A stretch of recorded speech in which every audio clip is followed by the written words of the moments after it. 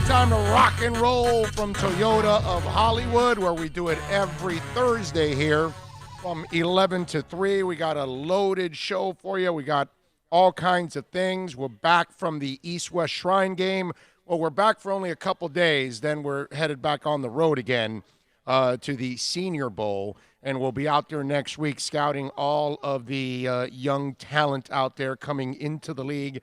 And we got an absolutely rocking show for you today. Lee Sterling's going to stop by from Paramount Sports in our Hialeah Park Sports Investing segment at 1:30. Tony Pauline, who we were hanging out with over at the East-West Shrine, want to get his opinion on what he saw from the East-West Shrine game and the practices.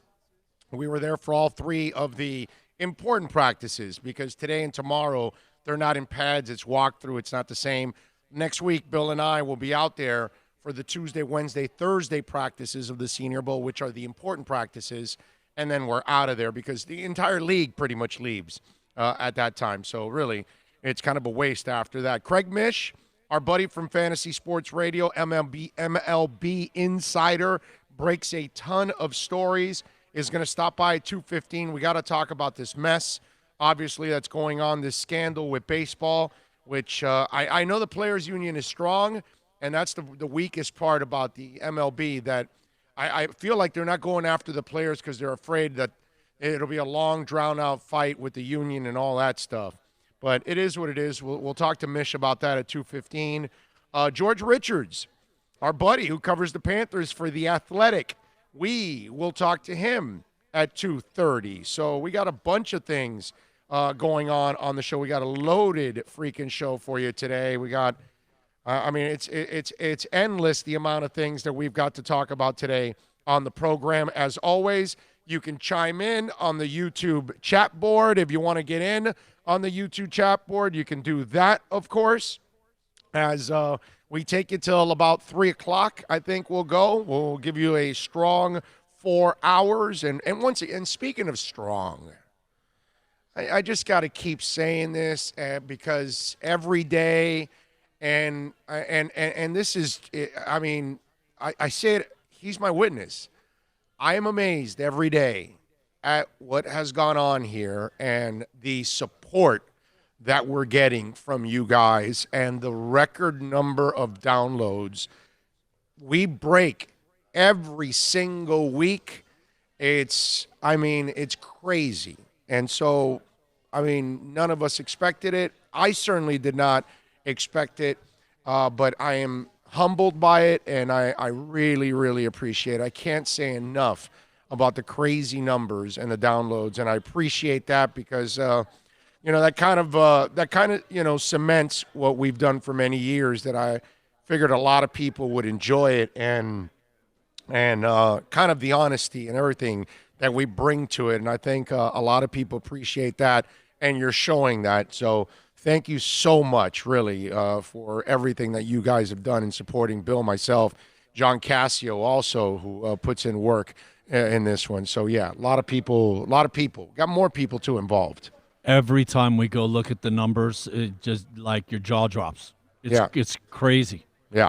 You guys are absolutely amazing. I can't say enough. It's just absolutely impressive, and we really, really thank you because it's going to allow us to do more and more and more for you guys out there. So looking forward to that. If you want to get in on the accidentlawfirm.com text line, of course, it's really simple. All you got to do is reach out at 786-322-1105, our fantastic sponsors from Nunez Law. And we're out here at Toyota of Hollywood, by the way. And when you come on down at 1841 North State Road 7, make sure you tell them that I sent you, and they'll take care of you as always. Steve Ostrov, Herbie Lopez, just some great people out here. Tony Stampone is here. Just amazing people out here, great staff, and the selection. That's the other thing, because I know I experienced it myself when I just got my Camry XSE here, that's the one thing that I said, all right, let me see all your colors and all the different styles and everything, and they can show me a large variety. So if you're looking for a Corolla or a Camry or a Supra or whatever it is that you're looking for, they got it here, man. 1,500 cars and trucks. That's a hell of a selection right there, I'm telling you. So come on down here and make sure you tell them that I sent you.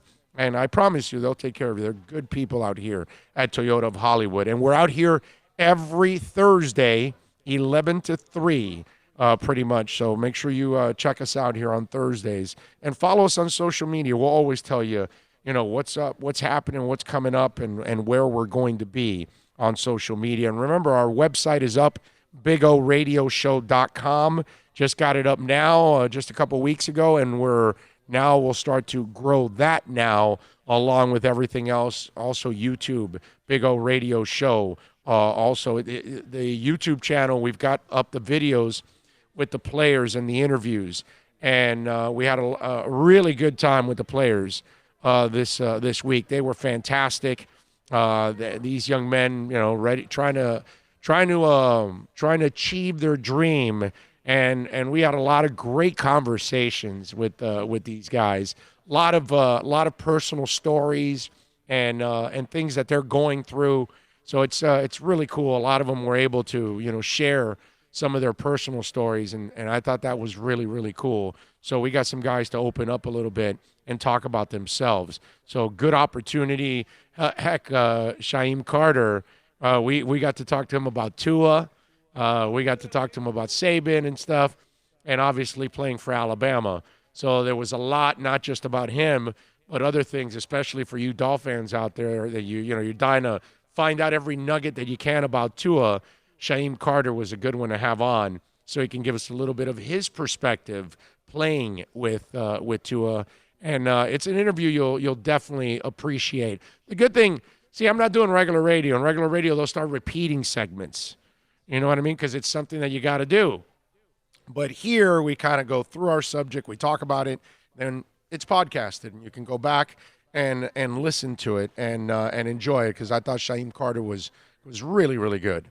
One of the sad things that he said for all of us Canes fans or any other college team, and we were talking about the facilities and like you're going to go to the NFL and it's going to be worse than where you were. You were at the Taj Mahal. Right. And he informed us that actually they're doing updates and upgrading that they have already. They have to. So it's the SEC. Yeah, we're lagging further and further behind. Yeah, I mean, that's just, but I don't think they'll ever be able to compete with the SEC and the kind of money that they spend in the SEC. That's the thing. Does anybody do like Alabama? Because Alabama's like on another level. No, dude. Right. I mean, they're no, but I mean, Ohio State and Michigan can do that. Texas, probably. Oh, definitely. Yes. Texas right? produces so much money, dude. Yes. But they still don't. I mean, right now they're 10 years ahead of everybody else, and they're doing more stuff. Yeah, but I'm sure Clemson is right there too, man. I'm sure Clemson is also doing a lot to keep up with them, and they can do it because they're having success, and and they're producing all that money, and they get a crazed fan base there, obviously, because there's nothing there except that. That's the main dog right there when it comes to sports. It'll be them, so they get the center stage, and they part put of the it country. back into the facilities. Yeah. Oh yeah, Okay. They have to. That's smart. They have to. That's the only way you're going to get these kids to come over there, because that's part of the trick. It is what it is. So we got George says, great job with all the interviews this week. Your show is 100% better than anything regular radio has to. Well, regular radio, what are they going to offer you? Half an hour commercials? Fluff talk? They can't say anything negative about a team, or they can't say, well, this coach deserves to be fired. You crazy? You think they're going to be doing that about Manny? Yeah, no, they can't do that. So, yeah, it's a whole different. You work under different rules there. You know what I mean? Here, Bill and I make the rules. So that's the beauty. No one's doing it like you. Oh, as usual, East-West Shrine. Well, hey, man, that's it's funny because we had a record day of downloads yesterday. And, I mean, blew it away like crazy. And I laugh because one of our guys that handles our promotions and handles sales, he goes to me, all this does is justify why you go to these things every year, And these program directors were giving you a hassle about it. And I go, yeah, because the response, and it's only the East-West, the names get bigger next week at the Senior Bowl. So I'm looking forward to that. I mean, the kind of conversation we had with Adiza Bakari the other night, you'll never get that on radio. It was a 45-minute straight conversation. No commercial breaks, none of that. And hell, even dropped an F-bomb in the middle. But, and it wasn't beeped out. So we don't have to be, look. Bill I don't have a beeping apparatus, man. Like, Bill and I aren't going to be cussing. I'm not really going to, just because we have the rights to do it. No, we've got sponsors. I don't want to do that. But, if the guest is emotional and they say something, it is what it is. And we'd rather you catch that raw emotion instead. And that's the beauty of all of this, that we can be just real. You know what I mean? We're not tied to any politics. We're not tied to teams. We don't have to cater to them. We don't have to, not that I ever did, okay? Even working for those stations, I never catered to the teams, okay? I told them, hey, you play well, you get credit. You don't play well, we're going to call you out. It's the way it is.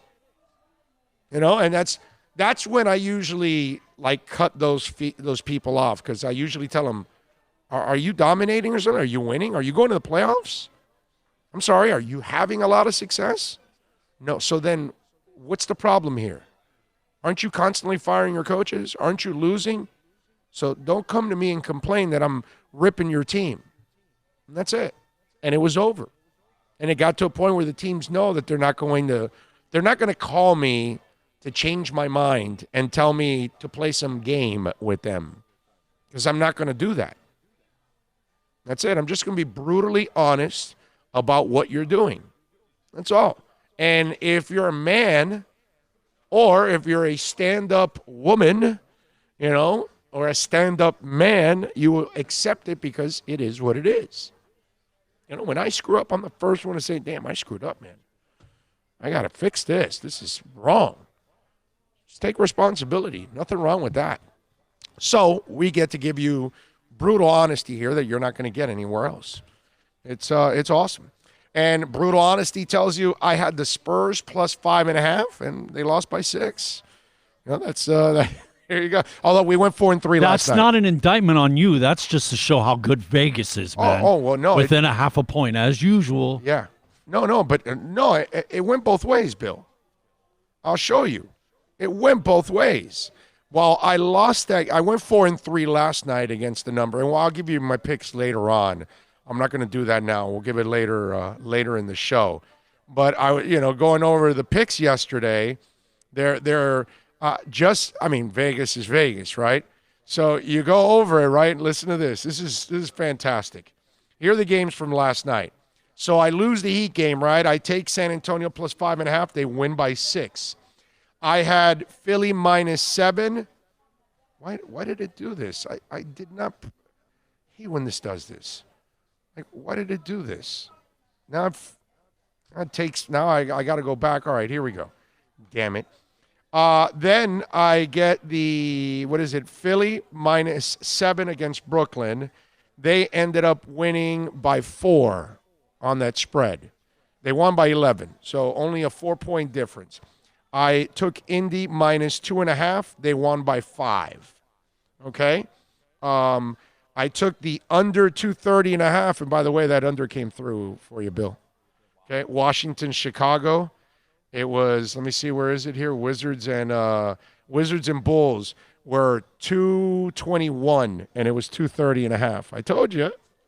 I got that one. You don't like, I know you don't like doing the unders. No, yeah. No, I don't. When you picked it, man, I'm not a bit, because basketball, man. Yeah, they man. score like crazy, dude. Especially in today's game. Dallas. I took Dallas minus 4.5. They won by 4. So yeah, we went 4-3 against the number yesterday. So we did good. I mean, we won. So that's all right. We'll give you our picks again today. Lee Sterling, by the way, will give you his picks at 1:00. So we'll have a little fun with Lee there from Paramount Sports. We'll get his thoughts on the AFC and NFC championship games. That's the cool thing, by the way. We get to see the championship games before we leave to the Senior Bowl.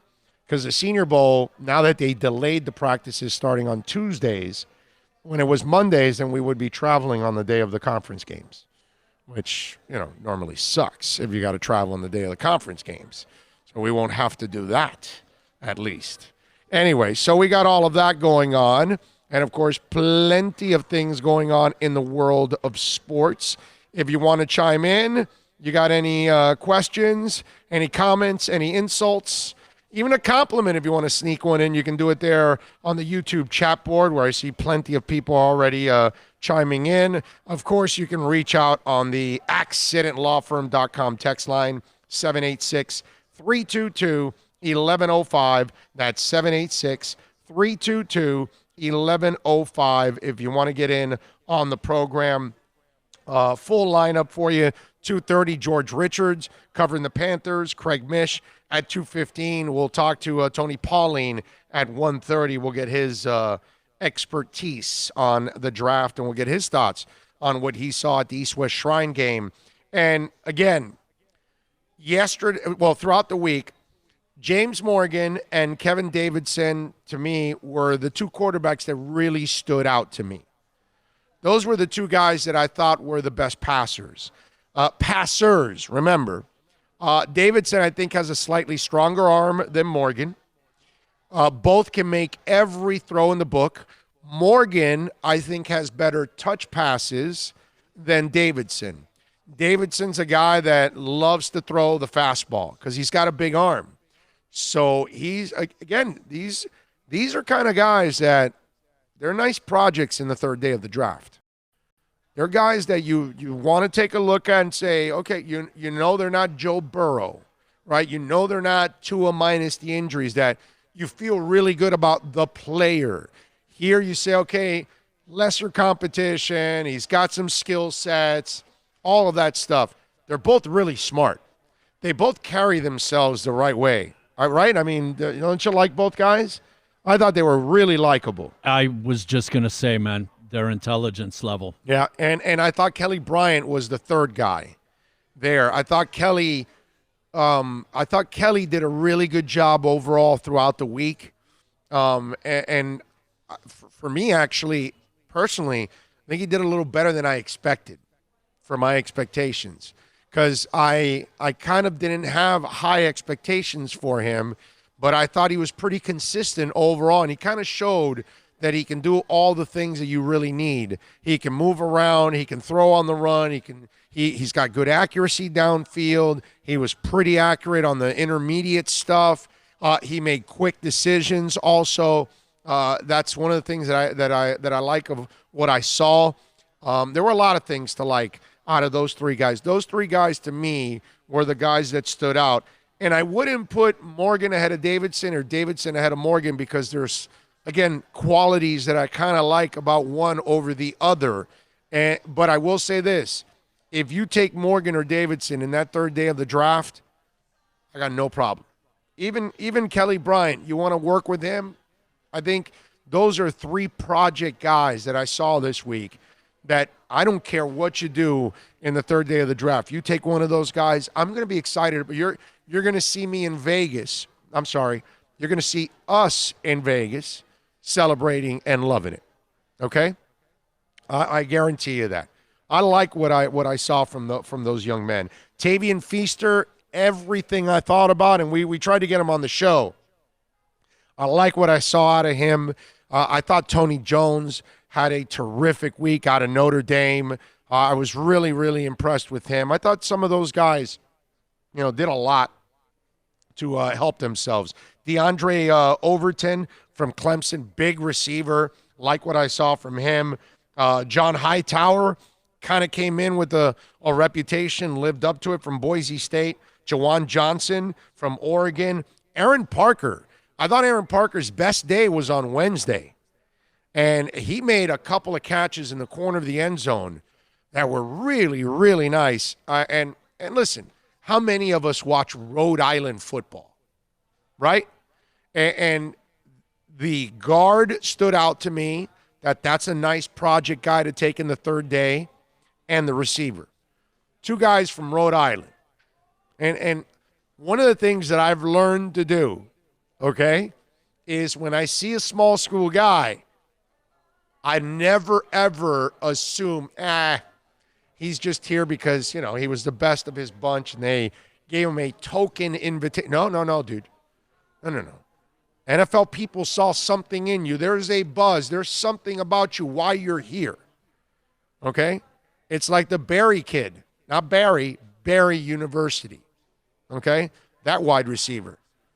I mean, that kid, what's his name? I got to remember it now. Mason Kinsey is the guy. Kyle Murphy, by the way, is the guard from Rhode Island that I was talking about. Also, on the D-line, I thought Garrett Marino out of UAB was strong. James Smith-Williams from NC State. Alex Highsmith from Charlotte came in with that reputation of that motor, and he definitely delivered with that reputation. I thought McTelvin Agim from or Asium or whatever it is from Arkansas, I like that kid. But we're going to get him on. I'm going to reach out to his agent, and I'm going to get him on. I got to have him on. You know why? I think it's going to be a fun interview. Not only can he play, not only does he have a motor that goes 1,000 miles an hour, but I love the personality, man. On the field. It's the kind of guy that talks but backs it up. So I have no fun. But he doesn't talk in a nasty way. He has fun with it. You know what I mean? Like, you're not going to get mad because he's not really trying to he's busting your chops, but he's not doing it in an insulting way. You know what I'm saying? Kind of like what you do with your friends. I thought John Runyon, I like him, man. I do. I think, there might be a little bit of an adjustment for him when it comes to speed guys. And I don't know. I'm not smart enough. You know what? When I get to the Senior Bowl, I get to talk to some coaches. And I'm going to talk to them about John and some of the things that I see and how much they can do as coaches and players to improve certain things, because speed guys were the one thing that he struggled a little bit with. But, man, I like him overall. I like the nastiness he plays with. I like the force he plays with. He's a strong guy, and I definitely love the pedigree. And I'm a big fan of pedigree guys because there are those guys that it follows. When you get to this level, there's some you'll find guys that, wow, okay, and somehow or another it's in the lineage. And I'd like to think that John might be that guy. On Wenu. Now, you draft the other guy from Michigan, which he's going to drop a little bit, ladies and gentlemen, because he's got weight issues. And it'll be interesting to see what kind of shape he's in when it comes to the combine. Has he lost some weight from where he was in the East-West Shrine game? Because he's had kind of a weight issue throughout his career, and you got to be careful with that. Because if you got a weight issue now, you're going to have a weight issue in the NFL when you got a big fat check. You got a lot of money in the bank, you can go through a lot of drive-thrus. Also, your metabolism as you get older slows down. I mean, well, for those guys, your metabolism's kind of going because you're practicing all the time. But what I'm saying, you know what? It gets even worse now. Forget the drive-thrus. Now you got Uber Eats. Now you can just stay at home. You don't even have the exercise of walking to and back from the car to go to the drive-thru. Now you can just stay at home. Uber Eats, Postmates, whatever. Any other food service I left out? That is a good test, though. See how dedicated he is. Yeah. See if he is worth ethic. Yeah. Yeah. Big time. No doubt, man. No doubt.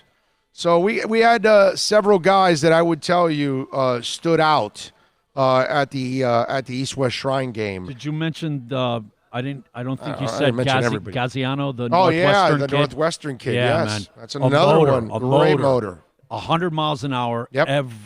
Everything, running from drill to drill, speed, and running, and good chance you're getting a good kid because he went to Northwestern.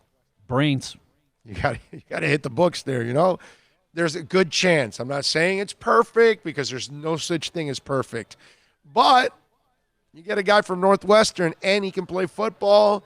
You kind of like the character. You know what I mean? How about Shaheem Carter? I love the way he carried himself, right? It just, and again, there's some guys that come out of Alabama, Orlando McClain, that are crazy as hell. Okay, so Two guys that I was noticing, obviously, Michael Divinity, LSU, because he was calling the defense. Okay, he was kind of the defensive captain, so to speak. And number 47, the kid from Georgia, Eli Wolf. Yes, because he was punt returning and even backup snapping for the punter, like a jack of all trades, the kind of guy that Flores, like you said, special teams, if you could do stuff. And the guy was always like, I could do this. Let me get there. By the way, we had another guy on, Darryl Williams from Mississippi State. Yeah, the offensive center. He's a center. That kid played well, man. He's he's strong too. Strong. And he said guard. Yeah, he can play. Yeah, versatile. But they need a center. Yes, we do. So, I mean, I know they can bring back Kilgore and all that. He's under contract, but, Kilgore's serviceable. He's not exactly what you're looking for at that position. This kid might have it. There were some players at the East-West Shrine game. Don't kid yourself. Some guys were asking me, that's not as important. No, dude, the smart teams find gems right there. It's a lot easier to find the gems in the first or second rounds that everybody's looking at. It's when you get to the 4th and 5th and 6th and 7th round. Show me what you can do, man. Show me. Look at this year. They found Preston Williams as a street free agent. The Van Ginkel kid started coming on towards the end. He's a late round draft pick. You got to hit on some of those picks. I know it's hard, the draft. I know you're going to miss a lot in the draft, but you got to hit on some of your late picks because they make up for your screw-ups in the first and second rounds, because everybody's going to have screw-ups in the first and second rounds. You're not going to hit on your first-round pick every year, and your second-round pick every year would be nice, but there are those years where you don't, and you need to find Zach Thomas in the 5th. See what I'm saying? You need to find Rashad Jones in the 5th. You need to find Tim Bowens in the 5th. Get what I'm saying? Jakeem Grant, 5th. These are things that you must find in the draft. And you find them at the East-West Shrine game, at the NFLPA game. That's where you find these kind of players. If I had my choice, those two games would be in separate weeks, and we would be going to all of them, because that's I'm a draft nut, and it would be fun to see all of those prospects that go to the different bowl games. I hate that the NFLPA game and the East-West choose to have it the same week every freaking year. There are agents. And not to feel sorry for them, but there are agents that have, a player here at the East-West and a player or two over at the NFLPA. And they spend 2 days here, and then they got to fly out over to Los Angeles and go to Long Beach and hang out with their other players for a couple days. They can't really spend the whole week with the player and the family, because as an agent, you're not just there with the player. His family's there. It's like it's a big moment for all these kids when they're at these postseason bowl games. And let me tell you something, those kids that bring the families, teams love that because they see that they have a foundation, that kind of stuff. And that's important. That's important for all of us in life, that we have a foundation, right? You want to know that you have parents that love you and support you, that kind of stuff. So it's one of those things that you don't overlook, man. And when you say, East-West Shrine. And, by the way, judging by the response to the downloads, you guys feel the same way, which is absolutely amazing. Bill here was wondering, hey, man, Dolphin season is over, how's it going to, and all it's done is just explode even more. And I think also we do something that no one else does, no one else can't, right? So, I mean, come on. You think they're going to spend money at that stage? They barely have money to be on the air. Okay? I mean, they're firing as many employees as possible to kind of lower costs. I mean, give me a break. So they're not going to give you any kind of coverage. They don't care. They don't care about you guys, man. That's the beauty. Me, I'm like you guys. So I cover things, ask people, players, agents, coaches, what you would ask them. I don't worry about the politics. Hey, I do it in a respectful manner, but we're gonna do what we have to do. When I brought on the Penn State kid, I asked him about the hazing. He knew nothing about it or didn't want to talk about it, and what else am I going to do at that point? But I'm not going to put on the Penn State kid and not talk about the headline, right? Just the way it is. Adiz is a friend of mine. I've known him for years. I'm going to bust his balls in a fun way with Le'Veon Bell. I can't have Le'Veon Bell's agent on and not make fun of him with the two girls stealing from his house. Come on. That's just the way it is. Because I'm going to do things the way you would want them. I'm going to ask what you would want. And if you're a draft fan, you're definitely going to love this show. No doubt about that. You think about it, though. Recent history. The Seattle Seahawks were set up in the 4th through 7th rounds. Yeah. The number of players they hit on the 4 through 7 is what put them in that back-to-back Super Bowl. Hey, Russell Wilson's a third rounder. Yes. You ready? Another team. Starting quarterback. Another team. Rounder. They didn't have a defense. Blah. They hit on guys in the 4 through 7. The Atlanta Falcons. Their Super Bowl appearance is because of back-end draft, hitting on those guys. That's what puts you over the top. No doubt. And fast tracks you to being middle of the pack or a playoff team or a playoff team winning playoff games. Right. Yeah. I mean, super important. Zach's a 5th, Jason's a 3rd, and Tim Bones is a 5th. For Shula, obviously. The Bones is a Shula pick, but the other 2 were Jimmy picks. But think about those 3 guys in your front 7, and not one of them was picked in the 1st or 2nd rounds. And 2 of them are already one's in the Hall of Fame. The other one's Hall of Fame worthy, should be in the Hall of Fame. Zach should get in. Yes. Tim Bones will never get Hall of Fame love, but everybody knows that watched him. He was a bad man. During his time, he was as dominant as there was at that position. He did his job. What you wanted him to do, he did it, and he did it really, really, really well. But he did a position that is so thankless that he's never going to get in. Okay? But he's a stud. Stud and a half. Badass. And I bet you this. I bet you when Zach Thomas gets into the Hall of Fame, I bet you Tim Bowens gets mentioned. I bet you Timbo gets a ton of. In fact, I would not be surprised if Zach Thomas flies Timbo out there to be with him for the Hall of Fame ceremony. That sounds. How about accurate. that? That's accurate. Okay, put it that way, because Zach knows. All right, he enabled them to roam free. You got to hit on your late picks, man. That's why, you see my excitement when we're starting this process, and I'm going to the East-West Shrine. And I understand the biggest names aren't there, but they may become the biggest names down the line. Because I did see Jimmy Garoppolo there, and he's starting. You get to see players there before they become stars in the NFL. So it's one of those things that Dolphins will have an opportunity. They got 14 picks, got a lot of late picks. They got an opportunity to get a couple of these guys from this draft from this game that could really help the Miami Dolphins out in their future.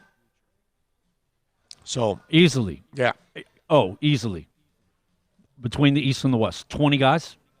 Oh, yeah. That could have a real impact. We're not talking about just being serviceable players. No doubt. Impact guys. No doubt. Yes.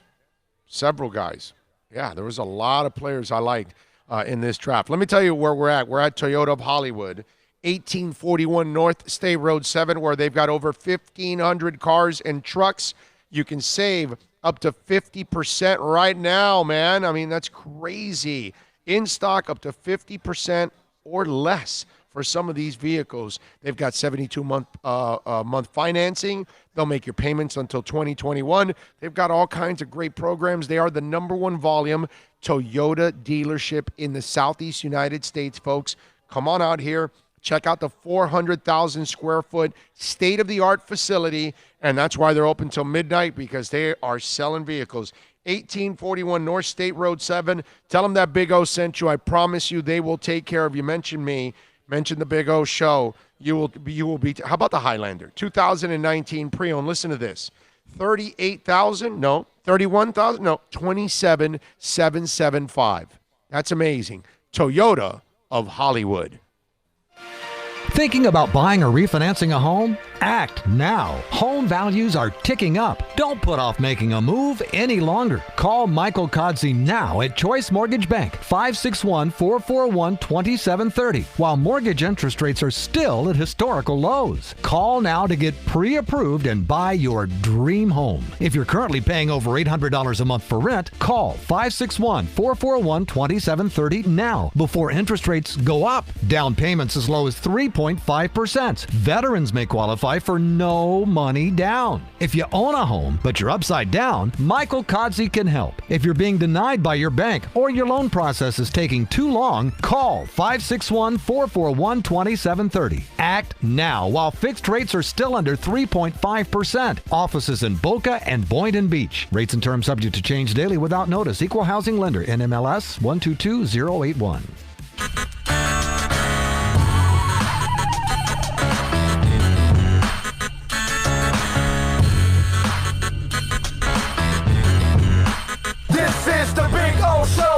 No one expects to get into a crash, but I expect you to go to accidentlawfirm.com if you do. Make sure when hiring a driver, you go through a rideshare app so that you can be covered by the insurance, which can be up to $1 million whether you're a passenger or a driver. In other words, don't try to save a few bucks by paying cash instead of going through the app. I'm attorney Bobby Nunez from Nunez Law in Miami, and we're here to help you through the process. Go to accidentlawfirm.com for a free consultation from me, Bobby Nunez. That's accidentlawfirm.com.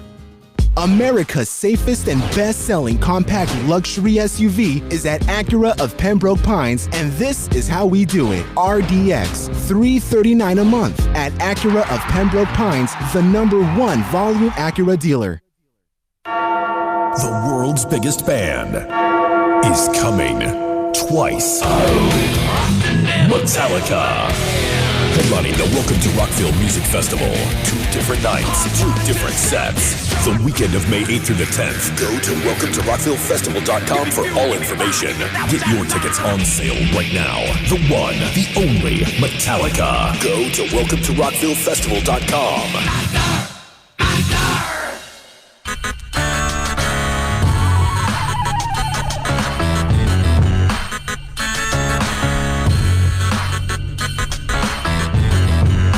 This is the Big O Show. This is the Big O Show. This is the Big O Show.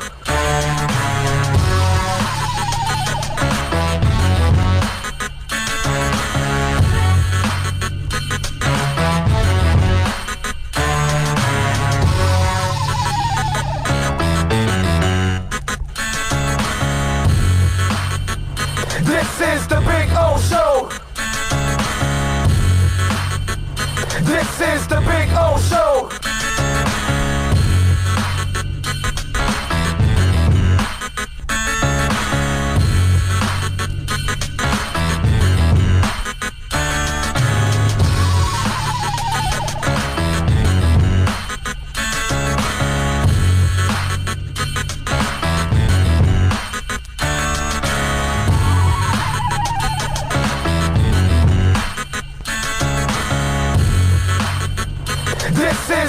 O Show. This is the Big O Show. This is the Big O Show. This is the Big O Show.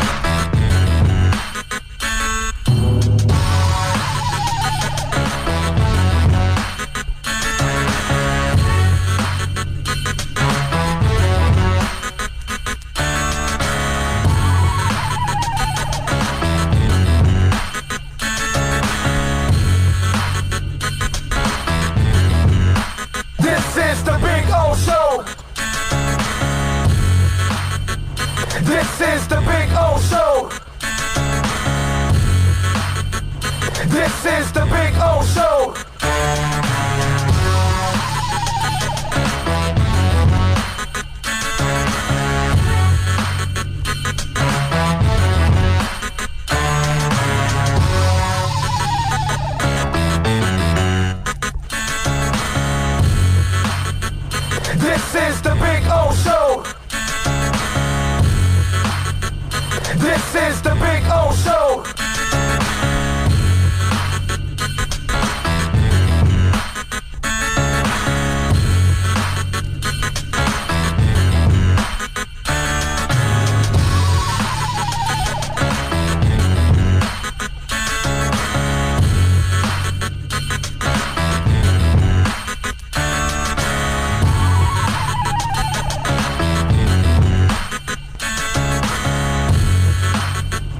This is the Big O Show. This is the Big O Show. This is the Big O Show. This is the Big O Show.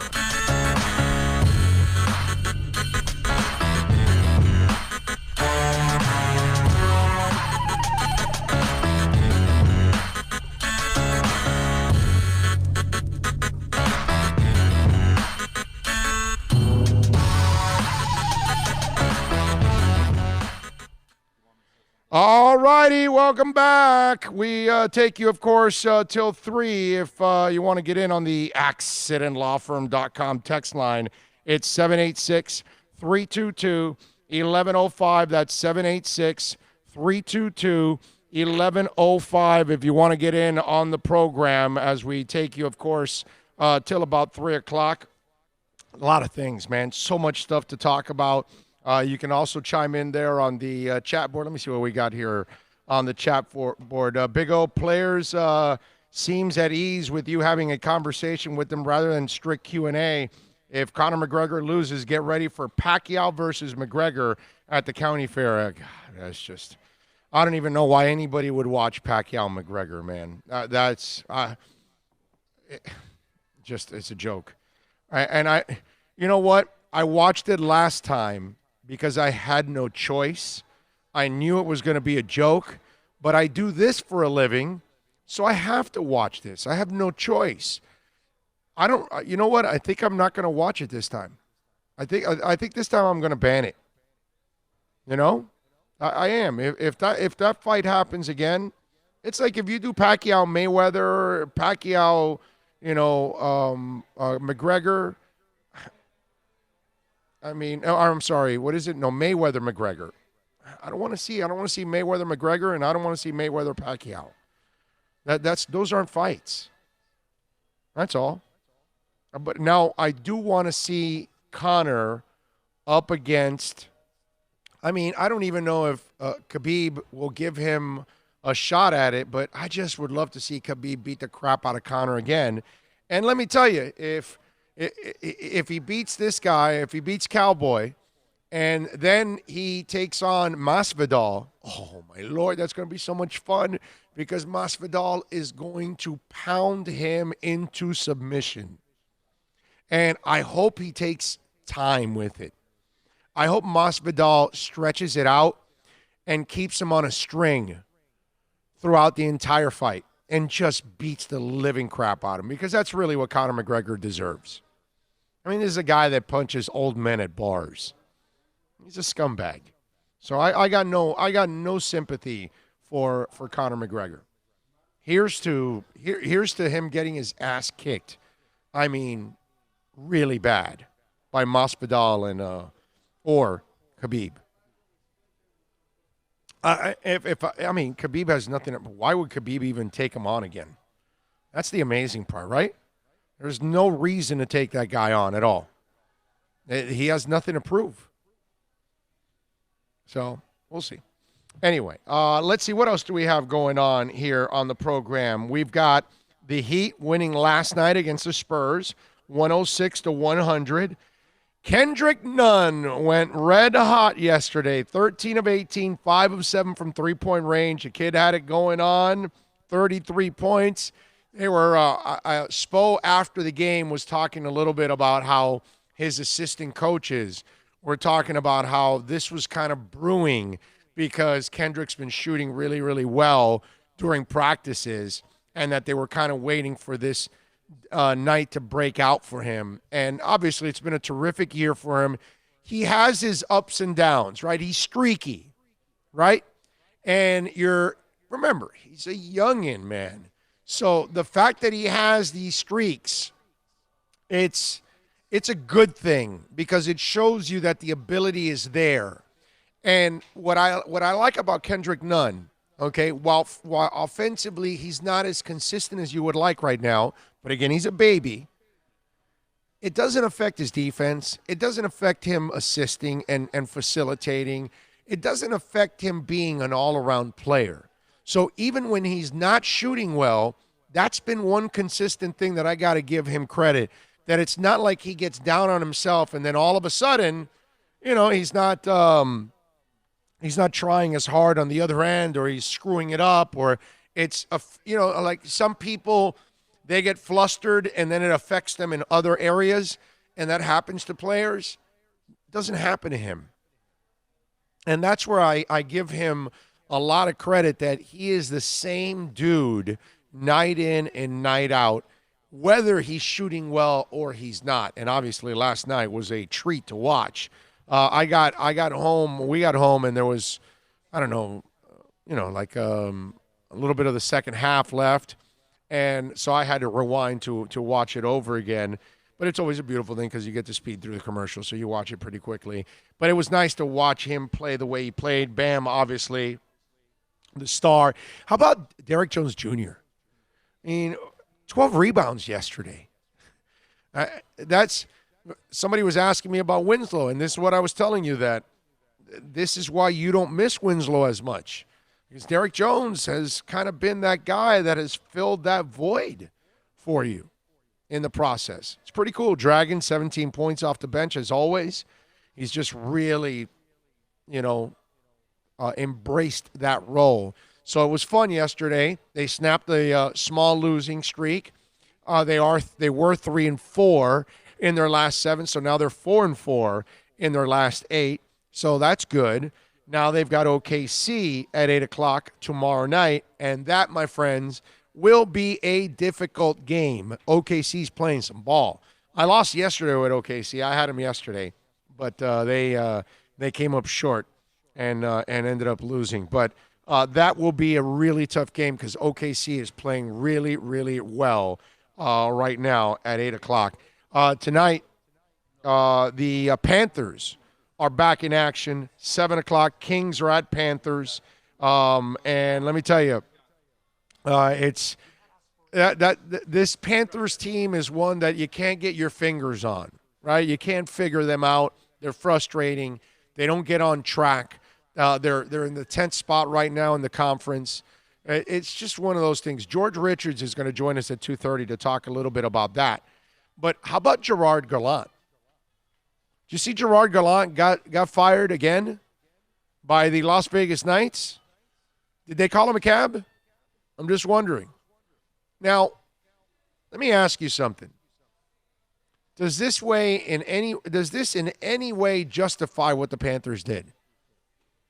Because it seems like Gallant wears out his welcome like with a quickness. Okay? The Knights, right now I'm looking at it, they've got 54 points. They are 1, 2, 3, 4, 5, 6, 7, 8. They are tied for the 8th spot with Vancouver, Winnipeg, and themselves for actually the 7th spot. 7th and 8th spots are 54. They're in the 9th spot technically, right behind those guys, but they're all tied with 54 points. So it's interesting how in hockey, I mean, man, they don't waste any time in firing coaches. Now, here's the thing.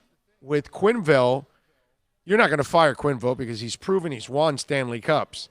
So what's going to happen this year is Quenneville and Talon, at the end of the year, they're going to say, keep that guy, get rid of that guy. Keep that guy, get rid of that guy. Keep that guy, get rid. There's going to be some major changes at the end of the year. Because let's be honest, this Panther team is not really going anywhere. I love the Panthers, but the way they're playing, they have to make a complete 180 turn. And who's to say Gallant was ever going to get more out of them? Maybe Gallant just caught lightning in a bottle with Vegas and with the Panthers. And somehow or another wore out his welcome with the Panthers after having success and wore out his welcome with Vegas after having success. Explain that one to me. What is this guy, Gerard Gallant, behind the scenes? He's got to be a first-class major a-hole, right? I mean, that's the only way I can see that actually, breaking down. It's weird. I saw that note yesterday. I was like, okay, well then the Panthers must have been tired of. I mean, the Knights must have gotten tired of him, just like the Panthers. That's weird. That's a weird story, man. It really is. That's the one that just kind of blows you away. Gerard Gallant fired again. Oh, and they hire Pete DeBoer, who's a former Panthers coach too. So they're recycling the Panther coaches. That's what they do in Vegas now. I mean, after all this talk about, well, wow, the Panthers fired Gerard Gallant, and Vegas gets rid of him after 2 seasons. Wow. All right, I got to tell you, that's really, really interesting. All right, 786-322-1105. If you want to get in on the program, that's 786-322-1105. If you want to get in on the show, you can also reach out to us on Twitter. That's at Big O Show. Follow us there. As always, follow us on Instagram, too, at Big O Radio Show, because that is, my friends, where you can, follow a 24-hour talk show pretty much on Twitter, Instagram. Oh, and don't forget the website, Big O Radio Show, too, BigORadioshow.com. Let's see what we got here on the AccidentLawFirm.com text line. Just wondering why the podcast's like a week behind on downloading on iTunes. The last one that shows up in the library is like January 8th. Just curious. I'm not sure, dude. I don't know what to tell you. I don't know why it would do that on yours. I don't know if there's a refresh or anything. I don't even know if I have my podcast on my iTunes thing. Let me see here. Let's see what we got here from there we go. Okay. Well, no, dude, I have I don't know why it's also not up. I'm with you there. It's actually not updating. Yeah. Let me see. What's not updating? updating? No, it is. No, it is. No, here it is. I got the our NBA picks is the last segment from that was inputted. No, you're wrong. Just try to refresh. Try to refresh because that's what I did. Just try to refresh and maybe you'll get the new ones. Because I just did it right now, right in front of you. So yeah, it's definitely not. It's all there. It's all updating on Spotify. You know what? If it would have been happening on iTunes and it wasn't updating, I would have gotten a whole bunch of complaints. Because the second something isn't working, you guys give us the heads up. Yo, audio's too low. This is not uploaded. This is not whatever. And we get you guys are awesome making sure that everything is working and that you can, check it out. So refreshing is the way you got to do it. Hit the little refresh button, slap it down or whatever, what is it? Swipe it down or something. Big O, what do you think of the Winslow situation with the Heat? Staff cleared him to play, and he told them that he's not ready after one game. Then conflicting reports on whether to ask to leave the trip early on. The team sent him home.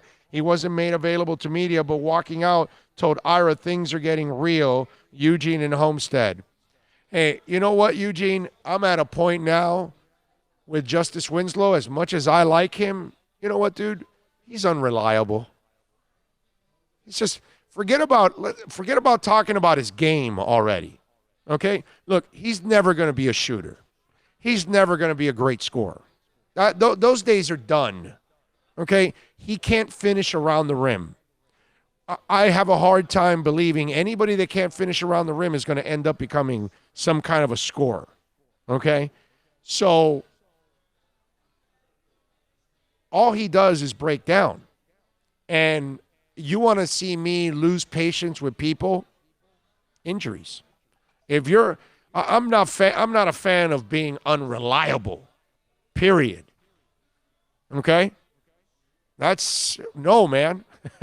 No, reliability for me is an impressive trait. And that's something that Winslow isn't. He's just not reliable. That's where I'm at with him. I'm tired of all the injuries already. I'm tired of him constantly being on the IR. I know I love him as a glue guy. And I love the energy he can play with. I think he's got dog in him that he can help you defensively with on your team. There are positives to his game that I like a lot. But I got to tell you something. If you can't take the court, if you can't come to work every day, if you can't show up on time, if you got to get the 2 a.m. call, oh, coach, I got arrested. That's not his case. But my point is, whatever form of you being unreliable, then I want no part of it. None. So when it comes to Justice Winslow, I've kind of drawn the line in the sand already. The real bad part, ladies and gentlemen, is he's now another throw-in contract. He has now become another bad contract on the Heat. So it's James Johnson, it's Dion Waiters, and now Justice Winslow. Bad contracts.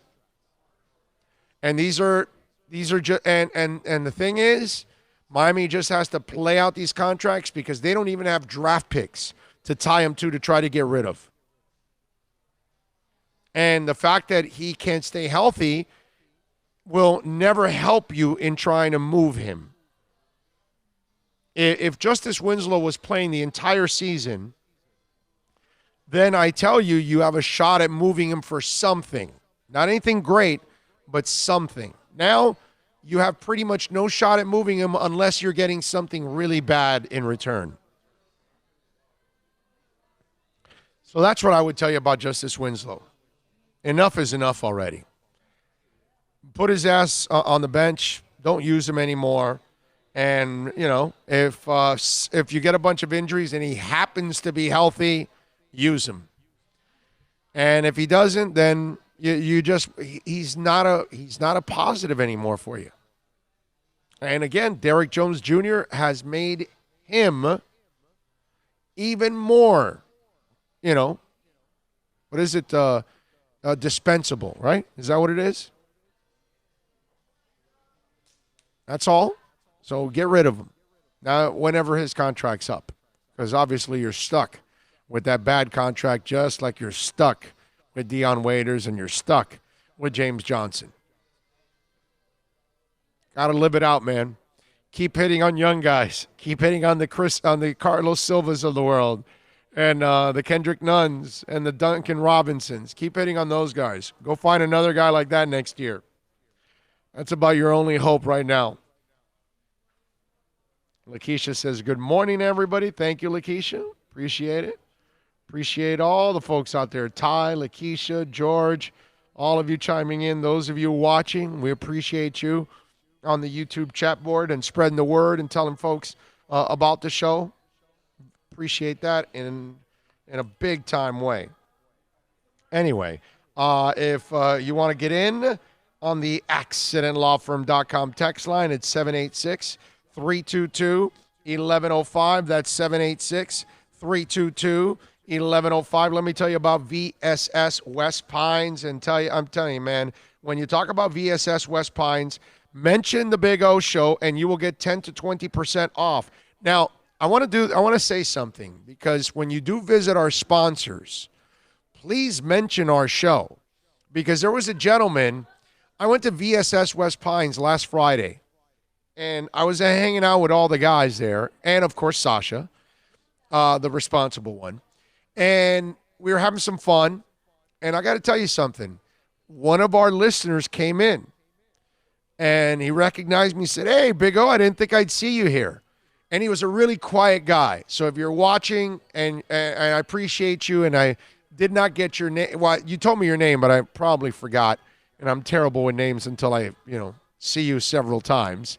You just went through 90 players the I know. last couple of days. The names are hodgepodged. Yeah, for yeah. you, No, I know, but this is a listener, So I know. So it, I should remember, but I'm terrible with that.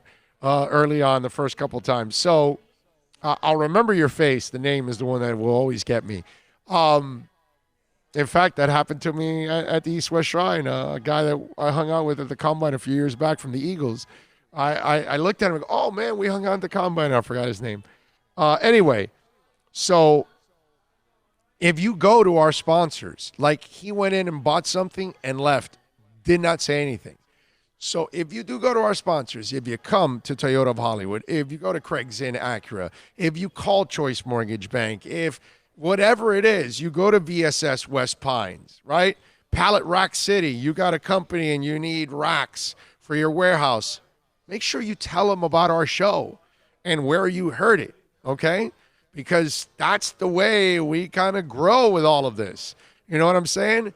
And so it helps, just in case. So if you go to VSS West Pines, by the way, if you would have mentioned it, you get 10 to 20% off the entire store. They've got whatever it is, dry vaporizers, cleaners for your pipes, exotic snacks, juice for vaporizers, CBD, flour, tincture, edibles, women's face masks. My wife had one of those CBD face masks. She loved it, man. CBD topicals, Salve for pain, transdermal patches. She used one of those patches for her shoulder pain, and it helped out in a big-time way.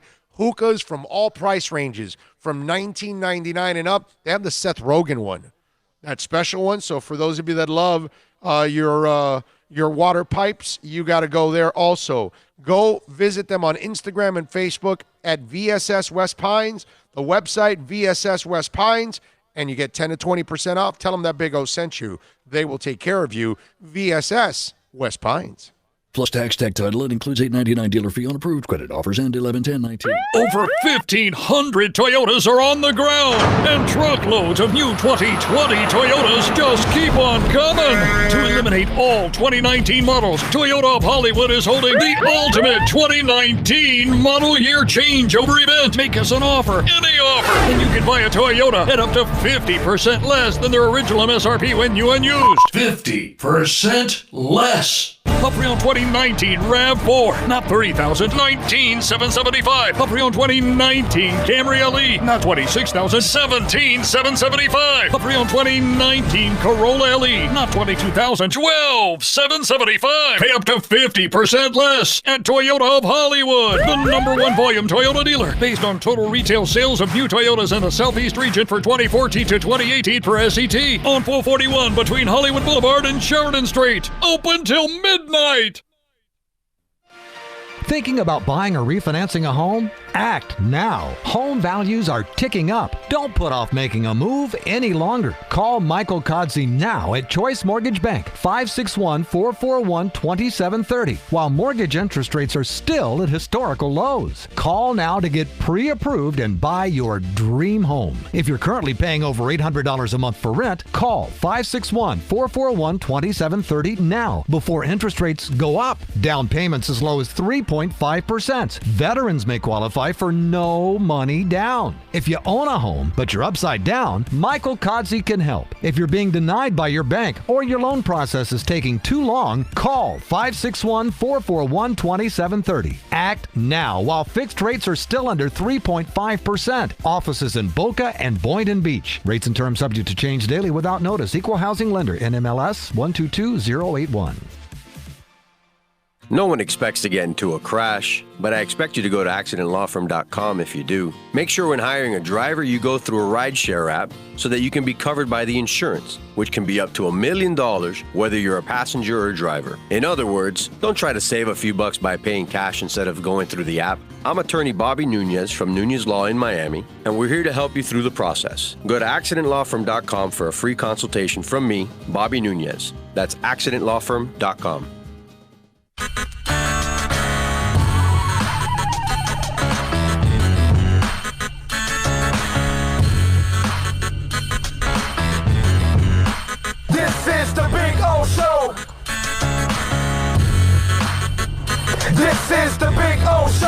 Yes, it is.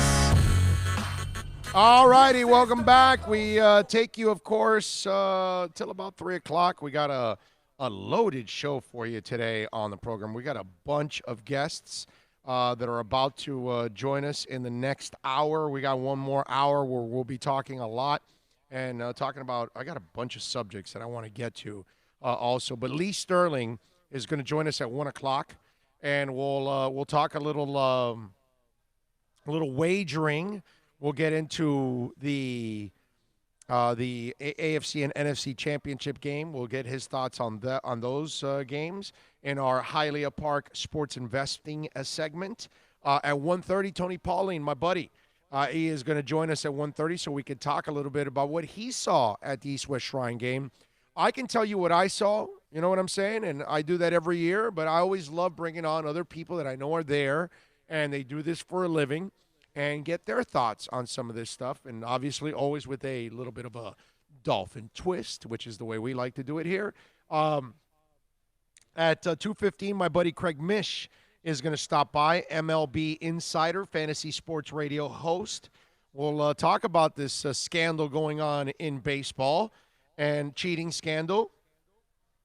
And then at 2:30, George Richards from The Athletic. He covers the Panthers. So we'll have a little fun with George. We'll talk about the Cats who are in action tonight against the Kings, plus Gerard Gallant getting fired by the Las Vegas Knights. That is strange, man. That is absolutely strange. That tells me that Gerard Gallant is some kind of an a-hole. I don't know what kind of a-hole, but he's some kind of a-hole. Okay? I mean, wow. How do you get fired from – you just took them to the Stanley Cup. And we were freaking out, right? Because the Panthers had one of the best years ever, and then they fire him. Something's up with that dude. I don't know what it is. But when they're firing you after you have that kind of success, that's just not normal. Not normal. And we got to get into that with George Richards. All right. Let's talk a little Odell Beckham because I don't know if you guys heard, but now there is an investigation going on because LSU has now addressed the Odell Beckham situation because there were some reports that said that now it was fake money, but then there was real money. And so whatever, whether it was fake or real, I mean, it obviously means a lot more if it was real. But even the fact that the looks of it, the optics are not good. And look, it's not like we don't know college football is dirty. We all know college football is dirty. We know that these schools are, they got a guy that comes in with a dark trench coat and a hat and shows up and drops off a bag of money and disappears into the middle of the night. I get it. It's like the Dukes meeting Beaks under a garage, under a building in a garage. That's that kind of stuff. You young kids, you have no idea what the hell I'm talking about. Go watch Trading Places. So LSU, by the way, is now stepping up their investigation. In a new statement, the university has changed its tune and admitted that evidence shows that some of the money that former LSU star Odell Beckham Jr. handed out to Tiger players on Monday may have been real. In fact, Joe Burrow, in an interview, said it was real. He said, hey, man, I'm done with school. I can say it now. I'm not going to get in trouble. Yeah, dude, but your school can get in trouble. So in a statement from LSU on Odell Cashgate, we are aware of the situation regarding Odell Beckham Jr. interacting with LSU student athletes and others unaffiliated with the team following the championship game Monday night. Initial information suggested bills that were exchanged were novelty bills. Information and footage reviewed since shows apparent cash may have also been given to LSU student athletes. We were in contact with the NCAA and the SEC immediately upon learning of this situation in which some of our student athletes may have been placed in a compromising position. We are working with our student athletes, the NCAA, and the SEC in order to rectify the situation. Look, the thing about it is Odell Beckham is a moron. Okay? There's really no other way to phrase it. There is no other way. He's a stupid and ignorant individual. Okay? This is a guy that fights with a kicking net. This is a guy that proposes to a kicking net. This is a guy that goes to South Beach on a weekend for a playoff game. This is who we're talking about.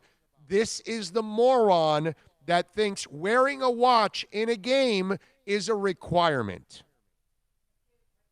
Okay? So the level of ignorance for Odell Beckham is at a skyrocket height.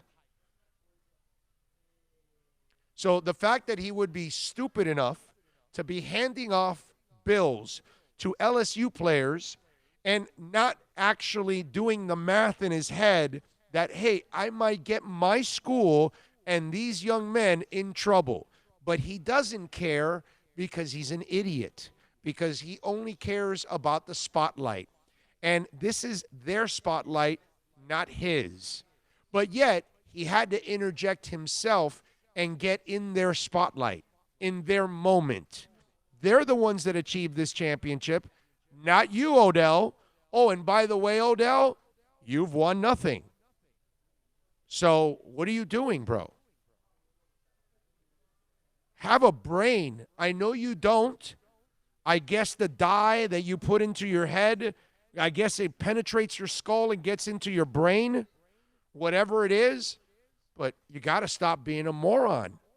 At what point do you grow up, or will you ever grow up? Or will you choose to be just a shorter version of T.O. for the rest of your life? Yeah, a lot of talent, but you're a constant punk. Which one's it going to be, Odell?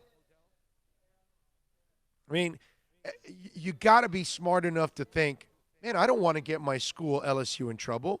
Why would I take out money now and hand it to the players? How about this? How about you just sitting back and reveling in it, enjoying it as a fan, okay, with Patrick Peterson there. Hang out with Patrick. Enjoy it. You guys didn't win it. Shut the hell up. Stay behind the scenes. Let those kids that earned this, let them win it. Let them enjoy the spotlight.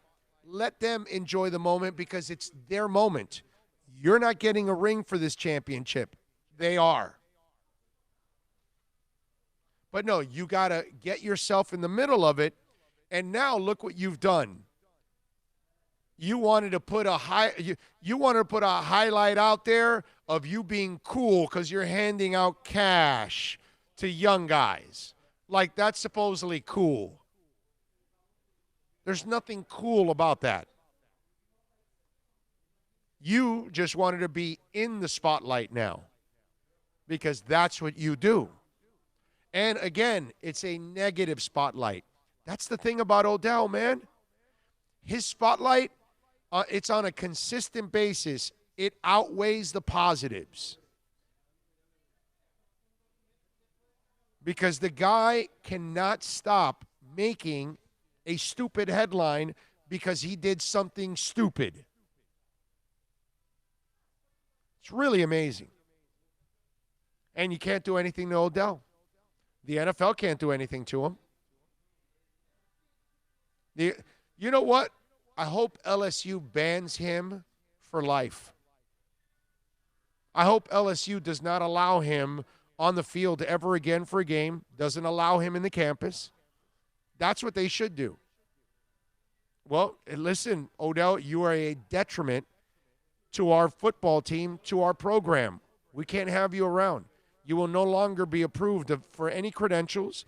You will not be allowed to be on campus, and you will not interact with our student athletes because you don't respect our school. You don't respect these student athletes, and you are willing to get them in trouble because you're doing something childish. Pretty simple, man. I don't find it that difficult. I really, just like the NFL, you should have banned Antonio Brown months ago.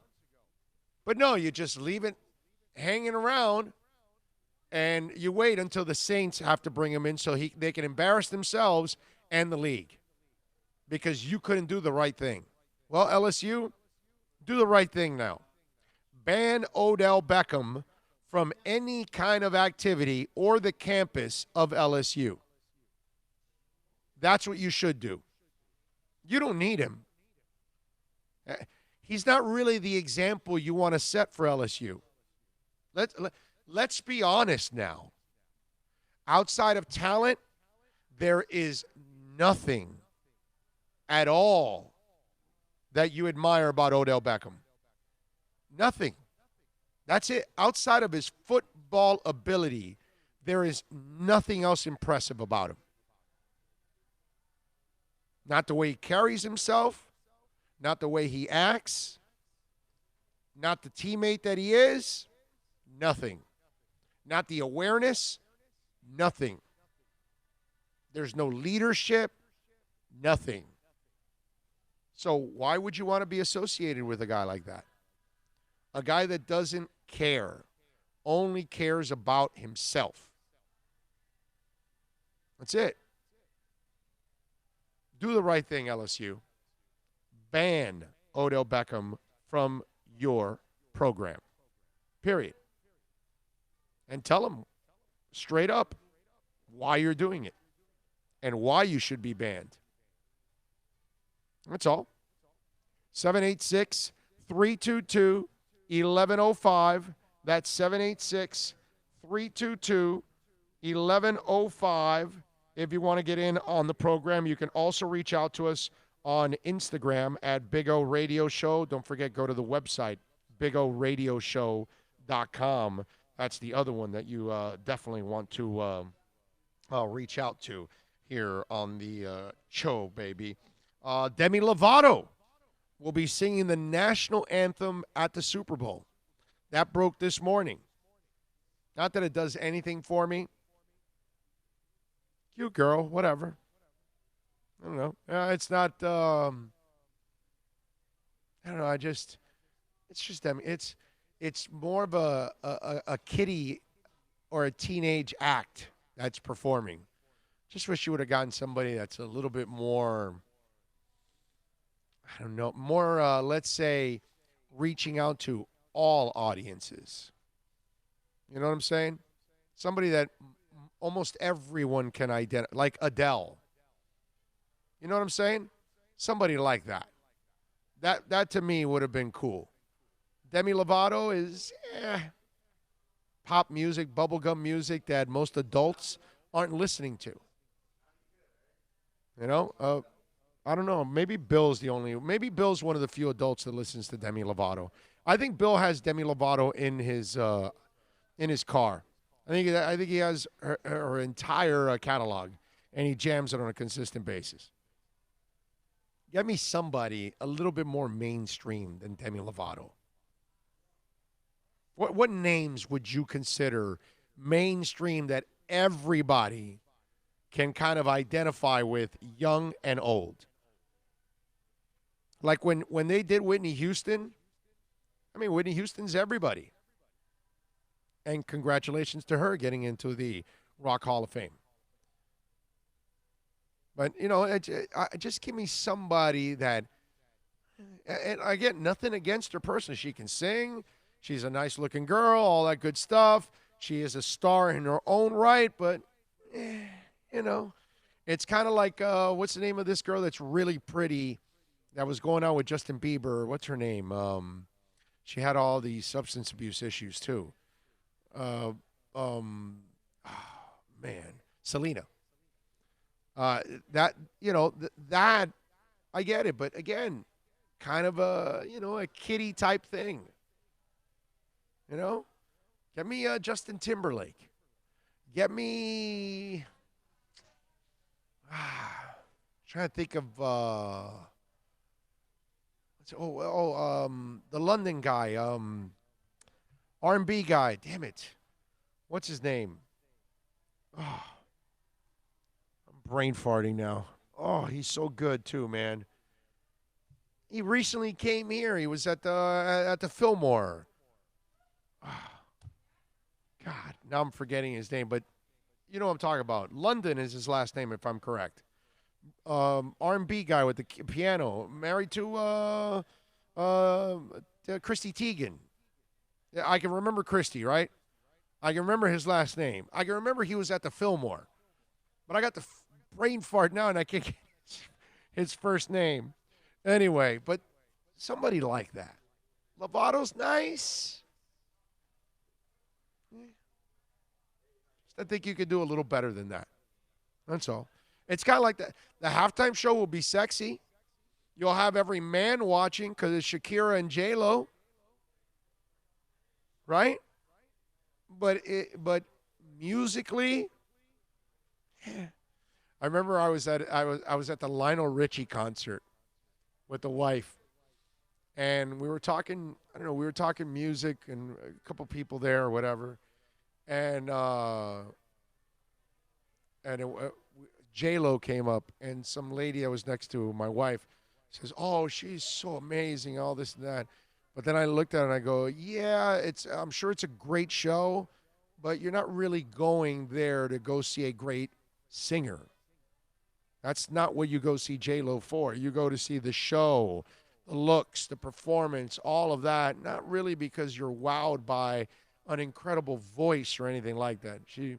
I think she got a little insulted on that, but sorry. I guess she was a big fan of J-Lo and all that, but really, are we going to a J-Lo concert because we're there to get wowed by the vocal talent? I just don't think so. No, it's a nice voice and all that.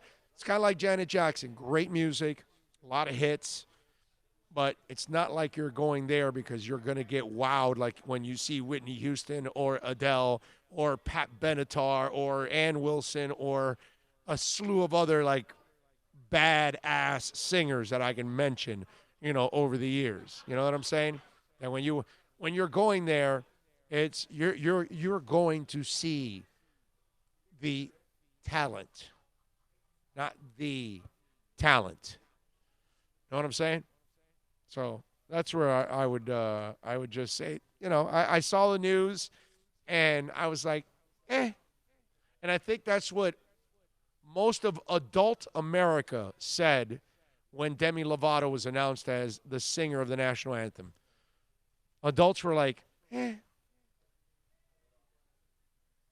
I'm sure teenagers and kiddies were, probably excited, and they'll be, tweeting about it and TikToking it, I guess.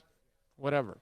786-322-1105. That's 786-322-1105 if you want to get in on the program as we take you, of course, till about 3 o'clock as we talk a little music here.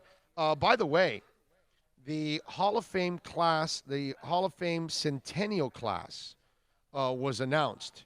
I don't know if you guys saw this, but I thought it was pretty cool. The list. I'm trying to see if I got it here. I thought I saved that damn article here for the Hall of Fame.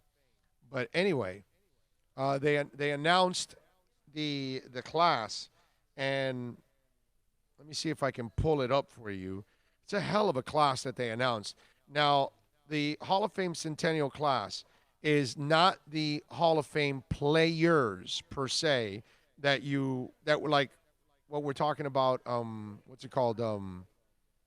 Like with Zach Thomas trying to get in. That's not what we're talking about. But it's older players, coaches, people that made an enormous impact in the sport are the ones that were announced yesterday. Because remember, we're celebrating the 100 years of the NFL. And, man, some of these names are amazing. Jim Covert from the Bears, heck of a player. Winston Hill, offensive tackle for the Jets. Harold Carmichael, he was a lot of fun to watch with the Philadelphia Eagles, man. Duke Slater, who played for like 3 teams. Listen to the teams he played for. The Milwaukee Badgers, the Rock Island Independents, and the Chicago Cardinals. So only people that lived that era would know how good the guy was in those days compared to those players, obviously. Ed Sprinkle played for the Bears from 44 to 55. Steve Sable. Obviously, Steve Sable has got to be in. Well, why did it take so long to get Steve Sable in there? Why did we? Because he passed away. He's not there anymore. That's a guy that should have been inducted years ago, considering the impact that he's made. What he and his father did. Oh, my God. Anyway, from 64 to 2012 with NFL Films. Alex Karras from 58 to 62 and 64 to 70 with the Lions. It's funny because I didn't watch him because he's a little too, he's a little older for my time. But I kind of grew up with Alex Karras, the actor, is what I did. I've seen like highlights, old film of Alex, but I don't have any perspective on. I'm not old enough to give you perspective on how good he was, but I know that he was considered a heck of a player. Bob Dylan, safety, 52 to, a lot of these are back in the day, so a lot of you may not know most of these guys. I only know a few of them, like Jim Covert, Harold Carmichael, Steve Sable, Bobby Dylan, don't know him, 52 to 59. Donnie Shell, I know from those great Steeler teams. Another Steeler making it from that Steel Curtain time. George Young, well-deserved, was with our Miami Dolphins as a general manager for a long time, from 78 to 90, from 79 to 97. He was with the Colts from 75 to 78. He was with the, 68 to 74 with the Colts, 75 to 78 with the Dolphins, 79 to 97 with the Giants, 98 to 2001 with the NFL. Obviously, George Young, that should be a first ballot guy. That's how good that guy was. Cliff Harris played from 70 to 79 with the Cowboys. I saw him play. Max Speedle, and for the Browns from 46 to 52, which I have no idea. And then Paul Tagliabue from 89 to 2006 as the commissioner. Do they put almost all the commissioners in? Right? Just seems like if you're a commissioner, you're going to get in no matter what. And I don't know, did the game really grow because of you? Or did the game grow because we love football, high school, college, the NFL? I don't know. To me, it's like, are you gonna put Roger Goodell into the Hall of Fame? Think about that. Do you know that? Do you know the laugh that I'm going to have years from now if they actually put Roger Goodell into the Hall of Fame? For what? For being inconsistent? For being unfair? For not knowing what the hell to do from one suspension to another? For being incompetent? Why? Because the NFL is blown up? No thanks to you. It's kind of like what I was talking about with Tagliabue. Really? I mean, under Tagliabue, tons of players were getting arrested, all kinds of. The discipline, there was no discipline. I mean, you're going to put Tagliabue in, so you're going to put Roger Goodell too? Wow. I mean, they made the Rock and Roll Hall of Fame a joke by putting T-Rex in, okay? And I love T-Rex. I've got their music, man. I've contributed to T-Rex, okay, to at least the whoever's in charge of their of their band nowadays, whoever's the custodian of T-Rex. I've contributed. I like T-Rex. They're not a Hall of Fame band. Nowhere, no way, shape, or form. You want to water it down? Go ahead. And the Hall of Fames, all of the Hall of Fames have been watered down because we're so desperate to name people great when they're really not. You know, when there's an elite group, let's leave that elite group alone. And Roger Goodell, Paul Tagliabue, they don't belong in the elite group. I'm sorry. And I'm certainly not putting T-Rex in the Rock Hall of Fame. And look, I get it that it's not rock. It's really the Music Hall of Fame. So it is what it is. So if you're going to put, I get why Madonna's in, because Madonna has been a beast in pop music. So she is Hall of Fame worthy at that level. T-Rex is not. Okay? You basically have one hit in America. Even 20th Century Boy wasn't really a major hit. I don't know. Just weird how we water down these Hall of Fames. Hey, don't forget to give us the thumbs up while you're watching the broadcast, okay? Thumbs up there, all right? 786-322-1105. That's 786-322-1105. And, folks, let me tell you something. If you own a business and you want it organized, shelving is so important. You need racks. Everybody loves a great rack. I know I love a great rack. I'm telling you, there's nothing like a great rack because it allows you to organize everything, and then everything looks good. Doesn't a great rack look good? I mean, I think racks look phenomenal, man. And if you want to make your business look sexy with a great-looking rack, I want you to call Eddie Pineda at, of course, Pallet Rack City, 305-887-9212. They're your one-stop shop for all of your warehouse needs. They buy and sell new and used pallet racking, largest used racking inventory in South Florida. They also sell used forklifts and dock equipment. Hey, tell them Big O sent you, I promise you. 305-887-9212. That's 305-887-9212 for Pallet Rack City. America's safest and best-selling compact luxury SUV is at Acura of Pembroke Pines, and this is how we do it. RDX, $339 a month at Acura of Pembroke Pines, the #1 volume Acura dealer. No one expects to get into a crash, but I expect you to go to accidentlawfirm.com if you do. Make sure when hiring a driver, you go through a rideshare app so that you can be covered by the insurance, which can be up to $1 million whether you're a passenger or a driver. In other words, don't try to save a few bucks by paying cash instead of going through the app. I'm attorney Bobby Nunez from Nunez Law in Miami, and we're here to help you through the process. Go to accidentlawfirm.com for a free consultation from me, Bobby Nunez. That's accidentlawfirm.com. Thinking about buying or refinancing a home? Act now. Home values are ticking up. Don't put off making a move any longer. Call Michael Kodsey now at Choice Mortgage Bank, 561-441-2730, while mortgage interest rates are still at historical lows. Call now to get pre-approved and buy your dream home. If you're currently paying over $800 a month for rent, call 561-441-2730 now before interest rates go up. Down payments as low as 3.5%. Veterans may qualify for no money down. If you own a home, but you're upside down, Michael Kodsey can help. If you're being denied by your bank or your loan process is taking too long, call 561-441-2730. Act now while fixed rates are still under 3.5%. Offices in Boca and Boynton Beach. Rates and terms subject to change daily without notice. Equal housing lender. NMLS 122081.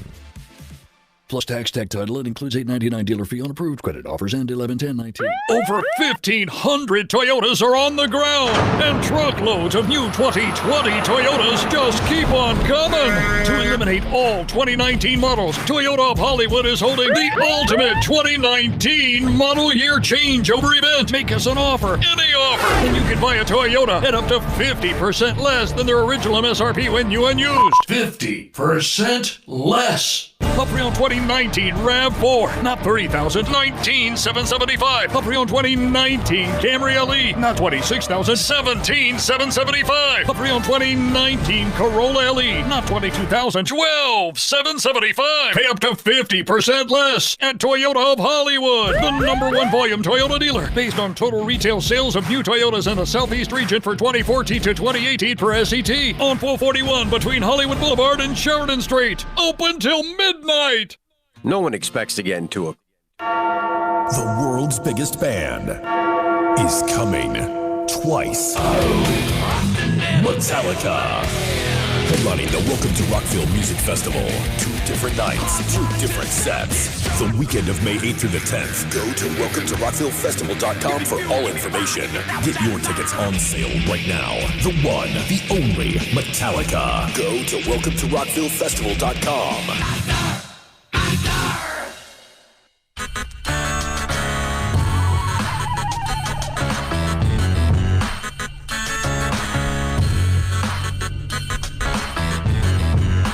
This is the Big O Show. This is the Big O Show. This is the Big O Show.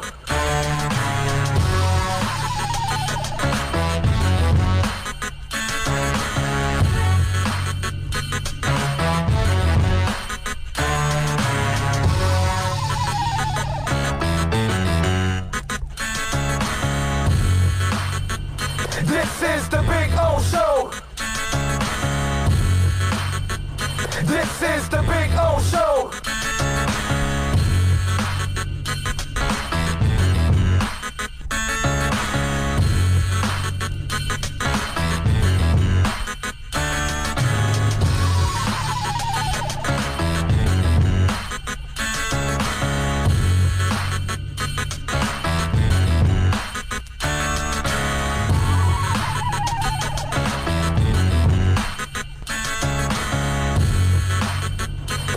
This is the Big O Show. This is the Big O Show. This is the Big O Show. This is the Big O Show.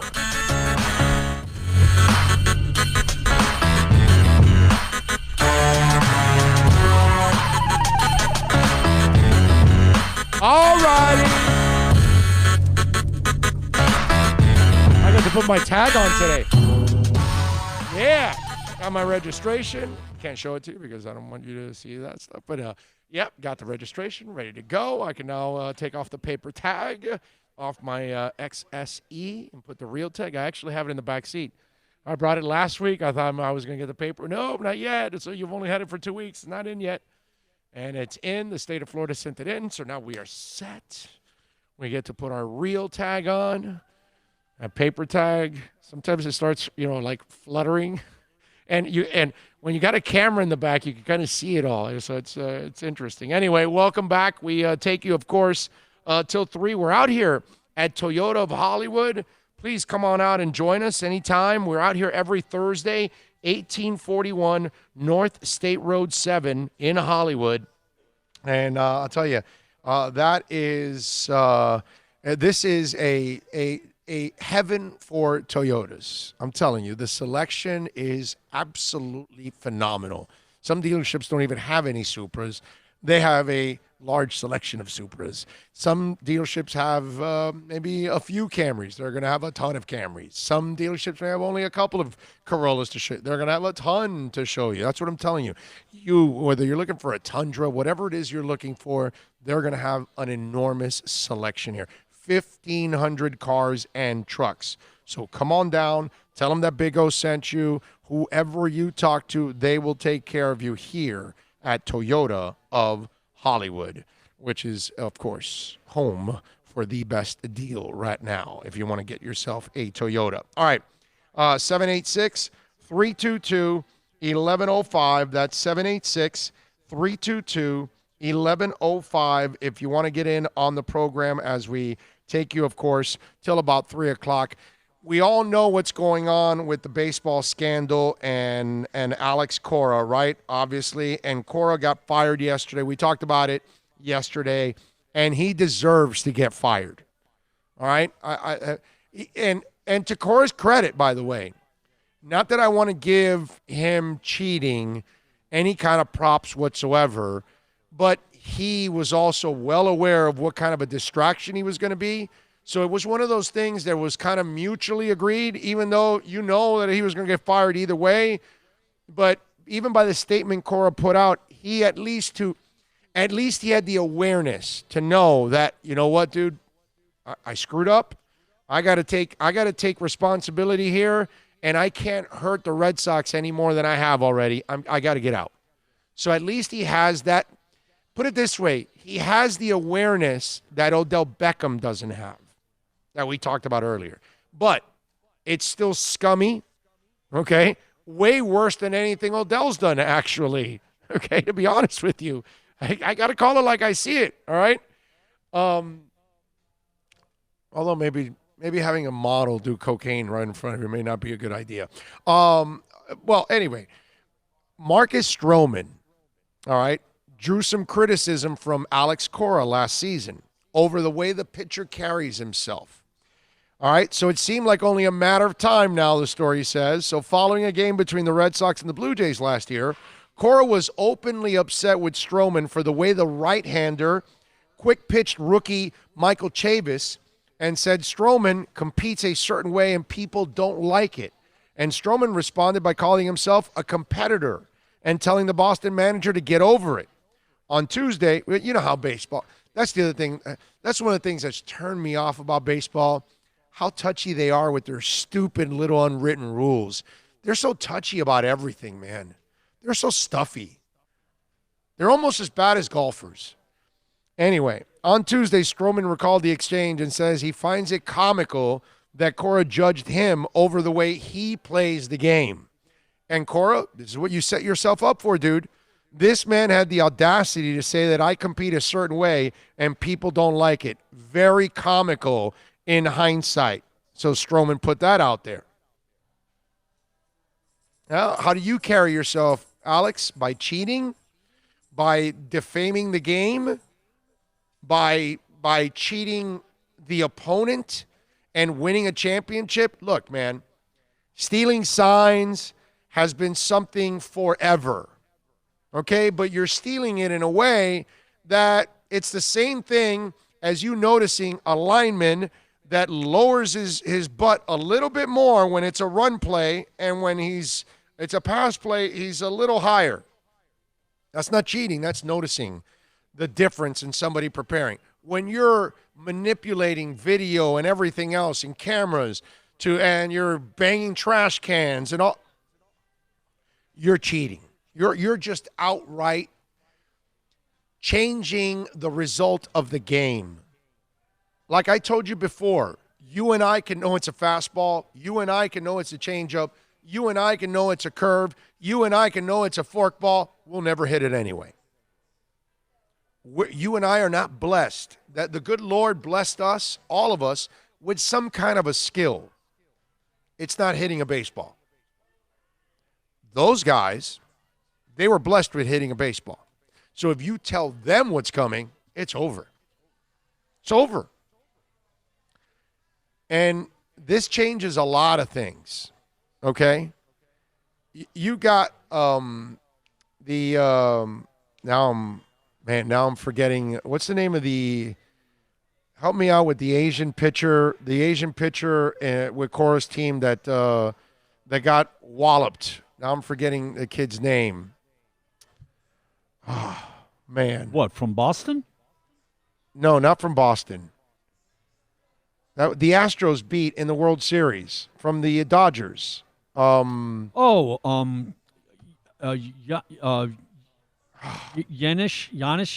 Yes. You're close. You're close. It's whatever. You guys know who I'm talking about. Now I'm forgetting his damn name now. Yanish whatever. Yeah, it's man. I'm gonna have to look it up now. Anyway, he got walloped in that World Series. All right. You Darvish. You Darvish. You were mixing the Y and the and the Darvish. So you Darvish, and his kid was crying during that World Series. Okay, that's how much it affected him, and he was slammed, choker, all that stuff. But if they knew what he was going to pitch, I mean, come on, man. And here's a guy that had to overcome that now. So you cheated him and that team out of that opportunity. I don't know. Do you go as far to vacate the championship? Do you hand it to the other team? I don't know how much you can prove. And the other part that kind of disgusts me about all of this, I'm wondering if because the players union is so strong that the owners and their lawyers must feel that they would struggle to go after the players, because you're suspending the people that aren't players. But the players were very involved in all of this. What do we do to the players? And you're rewarding all of those players that have a ring with cheating. And look, I don't give me this, well, how do we not know it didn't happen 5 years ago and 10 years ago and 30 years ago and they did it all? Well, we don't. But right now we got to go with the proof that we have, right? When they said Odell Beckham, it might have been fake money. Well, no, the proof now is that there was real money there. We got video. It's like the Ray Rice situation. You know, sometimes in domestic cases, it's he said, she said, because we weren't there, and both parties in many cases have lied, right? But when you have the video, you go with the video. And if you have evidence about anybody that was involved in all of this, then you should go after these players, because they changed history and they did not earn that championship the right way. And that's the way we all are going to look at it from now on. We're going to look at it that they didn't earn it the right way. And there's proof that they didn't earn it the right way. That's a major problem, ladies and gentlemen.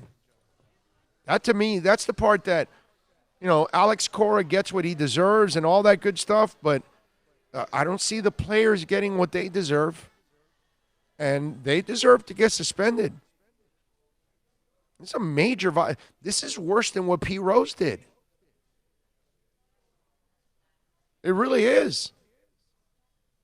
Because you're literally changing the game.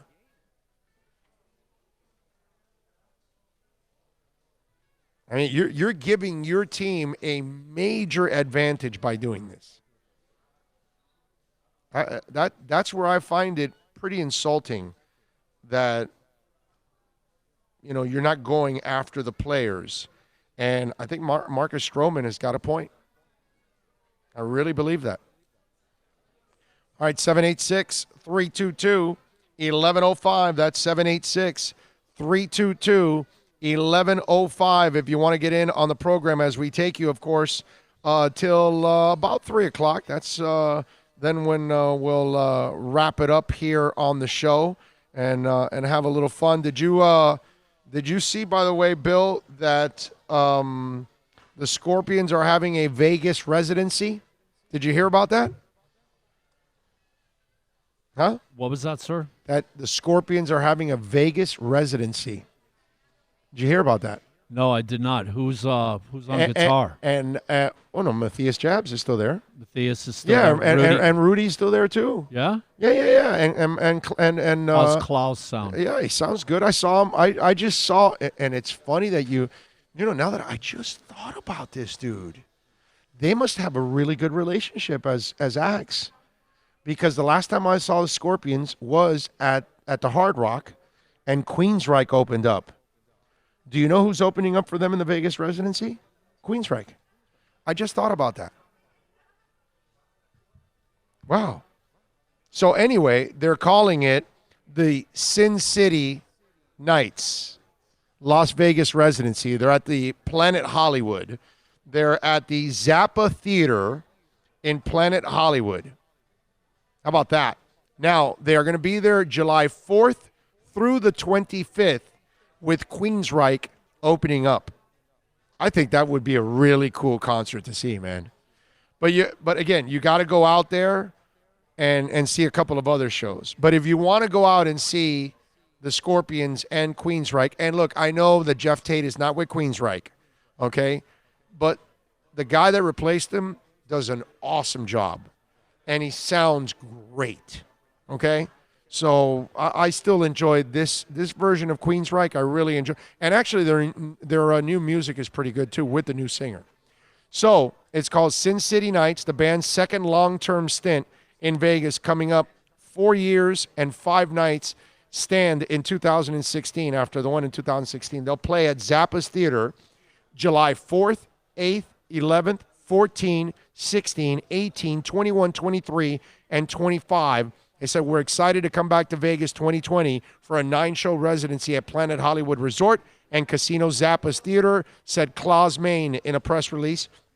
We're looking very much forward to share some wild Sin City nights with all of you on the famous Strip. Let's get ready for the sting.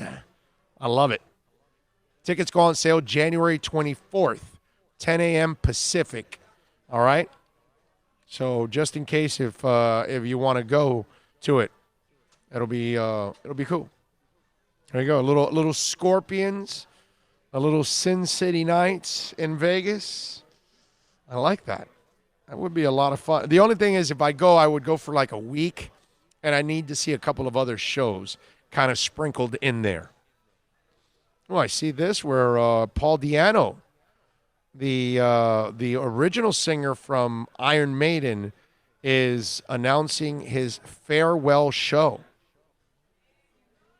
This just came across. It says former Iron Maiden singer Paul Di'Anno will give his last ever performance when he closes out the Beermageddon Festival in Broomsgrove, England on August 30th. To mark the occasion, he put together a band called the Idols of March, named after the opening track of the 81 Iron Maiden album Killers, that consists of a trio of former members of the band, guitarist Terry Rance and Terry Warpram and Doug Sampson. Wow, the drummer, Doug Sampson. All had left the group by the time the self-titled full-length debut came out in 1980, though Sampson appeared in the 79 Soundhouse tapes. I have that. Yes. The bass chords will be handled by Speed Harris from the High on Maiden tribute band. How about that? So if you want to go see Paul Di'Anno, you're going to have to go to England and check him out.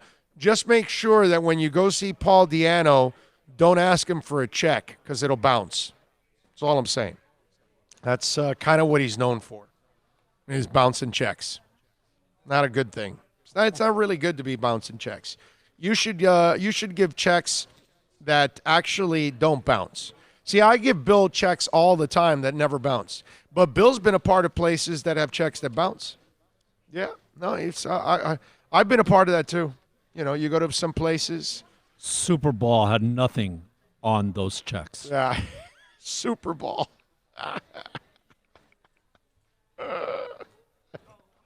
Oh, I love that. That was good, bro. That was good. Those checks, yeah. That dude, yeah. That dude has no word, no nothing. He is just absolute trash. All right, let's talk about Choice Mortgage Bank. Yes, sir. You know what? Stop dealing with those other trashy mortgage companies out there that don't know how to do it. Just like I stopped dealing with trashy radio owners. You got to go to Choice Mortgage Bank. Call right now the owner, Michael Codsey, 561-441-2730. He's going to treat you like a treasure. I've worked at places where they treated us like trash. You are going to be treated like a treasure. Call Choice Mortgage Bank right now.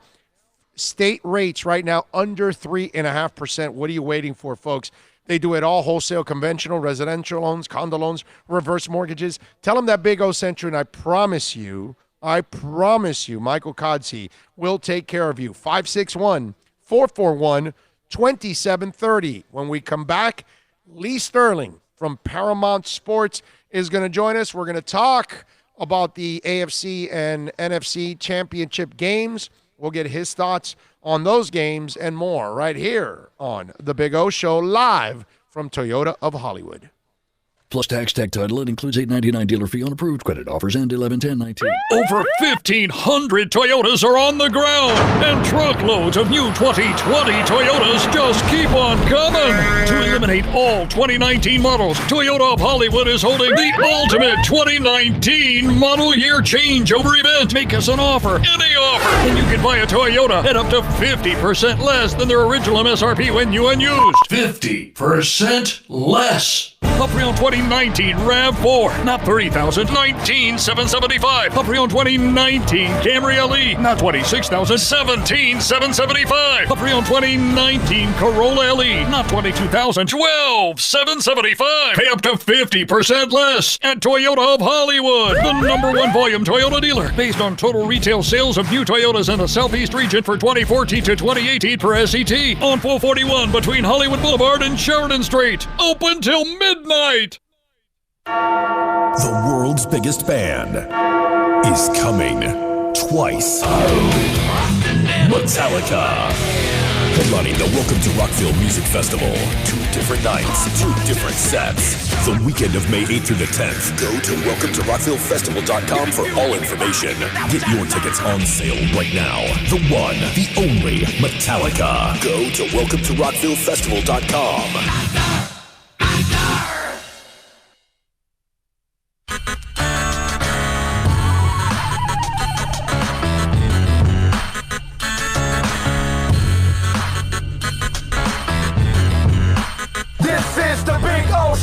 No one expects to get into a crash, but I expect you to go to accidentlawfirm.com if you do. Make sure when hiring a driver, you go through a rideshare app so that you can be covered by the insurance, which can be up to $1 million whether you're a passenger or a driver. In other words, don't try to save a few bucks by paying cash instead of going through the app. I'm attorney Bobby Nunez from Nunez Law in Miami, and we're here to help you through the process. Go to accidentlawfirm.com for a free consultation from me, Bobby Nunez. That's accidentlawfirm.com.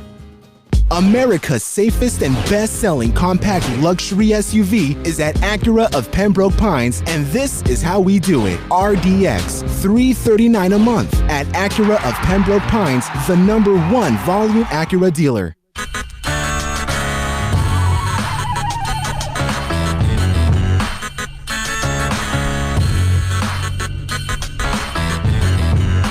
This is the Big O Show. This is the Big O Show.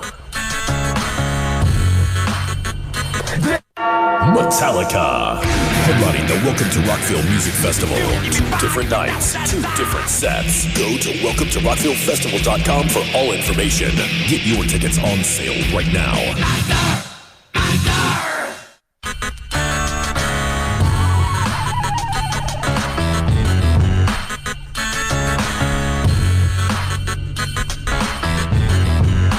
This is the Big O Show.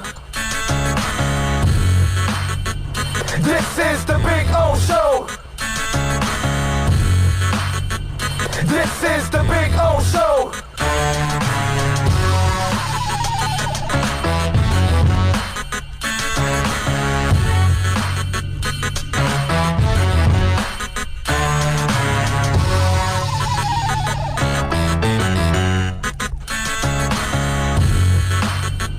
This is the Big O Show. This is the Big O Show.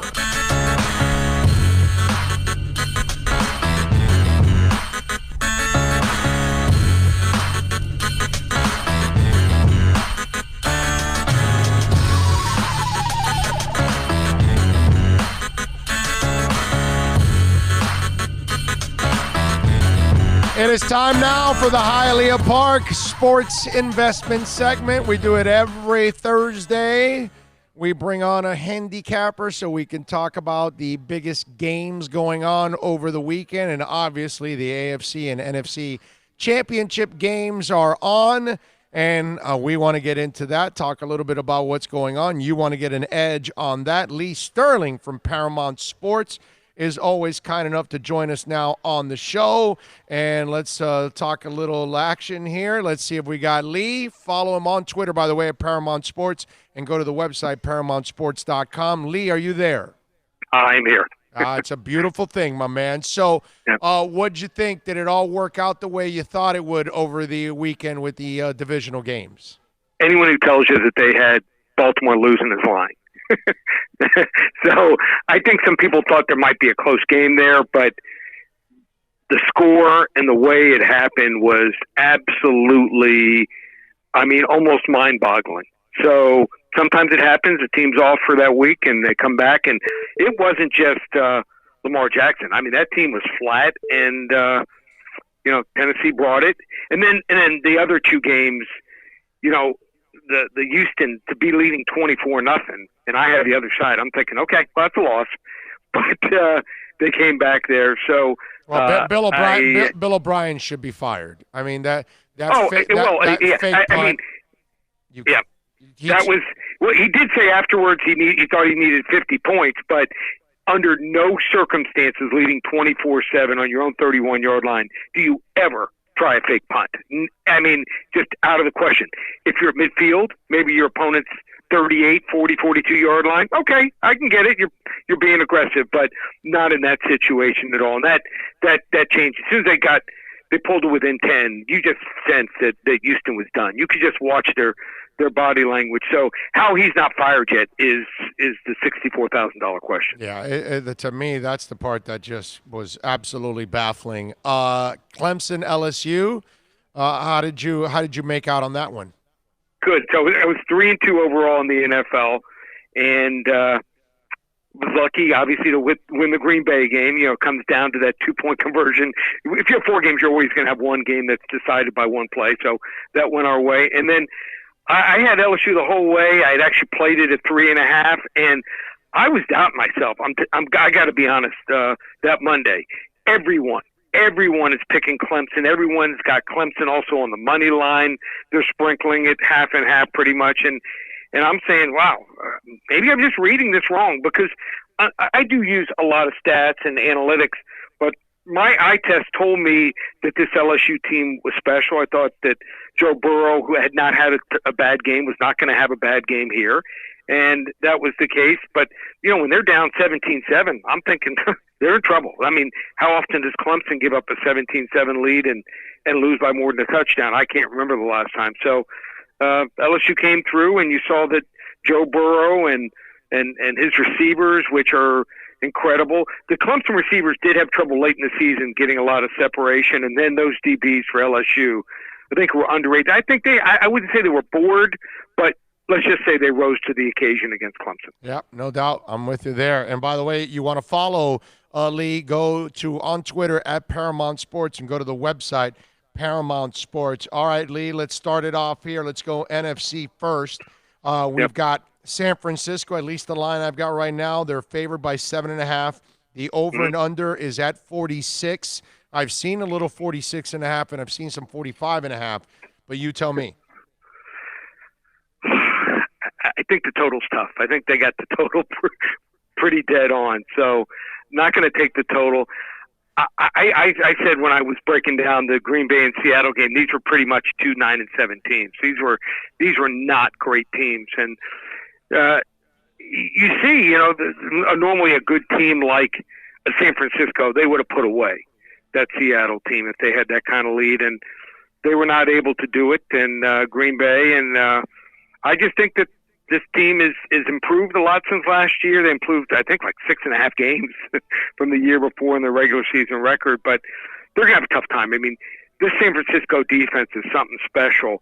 Everyone talks about, quarterback is the most important thing, but the second most important thing I look at is defensive line. And Green Bay's got a couple nice, edge rushers, but this San Francisco defensive line in front seven with Bosa, Reek Armstead, DeForest Buckner, D. Ford, who's recently back outside linebacker defensive end. Then there are also other outside linebacker, Quan Alexander.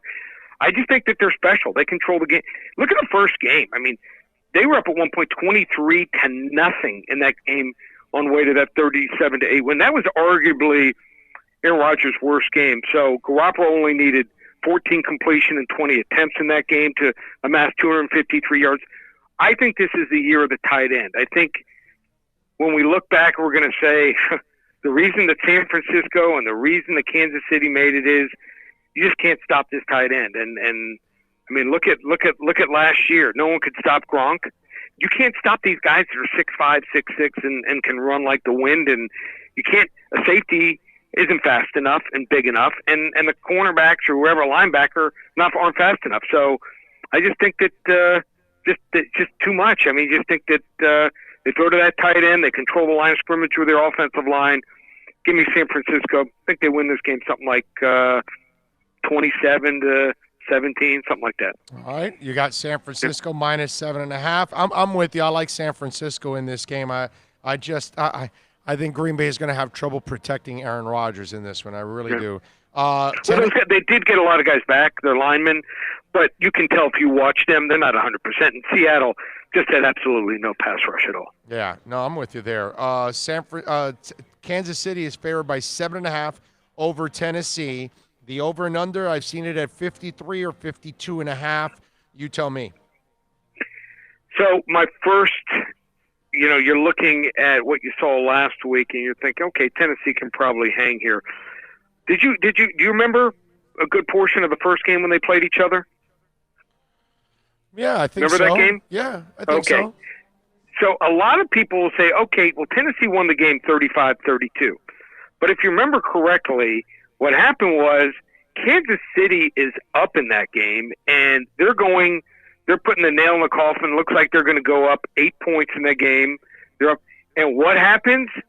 They get a field goal block, and they ended up going the other way, scoring the next drive, and Kansas City could have taken the game to overtime, and that field goal was blocked again. Also, I think it was actually I think the snap hit the holder in the helmet, but Kansas City was the better team. Now, what we saw in the game is Tennessee. If you look at the stats, they ran for 225 yards. A lot of people will bring that up, but Kansas City threw for 433, ran for 97. You don't see too many times when a team goes for almost 550 yards. They were the better team. They just didn't win the game. So sometimes you have an inside-out result. Now, they ran for 225. I mean, Henry ran for 181. He's the best running back. I just don't think they're going to be playing with the lead, which they're 15-1 when tied or leading at halftime, including 9-1 this year. I just don't see it. I don't see them leading this game. If they got to come from behind, I just don't think that they're going to be able to stop a team with just so many weapons. Travis Kelce, just like George Kittle for San Francisco, is special, unguardable. Tyreek Hill, unguardable. Their third and fourth guys, weapons at the receiver, McCole Hardman and Sammy Watkins would be probably number twos on those teams. So Tennessee also has some problems. Field goal kicking, just 8 for 18. I think Kansas City is the right side. They pull away late, 35-21. Yeah, me too. And I think that if they do take that lead, then that's where I think Vrabel has done a masterful job of controlling the clock, controlling the possessions. But if you're now going to put the ball in Ryan's hands, which he doesn't do, he doesn't have Ryan throw 30-something, 40-something times. No. He has him controlled. That's where I think they get in trouble. And I hate to say it because I know everybody knows I pick on him all the time, but that's where he's going to get exposed, unfortunately. He has lived a charmed. Why he's been successful. By the way, he's lived a charmed season this year. Charmed. Yes. But the reason they've been successful is they have the best running back in the NFL now by far. Yeah. I mean, here's a guy 6'2.5", 245, runs a 4.540. It's like trying to stop a freight train. Right. And to give them credit, their first-year offensive coordinator has taken the input of Ryan and his receivers and his tight ends and tried to implement what they do best. So give them credit, whereas just trying to fit a round peg into a square hole, they have tried to make it work where everyone's featured doing their best things. And that's why what they have done has been impressive. And their defense is like playing at another level right now. It seems like the last couple of games, like they've known the plays before they started. So I'm not insinuating that there's a cheating scandal going on in football, but it's almost scary how good their scouting has been and their game plans for some of these offenses. Whereas last week, I'm also going to give you another play. Last week, everyone played two teams. I had so many friends, and I tried to talk them out of it. They played Tennessee. They played a two-team 6-point or 7-point teaser, figuring, hey, Tennessee's going to win the game. Kansas City's going to win the game. Both 10-point favorites and 9.5, 10 points. And what happens? One of them loses outright. During the NFL season, Big O, we've seen this. You'll have 3 or 4 games, 10-point favorites, larger. People play these 3-team 10-point teasers, and one of them loses, and that's why the public doesn't win. It's a teaser. They're trying to tease you. So everyone did that last week and got buried. I do think, though, that San Francisco and Kansas City are significantly better, and Kansas City learned their lesson, they will not get out to a slow start. I like a two-team 6-point or two-team 7-point teaser here. I think both those two teams are going to win the game. So all you got to do is win the game. So I'll lay. I'm going to do 3 equal wagers on both of them on the point spread, Kansas City, and also San Francisco. But also a two-team 6-point teaser because I think both are going to win the game. Wow.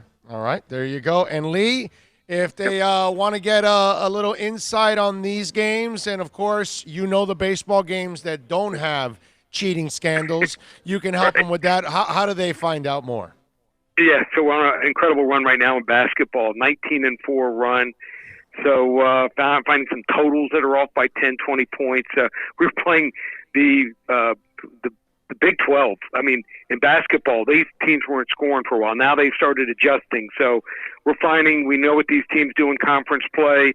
19-4 run. You want to get involved for the rest of football or basketball, just go to ParamountSports.com or call us here at the office, 800-400-9741. There you go. Lee Sterling. Follow them on Twitter at Paramount Sports and on the website, ParamountSports.com. Lee, thank you as always. You're a stud, my brother. Appreciate it. Okay. Thanks, Big O. Have a good day. You got it. There you go.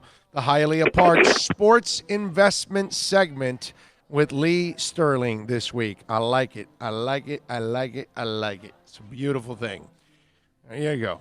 Nothing wrong with that. So he likes San Francisco. He likes the two favorites. 7.5. Carlos Beltran, breaking news, is out as Mets manager due to his involvement in Astros sign stealing scandal, according to Jeff Passan. I am reading this as it's coming across my wire here. And again, you need to go after these players, man. You got to do it. He's the third manager to lose his job from this fallout. I got no problem with it. But please go after the players. Okay? Please go after the players. You got to go after the players. You cannot allow this to happen again. You know? It's insulting, actually, to see this kind of stuff happen. It's a shame. Because you're stealing somebody's dream. And you're not earning it the right way, which, it's kind of dirty. I like earning what I got. I'm kind of proud of that kind of stuff. I kind of like being my own man. And, it's just, I've been like that for my whole radio career. I never want to be somebody's sidekick. I'm not an athlete that they handed me everything. None of that stuff, man. I'd rather earn my keep and work my way up and know that I won something and earned it. You know what I mean? And you didn't earn that championship at all. Well, obviously, my Yankees being involved and kind of robbed on both ends. But honestly, man, the Dodgers, the amount they had invested, I mean, obviously I feel personal, but I can't imagine where the Dodgers are. No, how about you, Darvish? His kid was in tears that during the series. And, it's like I know the opposing players don't give a rat's ass, but look what you did to the family members. And you were cheating. You didn't earn that championship. You cheated your way to that championship. And in my eyes, it's going to be a staying championship. I don't know about you. Look, the Red Sox one is worse. They go to the media room, man, and start checking out film. Literally. I mean, what would possess you? What possesses you to step here, man? Because you want to get any advantage and you don't care. You don't care. It's at the expense of the integrity of the game. Right. You're a scumbag. Yep, exactly. You're a piece of sorry. Yeah, no, I get you. I think everybody understands where you're going. And I mean, look, we loved Alex Cora. And supposedly a lot of people in baseball like him. He's a nice guy, whatever. But this, man, I hope that he never lives this down. Oh, no, he won't. No. Ever. None of these guys will ever live it down. No TV, you get no gimme. Even the guys that won the championship now, the people are going to tell me, yeah, you guys cheated with that one. You guys didn't deserve that. And so every Red Sox player now with that championship, we're going to look at it and say, nah, you didn't deserve it. And the Astros have such a loaded team, man. Yeah. You know? Yeah. Literally just stacked. NFL DFS Payback says, who else is excited about those 14 picks? Can't wait for the draft and free agency. Big things coming for Miami. We all are, baby. What else do we have here? Ty says, Big O, would you trade down with either Oakland or Jacksonville, get 12-19 from the Raiders, and 9 and 20 from the Jags, take Love or either 9 or 12, and then take 2 offensive tackles with the 18th and 19th or 18th and 20th picks? I mean, Ty, I don't know what's happening. I don't know what we're trading away in the 5th pick. I don't know what player is there yet. I got to know exactly what's going on before it's too fantasy-like right now. I don't have all the players that have declared. I'm not there during the draft at that moment knowing what's available on the board. You know, I don't know yet. I don't know yet. I'm not that quick to trade down yet when I know that at 5 I might be getting an incredible difference maker for the offensive line or the D-line, or maybe you want to take the quarterback there. You never know. Well, here, in that philosophy, because I am kind of about, let's trade that 5 down and take a 1 for next year and a 1 this year and a whatever. Yeah, but you guys are all playing fantasy football. Right. Who the hell says they want to trade with you? Who's giving you that? For what player? What scenario is this? It's just a bunch of waste of time that you guys come up with this crap. No, You've been bothering me with this for 48 hours. And now Ty comes up with this. And fans come up with this all the freaking time. But there's no substance behind it. Because we don't know what players are available. We don't know what players we're trading for. We don't know who got injured or arrested from now till the draft. You guys are asking about way too many things, and it's just a game, and it's a waste of time. You're chasing your tail around because you're talking about something you know nothing about, because there's no substance to anything you guys are asking. You don't know who's available at 5. You don't know who's available at 18 or 20. You don't know anything about this draft right now.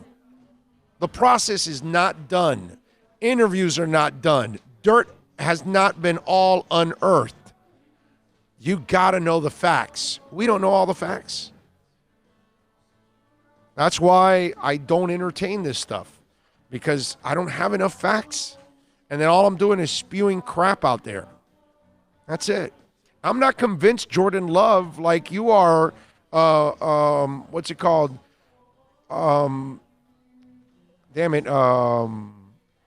Ty, I'm not convinced yet of Jordan Love that early in the first round. I got to see him next week. I like him. I've seen him on television, but I got to watch him closely. Last year, the talk was Baker. What did I say? I'm not buying it. It's not a guy. I'm looking at his arm, the deep ball, the ball kind of dies out. I don't know about this. He's not a great athlete. I'm not sure about this one. And so far, I looked terrible the first year, and I looked pretty good the second year. I didn't think he was a number 1 overall. I said, late first round, second round type guy. I don't know if I would take him early in the first, especially number 1 overall, and they did. But that's because I saw him at the Senior Bowl, and I watched him, and I said, man, Josh Allen's never convinced me.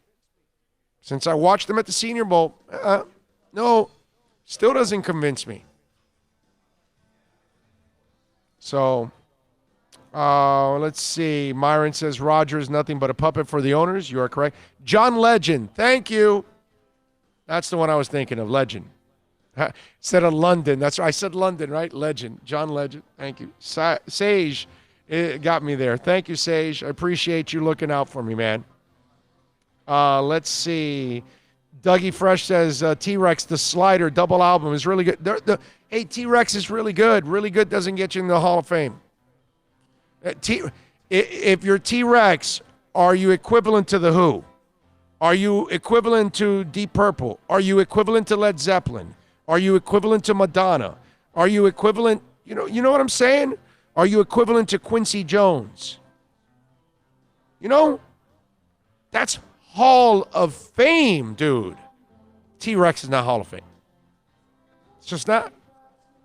And, Ed Kaplan told me something years ago growing up in this business. Told me this pretty much 30 years ago. Because it was about, I'd say, 27.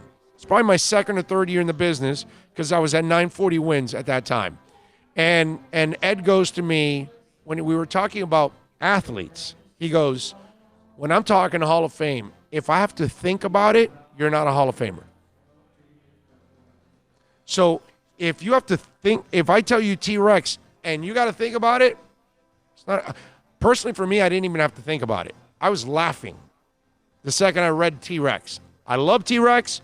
You're not a Hall of Fame band. I love Romeo Void. You want to make them a Hall of Fame band? Seriously. I don't know. I could argue that the one hit that Romeo Void had, I mean, the one with the one with the girl song, it was kind of a hit, but it wasn't a big hit for them. But Never Say Never, I could argue was a bigger hit than maybe even what T-Rex had. I might like you better if we slept together. Yes. Dude, that is such a great line. It's an awesome line. And the beat to that song. Oh, the beginning with the guitar. Look, T-Rex had hits across the pond. Several at the UK. That doesn't matter here, bro. It's not the UK Rock and Roll Hall of Fame. Okay? Keane is huge over there, not here. I love Biffy Clyro. They are big in Europe. Nobody knows them here. It's the way it is. So I will go with the Ed Kaplan line. If you got to think about it, not a Hall of Famer. When I tell you Van Halen, you go, shit, Hall of Fame. You don't even think about it. Right? I tell you Michael Jackson, rapist. I mean, Hall of Famer. You know, it's just the way it is. Prince. There you go. You don't even think about it. No brainer. There's like no thought when at all. When Eric Clapton says he's probably the best guitarist in the world, that should tell you. And when you say Eric Clapton, no brainer. Yeah. Hall of Famer. Let me explain something to you guys. T-Rex doesn't come. T-Rex can't sniff Kraftwerk's Jock. Okay? That's all you need to know right there. Kraftwerk is the grandfather, the godfather of electronic music. T-Rex is not a godfather of anything. They're not great at anything. They're not great at nothing, dude. There's nothing that they bring to the table. And I love them. They're not Hall of Fame. I love The Fix. They have more hits than T-Rex in this country. By far, never get into the Hall of Fame. One of my favorite bands of all time. Never get in the Hall. In my eyes, they're actually Hall-worthy, but they'll never get in the Hall. And I understand. I was looking at it. Hits-wise, Fix crushes them. Depeche made it. Yeah, they made it. Yes. But obviously, a 9-inch. I mean, there was some. But I got no problem. But that one stands out. Right. Like you watered it down. You watered it down. We're good. Wow, we fell off here. What happened? Yeah, no, and you left Judas Priest, Motorhead, Pat Benatar. Come on, dude. Kraftwerk. Come on. Kraftwerk. That. I get their it. Own synthesizers. I get it. Rock and Roll Hall of Fame. You know nothing about metal, so you crap on it, and you probably don't know about Kraftwerk either, so you crap on it also. Right? It's just Kraftwerk is. They're the Beatles of electronic music, dude. They're Elvis Presley of electronic music. They're Aretha Franklin of R&B. That's what they are. They're on a Mount Rushmore. When you talk about the ultimate bands that influenced other bands, Kraftwerk is right up with all those other bands. Because anybody and everybody is playing electronic music, You go back to those guys. Early 70s, creating instruments. It's crazy. Raging Dolphin Maniac, love T-Rex, but there isn't large enough body of work to be a Hall of Famer. That's exactly it. Myron says, finally, he's out. Beltran, cheater, well-deserved. Oh, man. Baseball is it's a sport that's dying as it is, and now let's help put it even more into the ground with this cheating scandal. We don't watch the game, now we won't trust it at all. Let's take a break for a second. Yes, let's do that. And get Tony on the phone. All right, we were at the East-West Shrine game this week. Tony Pauline from the ProFootballNetwork.com website was also there. So we'll get Tony on. We'll get his thoughts. I gave you my thoughts earlier on what happened at the East-West Shrine game. Let's talk with Mr. Tony Pauline next. Title, it includes $8.99 dealer fee on approved credit. Offers end 11/10/19. Over 1,500 Toyotas are on the ground, and truckloads of new 2020 Toyotas just keep on coming. To eliminate all 2019 models, Toyota of Hollywood is holding the ultimate 2019 model year changeover event. Make us an offer, any offer, and you can buy a Toyota at up to 50% less than their original MSRP when new and used. 50% less. A pre-owned 2019 RAV4, not $30,000, $19,775. A pre-owned 2019 Camry LE, not $26,000, $17,775. A pre-owned 2019 Corolla LE, not $22,000, $12,775. Pay up to 50% less at Toyota of Hollywood, the #1 volume Toyota dealer, based on total retail sales of new Toyotas in the Southeast region for 2014 to 2018 per SET, on 441 between Hollywood Boulevard and Sheridan Street. Open till midnight. The world's biggest band is coming twice. Metallica. Headlining the Welcome to Rockville Music Festival. 2 different nights, 2 different sets. The weekend of May 8th through the 10th. Go to welcometorockvillefestival.com for all information. Get your tickets on sale right now. The one, the only Metallica. Go to welcometorockvillefestival.com.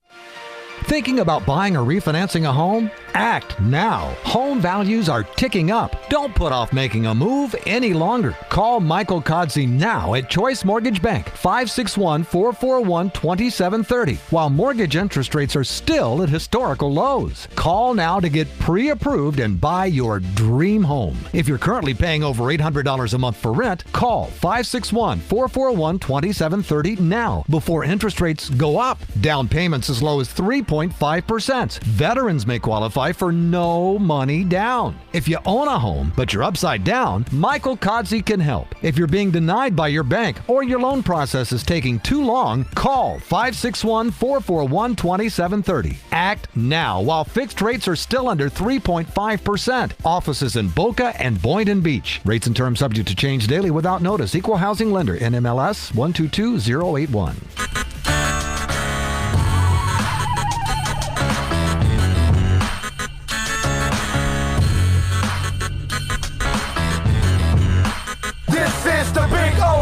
Yes, it is. All right, we promised you, my man Tony Pauline from the Pro Football Network website, profootballnetwork.com. You can follow him like I do and so many others at Tony Pauline on Twitter. He was out there at the East-West Shrine game with yours truly. Let's get his perspective on what happened over the last couple of days. Tony, how you doing, my friend? Do we have him there? Tony? Wait a minute. Hold on. See? Tony, you're there now. Wait a minute. We are trying to get you. There we go. You got it, Tony? No? Can barely hear you. There we go. Now we got you. There you go. Outstanding. There we go. It's a beautiful thing. Hey, before we start on anything, T, explain to the folks the story you broke about Michael Pinckney from the Miami Hurricanes. What I had heard was, I posted on, I tweeted out on Monday that both of the Miami linebackers, Pinckney and Quarterman were really struggling in coverage drills. And it didn't surprise me that Quarterman was struggling because he's a two-down in the box type of run defender. Pinckney, it did surprise me because he's an athletic guy who usually shows a lot of range on the field, goes sideline to sideline. What I found out was he's got a hip issue. It's not a major hip issue, but it's been bothering him through the season, and he's been playing in a lot of pain. And he probably could have sat out the Shrine game, but he decided to go and compete. It's a situation that's got to be fixed, and I'm told the fixing is sort of an adjustment, a chiropractic type of adjustment, where they will just I didn't get the details, but it just got to be adjusted back into place. I'm told that there is no surgery needed at this time, and there's likely no surgery needed in the future. But the hopes are once they adjust the hip back into place, he'll be pain-free, and then he's expected to run very fast at the combine. So my takeaway was Pinckney has been playing in a bit of pain, not just this week at the Shrine game, but probably during the last month or so, if not longer, during the season, which kind of explained why he was struggling so badly in coverage drills, because he's an athletic guy. He's an explosive guy. He's a guy who chews up a lot of ground in a short period of time, and I was surprised by what I saw. All right, Tony, you know the position of need for the Dolphins is all over the place, but obviously quarterback has been the thing that they've been coveting for a while. And in this game, there were a couple project guys that are kind of interesting in Davidson and Morgan and even Kelly Bryant. Talk to us a little bit about this class, what you like about those guys, and why maybe those guys might be interesting projects in the third day of the draft. Yeah, and that's what they are. They're projects. I don't think really Morgan is a project. I think Morgan is a guy who is more NFL ready. The problem is he just doesn't have a big, strong arm. I think James Morgan is smart. He's a guy who gets it between the ears. He's got a great understanding. His accuracy and pass placement was top-notch. I mean, absolutely top-notch. But he just doesn't possess a big-time arm. And there are limitations with that. So I think if you take James Morgan, in the last day of the draft, you're basically looking at him as a career backup or a spot starter. Kevin Davidson's an interesting story. I mean, he was a first-year starter at Princeton this year. He had the strongest arm of anybody at the Shrine game. He can fling the ball down the field. He's got excellent size. The problem is sometimes you don't know where the ball's going to end up. He was accurate on some passes. He wasn't accurate on others. I thought that he was pressing a bit to try and show off his arm strength. And because, as we witnessed, there wasn't a lot of speed at the receiver position in the Shrine game. So I think he was trying to take some chances down the field with the hopes that he could show off his big arm and his deep ball, but the receivers were just not fast enough to catch up to it. So he's got to learn to put a little touch on. He's got to learn the nuances of the position. He started 1 year at Princeton. And he started 1 year at Princeton because they had a real good guy ahead of him who's now a tight end with the Cleveland Browns because he was a terrific athlete, and Davidson just couldn't see the field.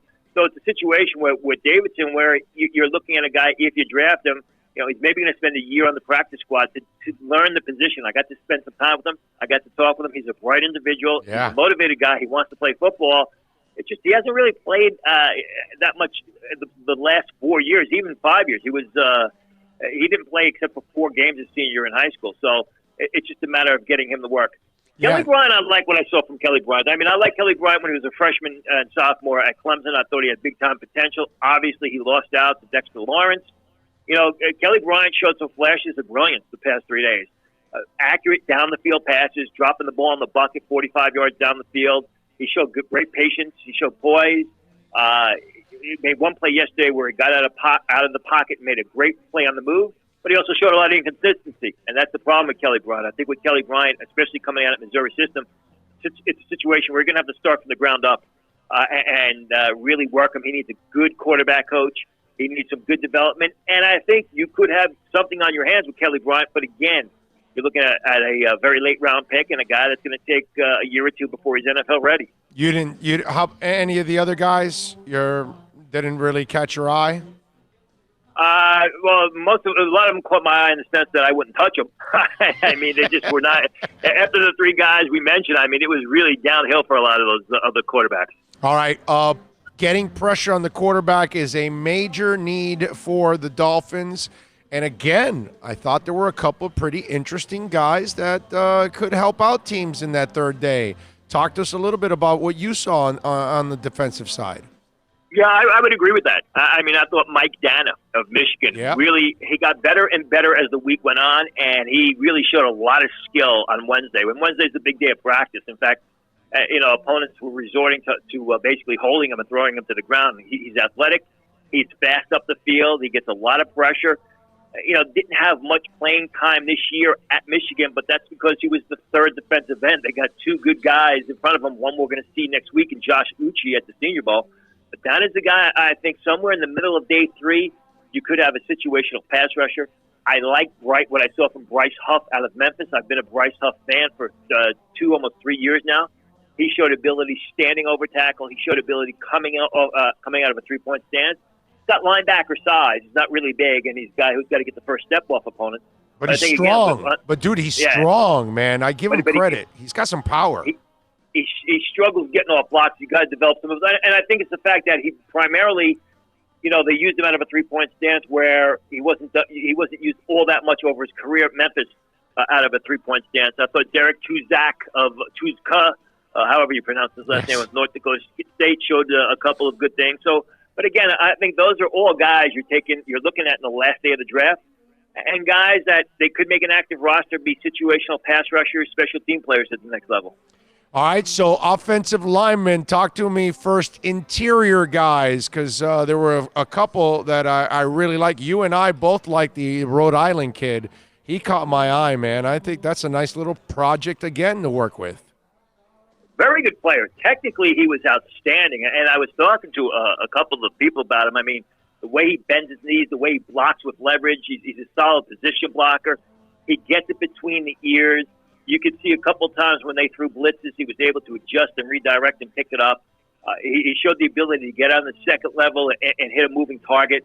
He's undersized. I mean, he's barely 290 pounds. You come from Rhode Island, you're going to need a year or two in an NFL weight training program. He's got to get stronger. He's got to add some bulk to his frame, but he's got the athleticism. He's got the agility, and he knows how to play with proper fundamentals, which is, something that's key. So, again, a last-day pick, 5th round earliest, more like a 6th, 7th rounder, but a guy that you're going to develop 1 or 2 years down the road. I liked what I saw from Calvin Throckmorton of Oregon. I didn't think he was lights out, but I mean, here's a guy who played right tackle at Oregon. He lined up at guard and center at the Shrine game, did a good job at guard, did a solid job at center. So that sort of versatility, you get a guy like that in the 5th round who could end up starting for you. I thought Throckmorton did a good job. John Runyon of Michigan also showed some solid things. Again, a college tackle who they kicked into guard. And keep this name on your lips. Kevin Dotson out of Louisiana. I mean, this is a guy who was a real good player at Louisiana for 3 years. Didn't get the due that he was credited. I've liked him since he was a freshman. Went there and really showed a lot of good things against. I mean, the defensive line was the strongest area in the Shrine game for both the East and the West squads, and I thought Dotson did a good job against the players he faced against. Did you like Onwenu from Michigan? I like him, man. I do. I like him. I had, as we talked yesterday, he was a guy who was graded as a street free agent by scouts coming into the year. I thought he was a last day worthy. He's very explosive and he's very strong on film. The problem is he's too big. He goes about 345, 350 pounds. He's a bit top heavy. He's one of those guys where once he gets his hands on the opponent, game over. He's taking the guy out of the play, and he's able to control the guy. The issue for him is sometimes he lunges or he overextends in the blocks and he's off balance. He's got the basic fundamentals. He's got good short area quickness. He does a good job blocking with leverage and bending his knees. The thing for Onwenu is he's got to lose 25 to 30 pounds, really get himself in shape and improve his blocking balance. If he does that, he can play on Sunday. Darrell Williams from Mississippi State. What's your thoughts on the center? I thought he was up and down. I did watch him. I thought he had a couple of good snaps where he looked, he looked NFL caliber. I also thought that there was a lot of inconsistency at times where he was getting beat by opponents. If he gets drafted, you're looking in the late rounds. I think he's more of an NFL backup. In my opinion, just didn't do anything to stand out to me like some of the other guys did. All right, wide receiver. Dude, I thought there were a lot of interesting names here, a lot of tall guys, in this one. Although one guy that wasn't big was Mason Kinsey from Barry. That kid put on a show yesterday. Not just yesterday. I mean, all 3 days. He was good from the start. I mean, Monday practice, it was him and Malcolm Perry from Navy, and then Perry kind of couldn't keep up the pace, but Perry could not keep up the pace. But Barry just kept, Malcolm Kinsey from Barry kept on improving and improving. They could not cover this guy. He is so quick. He's quick off the line. He runs scissor-sharp routes.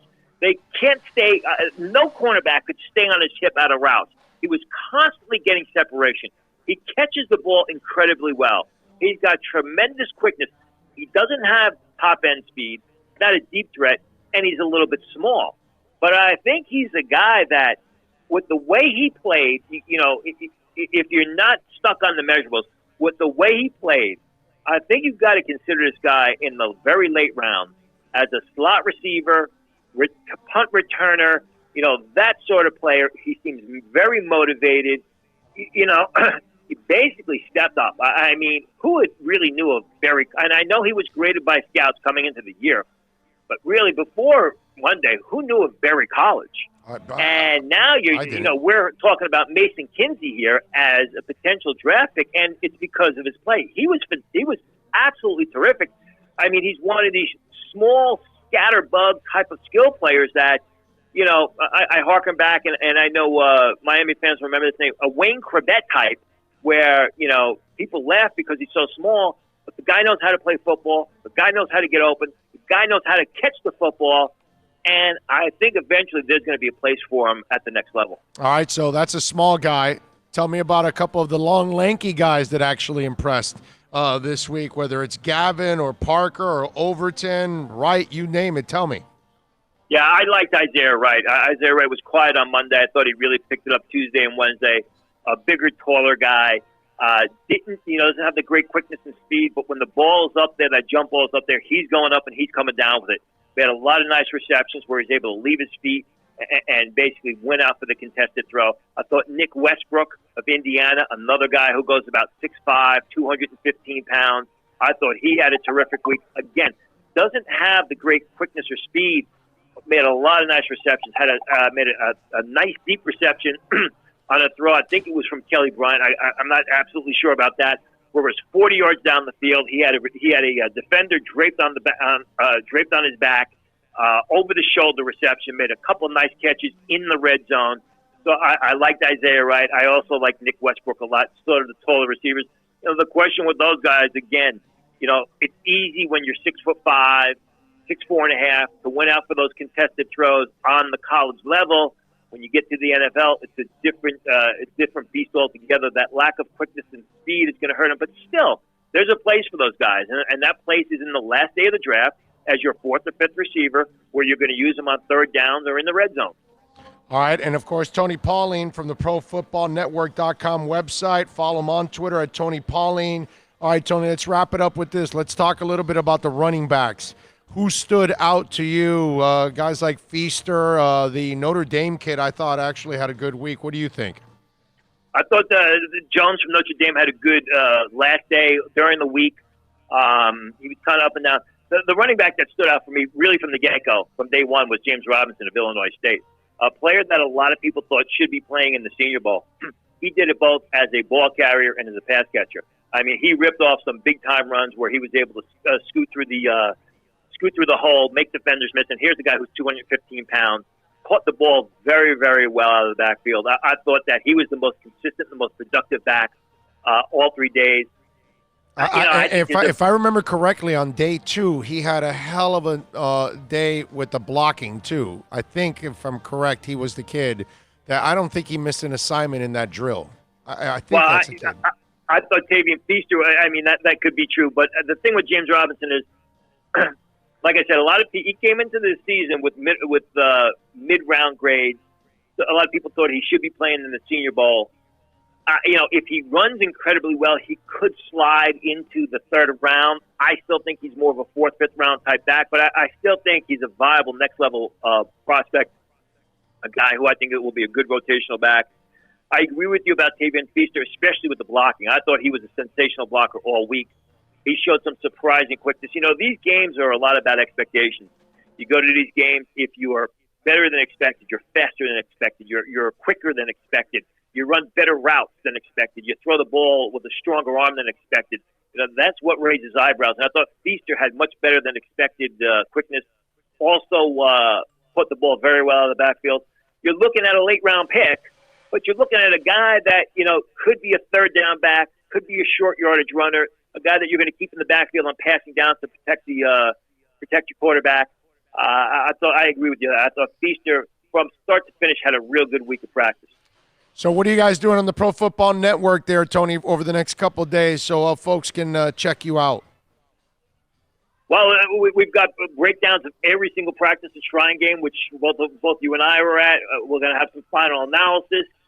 Obviously, this weekend is championship weekend, or the conference title game weekends. We'll have a breakdown of that. There'll be a little wagering information on that. Oh, yeah. And then next week, it's going to be wall-to-wall Senior Bowl coverage. I mean, we're going to have 5 guys out there breaking down all the players at each position, story, content, which you won't be able to keep up with. We'll have some buzz features at night as to what's being said around the halls of the Players Hotel in Mobile. Going to be a lot of fun. Going to be a lot of work. Going to be a lot of stuff. So make sure you keep your mobile phones tuned in, because either on Twitter at Pro Football Network or at Tony Pauline, or you have your tablets with you, or whatever you use to read the internet, because there'll be so much content.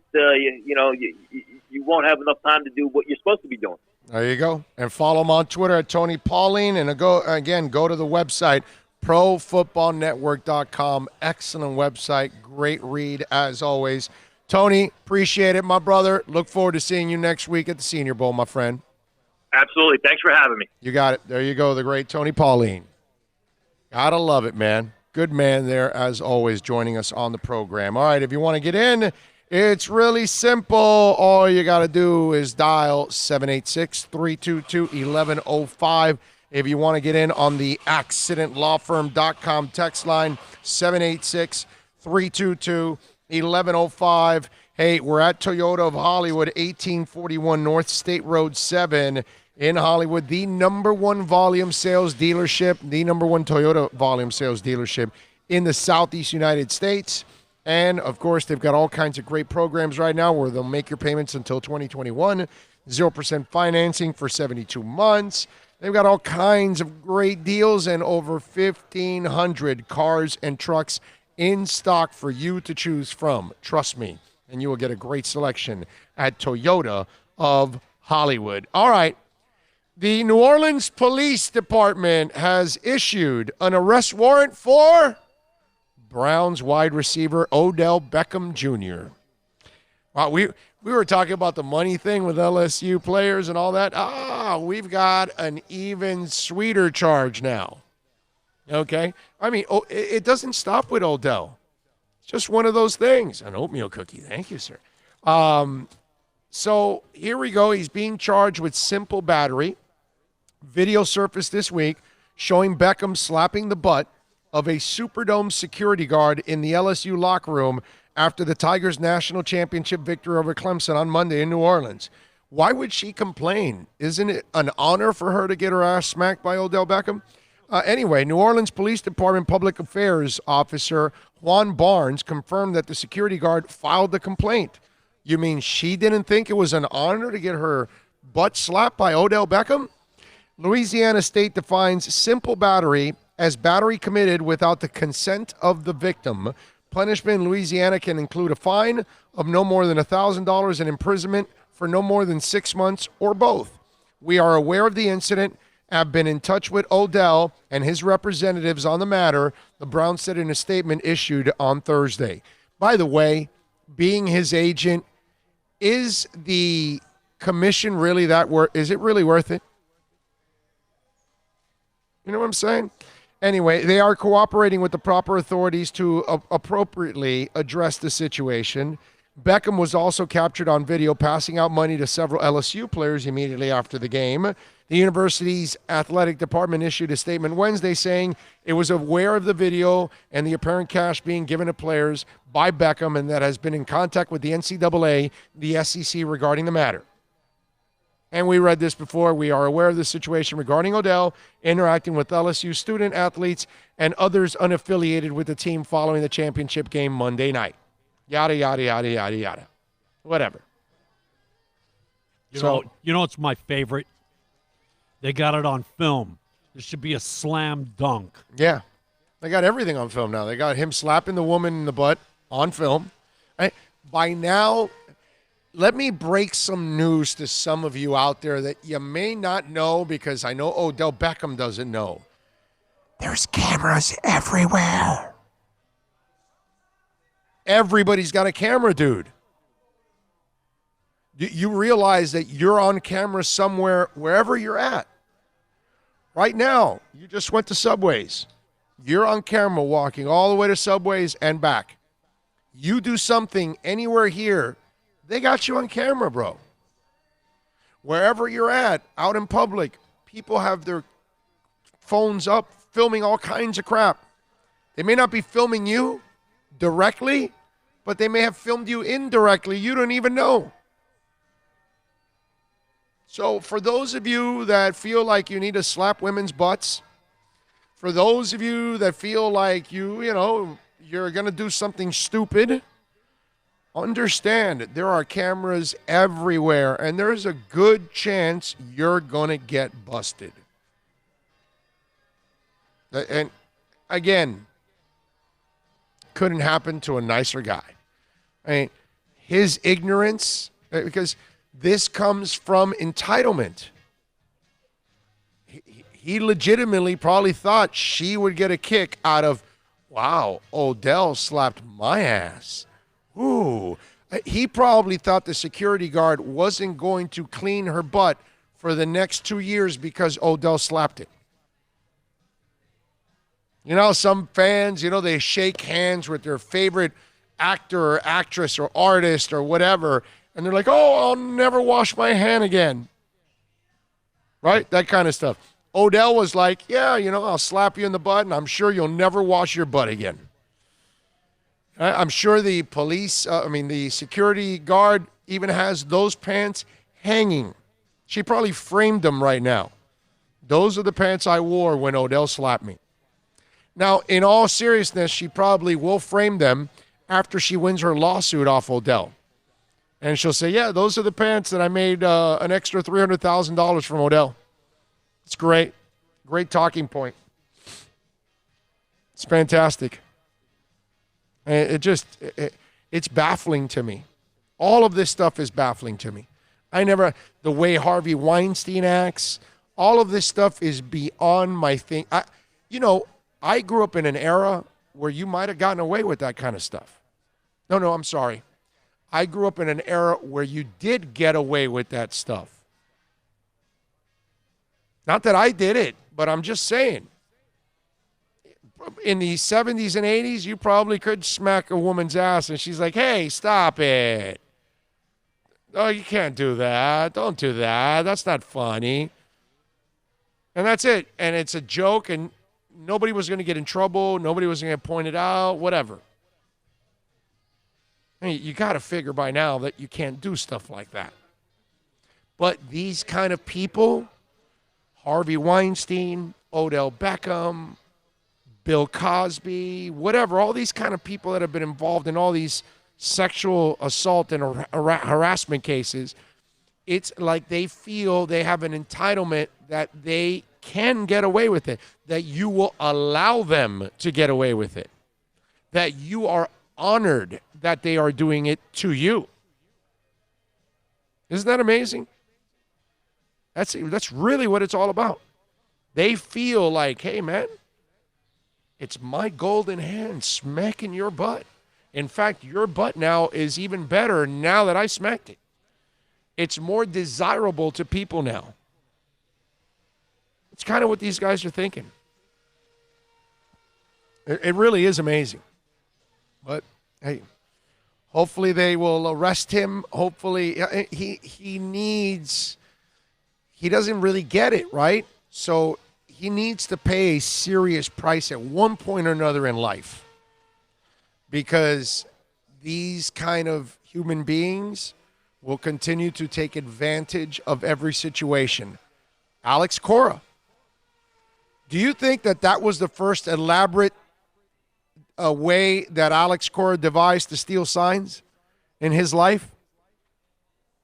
Do you not think that Alex Cora was doing it at other times in his career, in other ways, on other teams, as a player, whatever? Of course.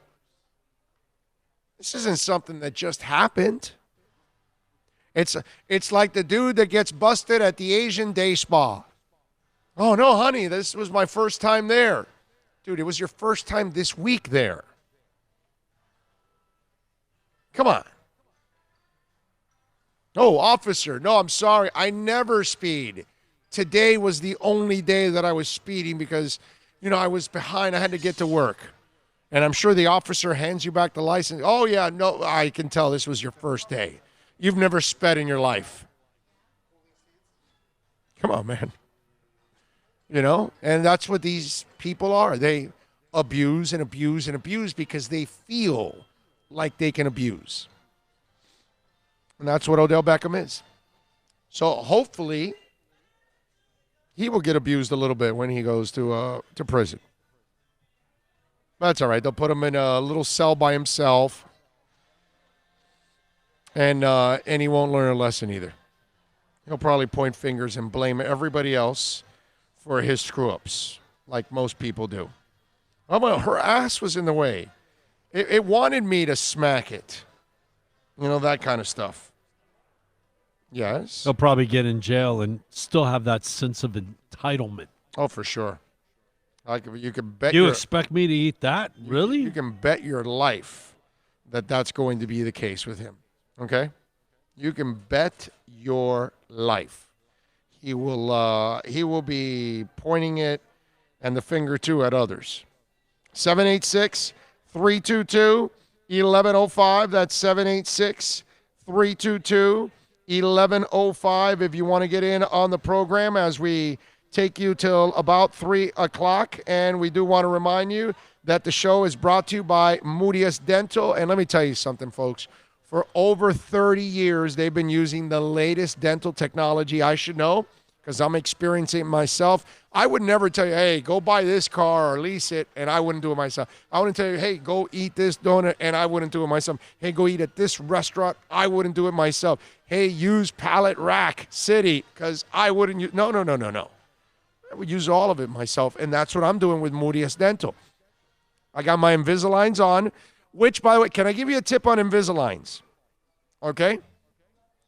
If you go to VSS West Pines, okay, and you get the turmeric and ginger jelly beans, right? I think they're called jelly beans, and they're orange jelly beans, and they are delicious. And it's great because it's turmeric, and it's good for my heart and all that good stuff.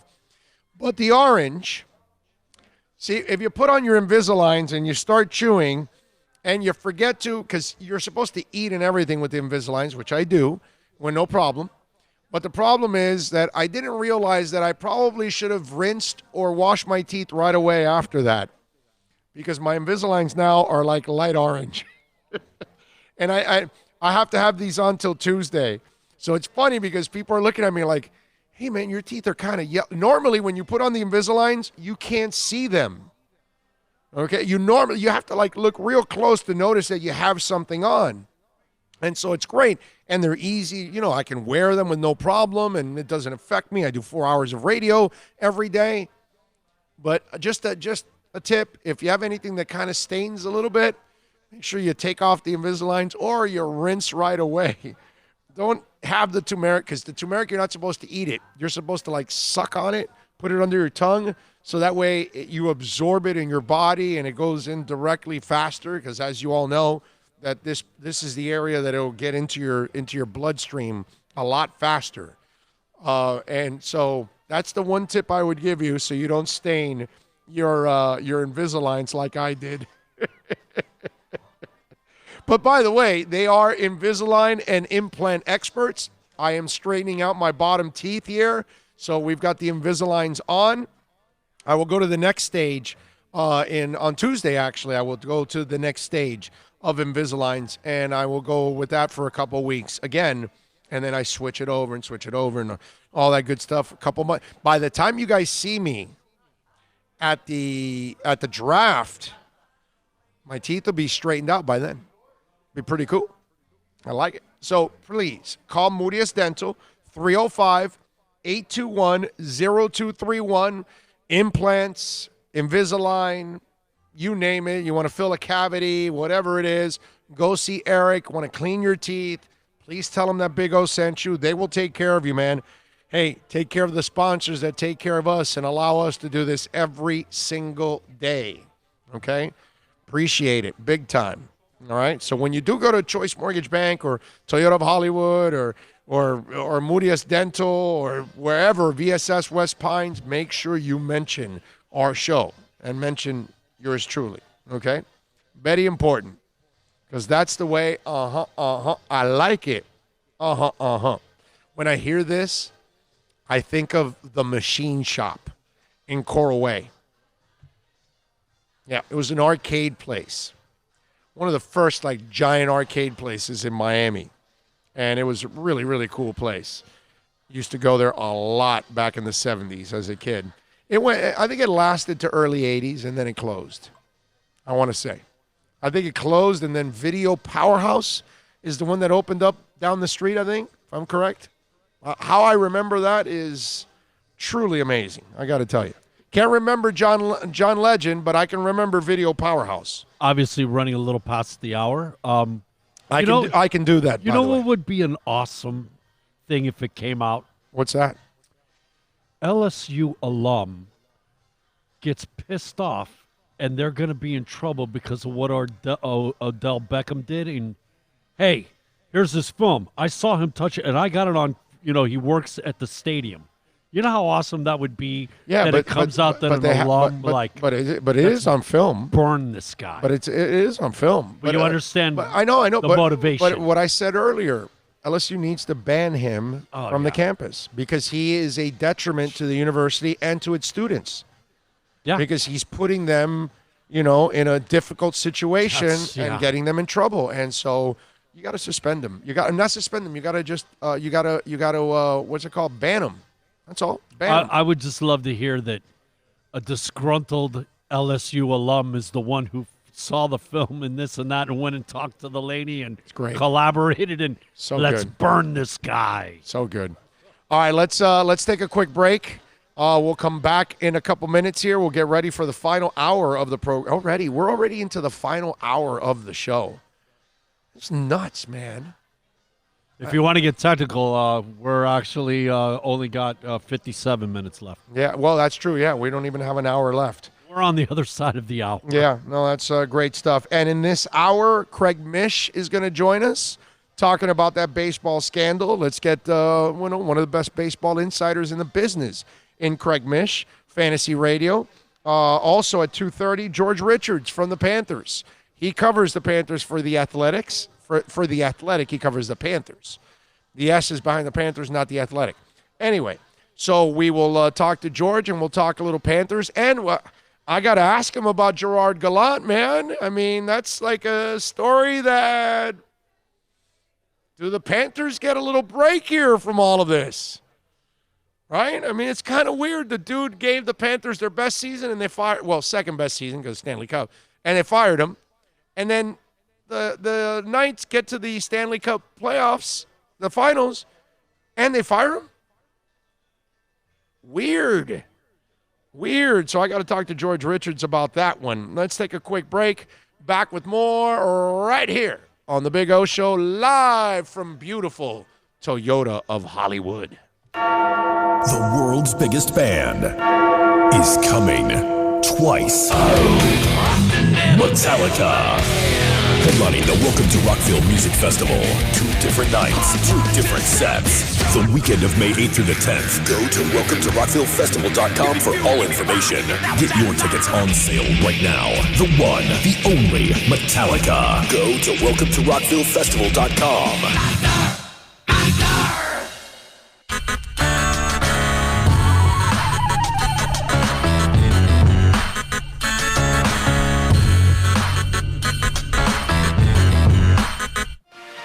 Thinking about buying or refinancing a home? Act now. Home values are ticking up. Don't put off making a move any longer. Call Michael Kodsey now at Choice Mortgage Bank, 561-441-2730, while mortgage interest rates are still at historical lows. Call now to get pre-approved and buy your dream home. If you're currently paying over $800 a month for rent, call 561-441-2730 now before interest rates go up. Down payments as low as 3.5%. Veterans may qualify for no money down. If you own a home, but you're upside down, Michael Kodsey can help. If you're being denied by your bank or your loan process is taking too long, call 561-441-2730. Act now while fixed rates are still under 3.5%. Offices in Boca and Boynton Beach. Rates and terms subject to change daily without notice. Equal housing lender. NMLS 122081. No one expects to get into a crash, but I expect you to go to accidentlawfirm.com if you do. Make sure when hiring a driver, you go through a rideshare app so that you can be covered by the insurance, which can be up to $1 million whether you're a passenger or a driver. In other words, don't try to save a few bucks by paying cash instead of going through the app. I'm attorney Bobby Nunez from Nunez Law in Miami, and we're here to help you through the process. Go to accidentlawfirm.com for a free consultation from me, Bobby Nunez. That's accidentlawfirm.com. America's safest and best-selling compact luxury SUV is at Acura of Pembroke Pines, and this is how we do it. RDX, $339 a month at Acura of Pembroke Pines, the #1 volume Acura dealer. Metallica, headlining the Welcome to Rockville Music Festival. 2 different nights, 2 different sets. Go to welcometorocvillefestival.com for all information. Get your tickets on sale right now.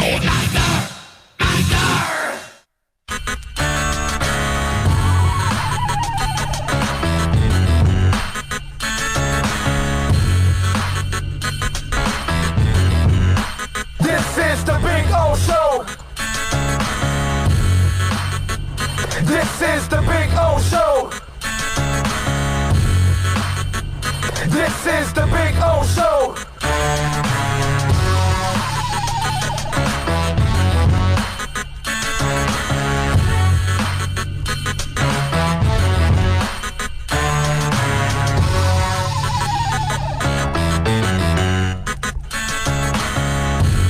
This is the Big O Show.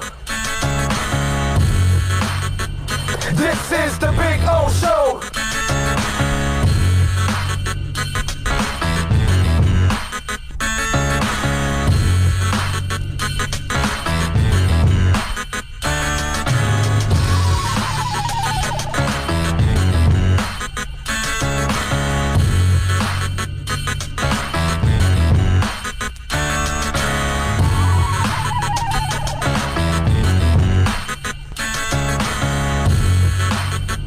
This is the Big O Show. This We is are the back. Big O Show. This is the Big O Show. All right.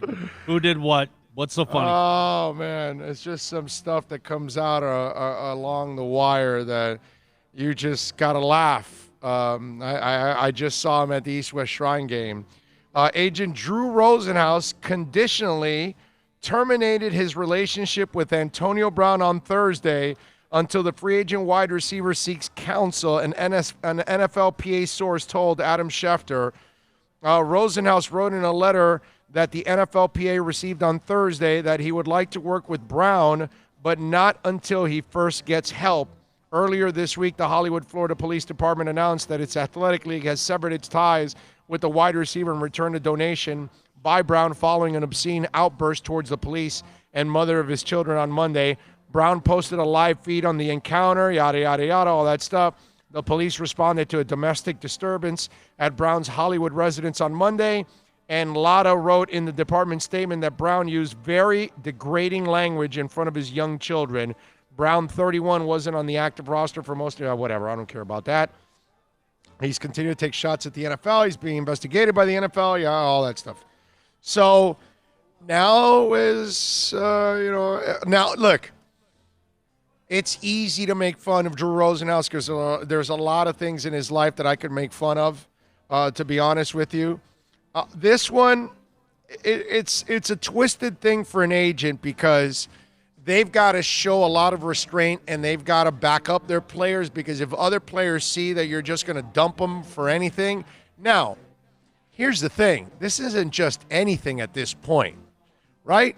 It's kind of like the Hollywood Police Department, the PAL, is they waited till their exchange, their personal exchange with Antonio Brown.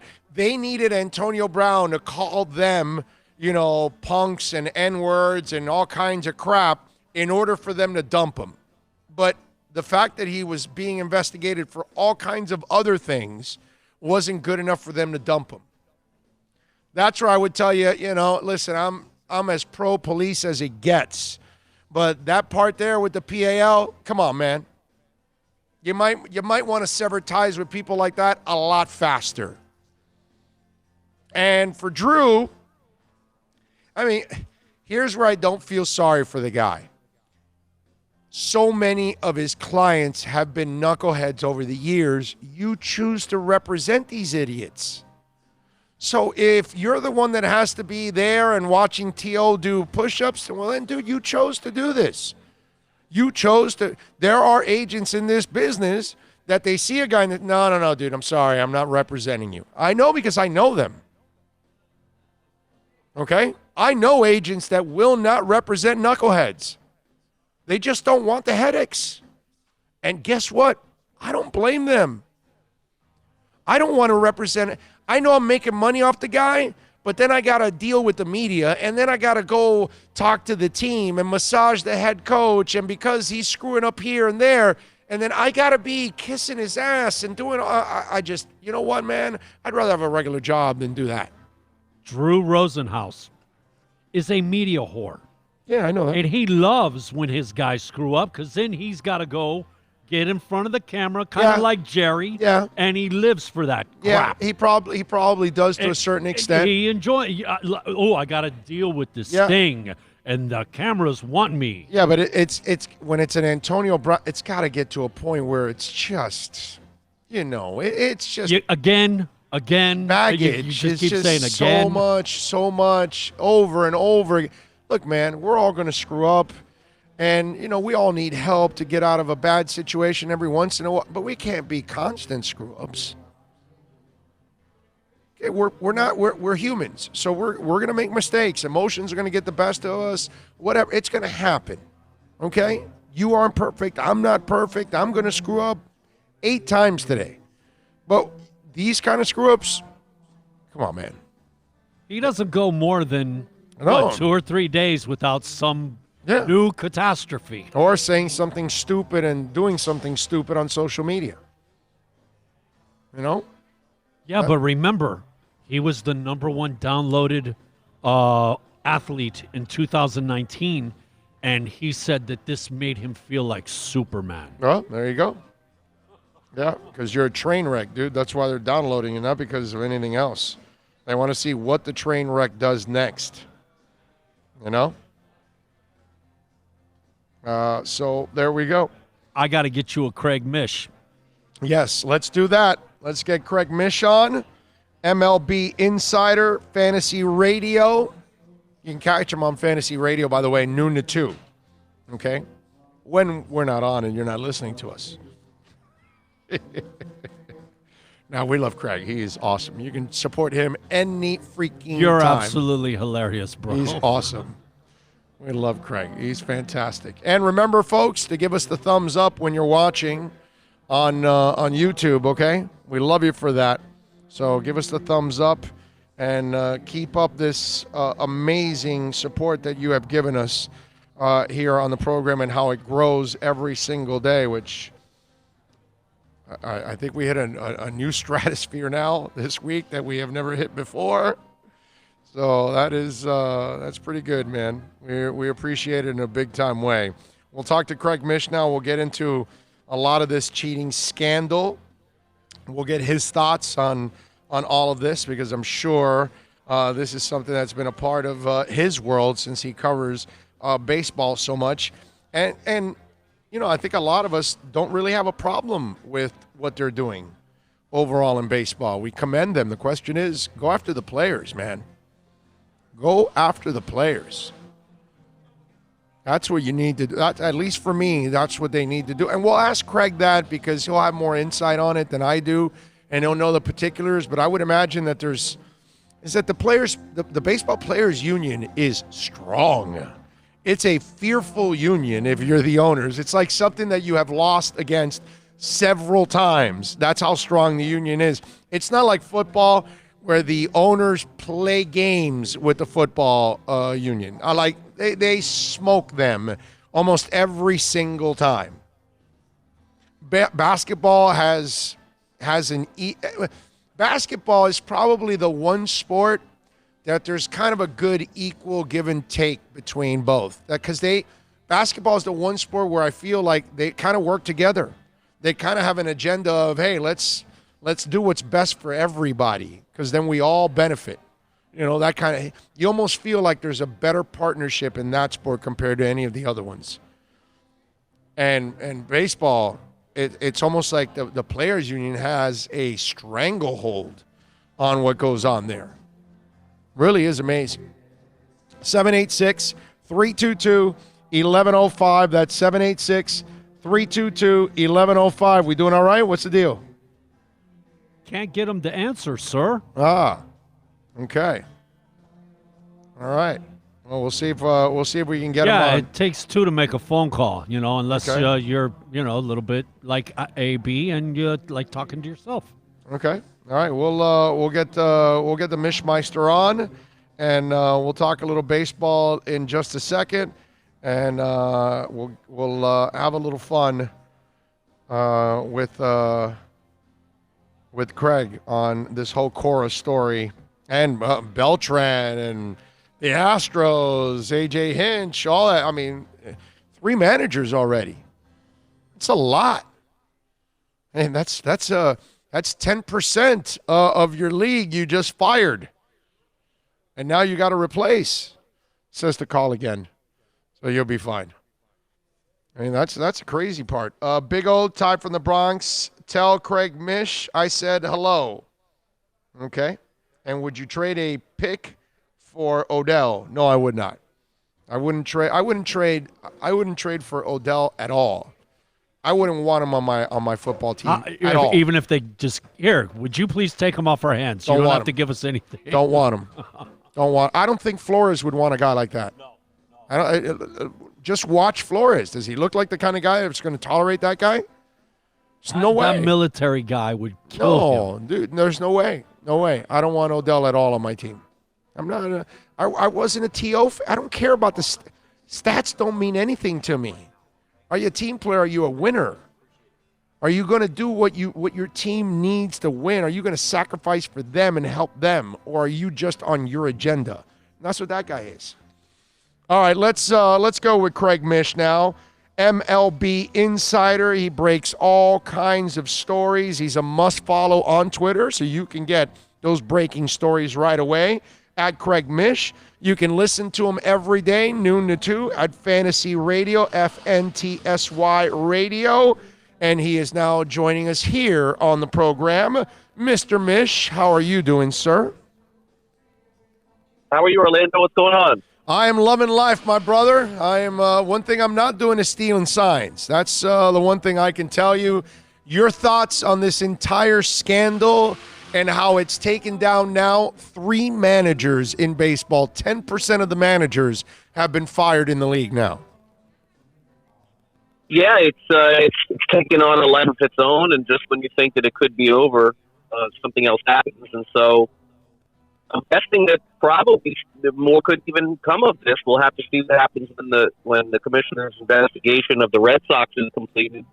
But he is a black eye for the game. No doubt about that, Orlando. At this point, you have to hope that, especially from a digital perspective, that they're able to put a stop to this forever. Because inside the lines, as we know, this is nothing new. Guys have been stealing signs and trying to get an edge. Right.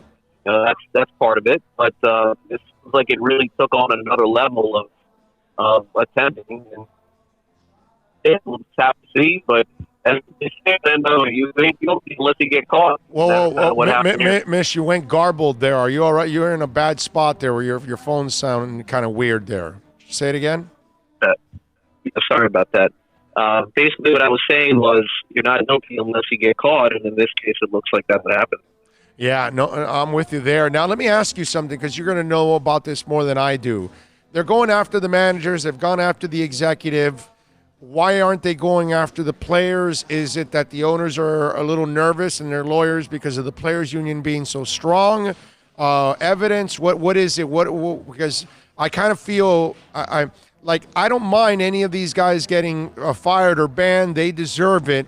But I don't like the fact that players are getting away with this. So what's next for baseball? How do they make the players pay for this?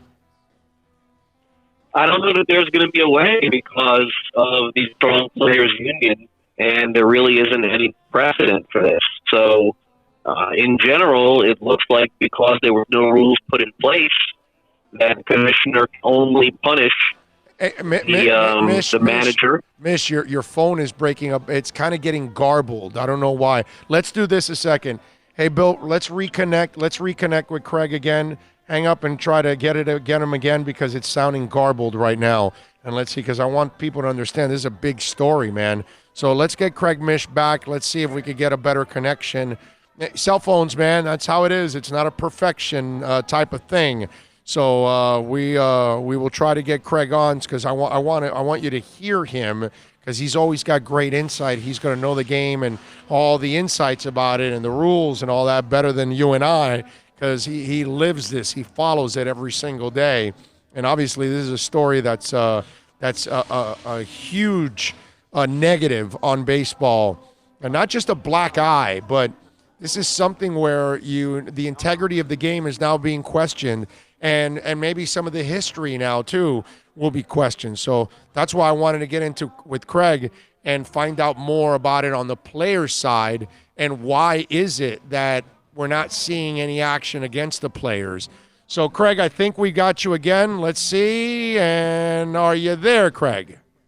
Yeah, I'm here. All I'm right. in a bad spot area, probably. Sorry about that. Okay, you sound much better now. Okay, so explain to us, why is it we don't see them going after the players, and what kind of power does the players union have that the owners are maybe, I don't know, nervous about that they can't enforce? Well, everything is done in collective bargaining, and so the commissioner doesn't have unilateral approval of anything. He has to go through this with the players, and everything has to go through the players union. So in this particular case, it looked like a couple of years ago, after they had the issue with the Boston Red Sox and the rumor of the Apple Watch, that the commissioner came down and said that in the future, if anybody ever does this, I am going to levy punishment against the leaders of the team, which were the manager and the general manager. So I don't know that he has any power beyond this. Now, that may change. The players union could get involved with the commissioner and say, hey, look, we want to help you out, and we want to take care of player punishment as well. But to this point, that hasn't happened. Could that happen? Of course. Tony Clark could meet with the commissioner, Rob Manfred, and say, hey, look, we want to go through this player by player, find out who was doing this, and suspend them too. I don't think that's out of the realm of possibility, but I don't think that Rob Manfred, Orlando, can just step in and just start suspending guys. That's why there are unions, and that's why they collective bargain over these things. All right, so then somebody needs to hold the players' union's feet to the fire and say, so you guys are going to protect the cheaters? So just because they're part of your union, you're going to stain the game because of this. I would imagine that there has to be a part of the players' union that says, hey, guys, this is a bad look for all of us, because you're basically protecting the cheaters, and you're willing to stain the game for it. I find that disturbing at all levels. Well, I mean, this is nothing different than what happened previously in the steroid era also. They protected those guys as well, and it took years and years for them to get these suspensions as high as they are now. So I don't really see this, in terms of suspension-wise, as any different. I mean, it's just basically, two conglomerates, the owners and the players. And it is, I would guess that, of course, at this point, the commissioner would want to have some sort of punishment for players. But since it wasn't collectively bargained, I don't see any way that it would happen. Eventually, they did increase the steroid suspensions from a month to 2 months to now 80 games, and you can't even play in the postseason. And that would be probably something that would have to happen also in order for this to go through. I think that inevitably this will change, but basically the way that I'm kind of understanding it is that Manfred, in his statement, I mean, I don't want to put words in his mouth, but it kind of sounded like anything that you did in the past before right now, I ain't going to look into it. But if you do it again, we're going to punish you. And so certainly that's why you saw the suspensions for Jeff Luhnow, the suspensions for AJ Hinch, the upcoming one for Alex Cora. But in terms of players, it would definitely have to be the two sides getting together and decide that this is done. Any chance they do anything with the championship? No. None? Nada? No. Impossible? No. Okay. None. Why? Well, I mean, they had to play road games too. They had a great team. I'm sure that them doing some of these things definitely helped them in some way, but it's more or less the equivalent of taking home runs away from Barry Bonds and Mark McGwire and Sammy Sosa. It's just not something that baseball has historically done. Right. You could definitely understand how most people would think that helped them win a World Series, but the Astros also had a historically good team, and again, played 81 road games as well. So would they have won the World Series had this not happened? I don't know the answer to that. Nobody knows the answer to that. So to go back and change history over something that we're not sure about is not going to be possible. Craig Mish, of course, from Fantasy Baseball, FNTSY Radio. You can follow it on Twitter. You can follow him on Twitter at Craig Mish, of course, always breaking all kinds of MLB news. All right, so if they can't go after the title, if they're not going to go after the players, what's the next step here? What is baseball trying to do here now? Are they trying to find more pieces to all of this, or have they stopped? That's the only way that I could see any kind of player punishment coming, is if they find things that we have not discussed yet.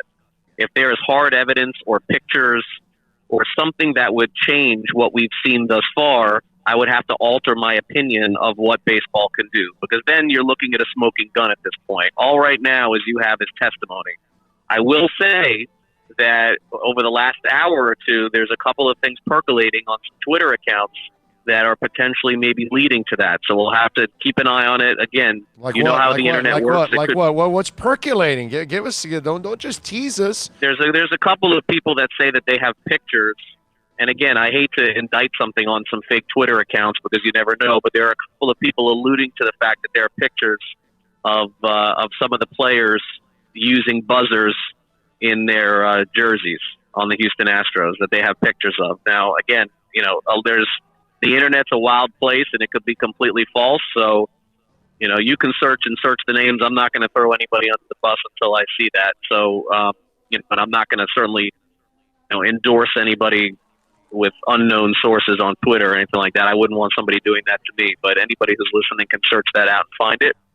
If that ended up being true, then we have something completely new, and we would have to look into it, especially if MLB decides to investigate it. But beyond that, I think that teams are just going to be petrified of doing any kind of cheating in the future.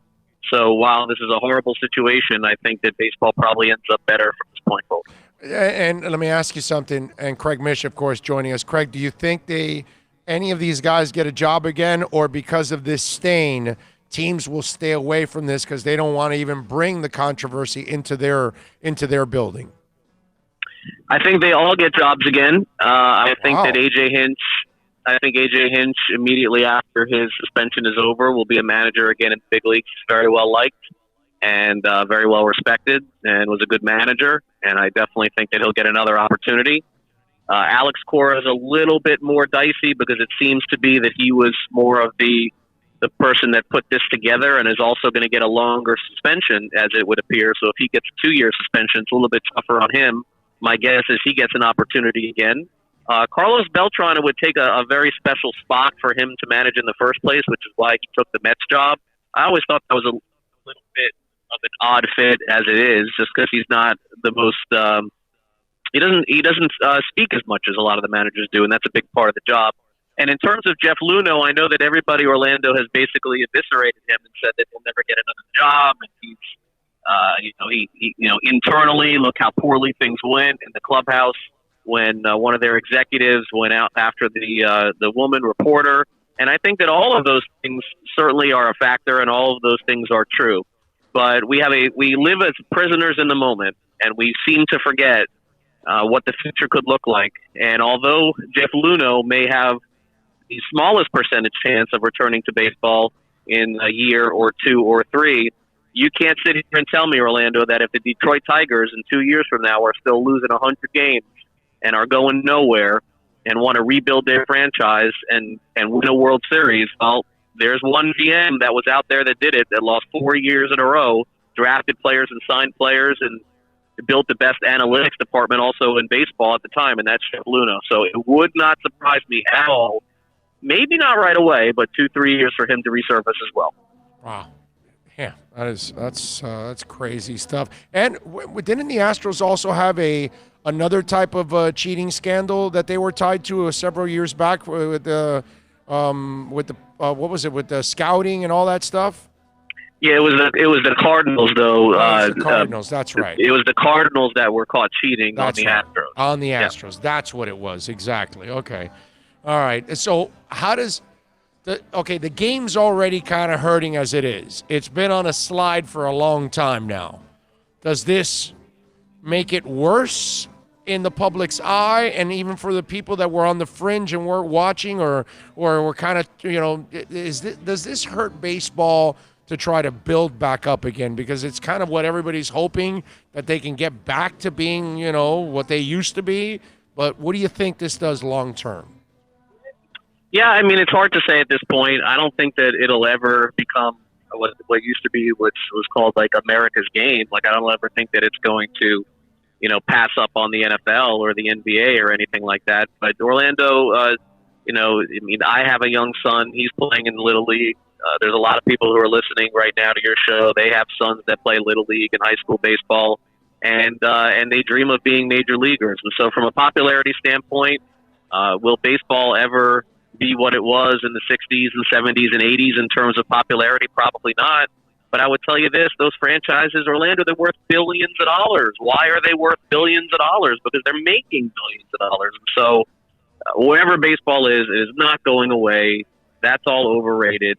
Will never be as popular again, I don't think, as the NFL and obviously the NBA.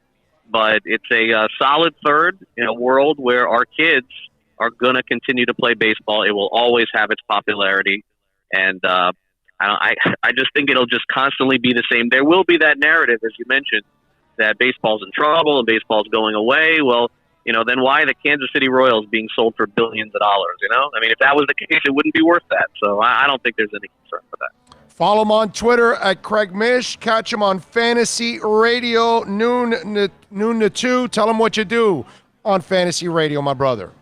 Yeah, well, right now we're at the end of the NFL, so we talk about the playoffs, of course, but we really are starting to get ahead in the fantasy baseball season. And we had Lorenzo Cain on the show earlier this week. You can catch that on demand over on FantasySportsNetwork.com. You can listen live on iHeartRadio as well as TuneIn and wherever you hear podcasts, Stitcher, and everywhere else. It's an honor always to be on with you, Orlando. Thank you so much for having me. You are the best, Craig. Thank you, my brother. Always appreciate it. All right, have a great day. Sorry for the phone issue there. Oh, come on, bro. No problem. It's cell phones. It happens, my man. You be good, man. Thank you, as always. Okay, thank you. You got it. Much love, as always, for Craig Mish. Thank you for joining us and giving us some insight on that.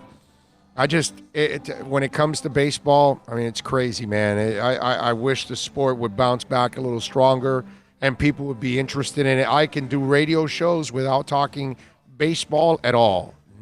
Very few care about it. Just doesn't drive talk at all. It's got to be a controversial thing. George Richards is going to join us now. We're going to talk a little Panthers with George Richards, and we'll get him on now, and we'll talk about the Cats as they get ready for the Kings tonight. I got to ask him about Gerard Gallant. Here's a guy that's been covering hockey for a long, long time, okay? And he knows all the ins and outs on what's going on with these teams. So we'll talk about the Cats, and we'll talk. I got to ask him about Gerard Gallant, who, I mean, he he took the Panthers to, I think points-wise actually was their best season. It's not their best season overall because they didn't get to the Stanley Cup Finals like they did in the mid-'90s. But a great season, and then he ends up getting fired. Now he takes another team, goes all the way to the Stanley Cup, and now 2 years later he's fired. It's really, really weird. So tonight the Panthers will host the Kings at the BB&T Center with their 53 points. They're in the 10th spot of the conference. 7 o'clock face-off at the BB&T Center. George Richards, he works for The Athletic. You can follow him on Twitter at George Richards. And what do we got? Nothing yet? All right, we're going to try to get in contact with George and see if we could get him on as we work on it. See if we can talk to him. So we'll see if we get in contact with George there, and talk a little Panthers, and talk a little Panthers, talk a little Gallant, And that the question really is: are the Panthers now? Is there more justification to what happened? Right? Because clearly he wears out his welcome with a quickness. Go ahead now. So, yeah, that's what I would tell you. There's something going on with that dude.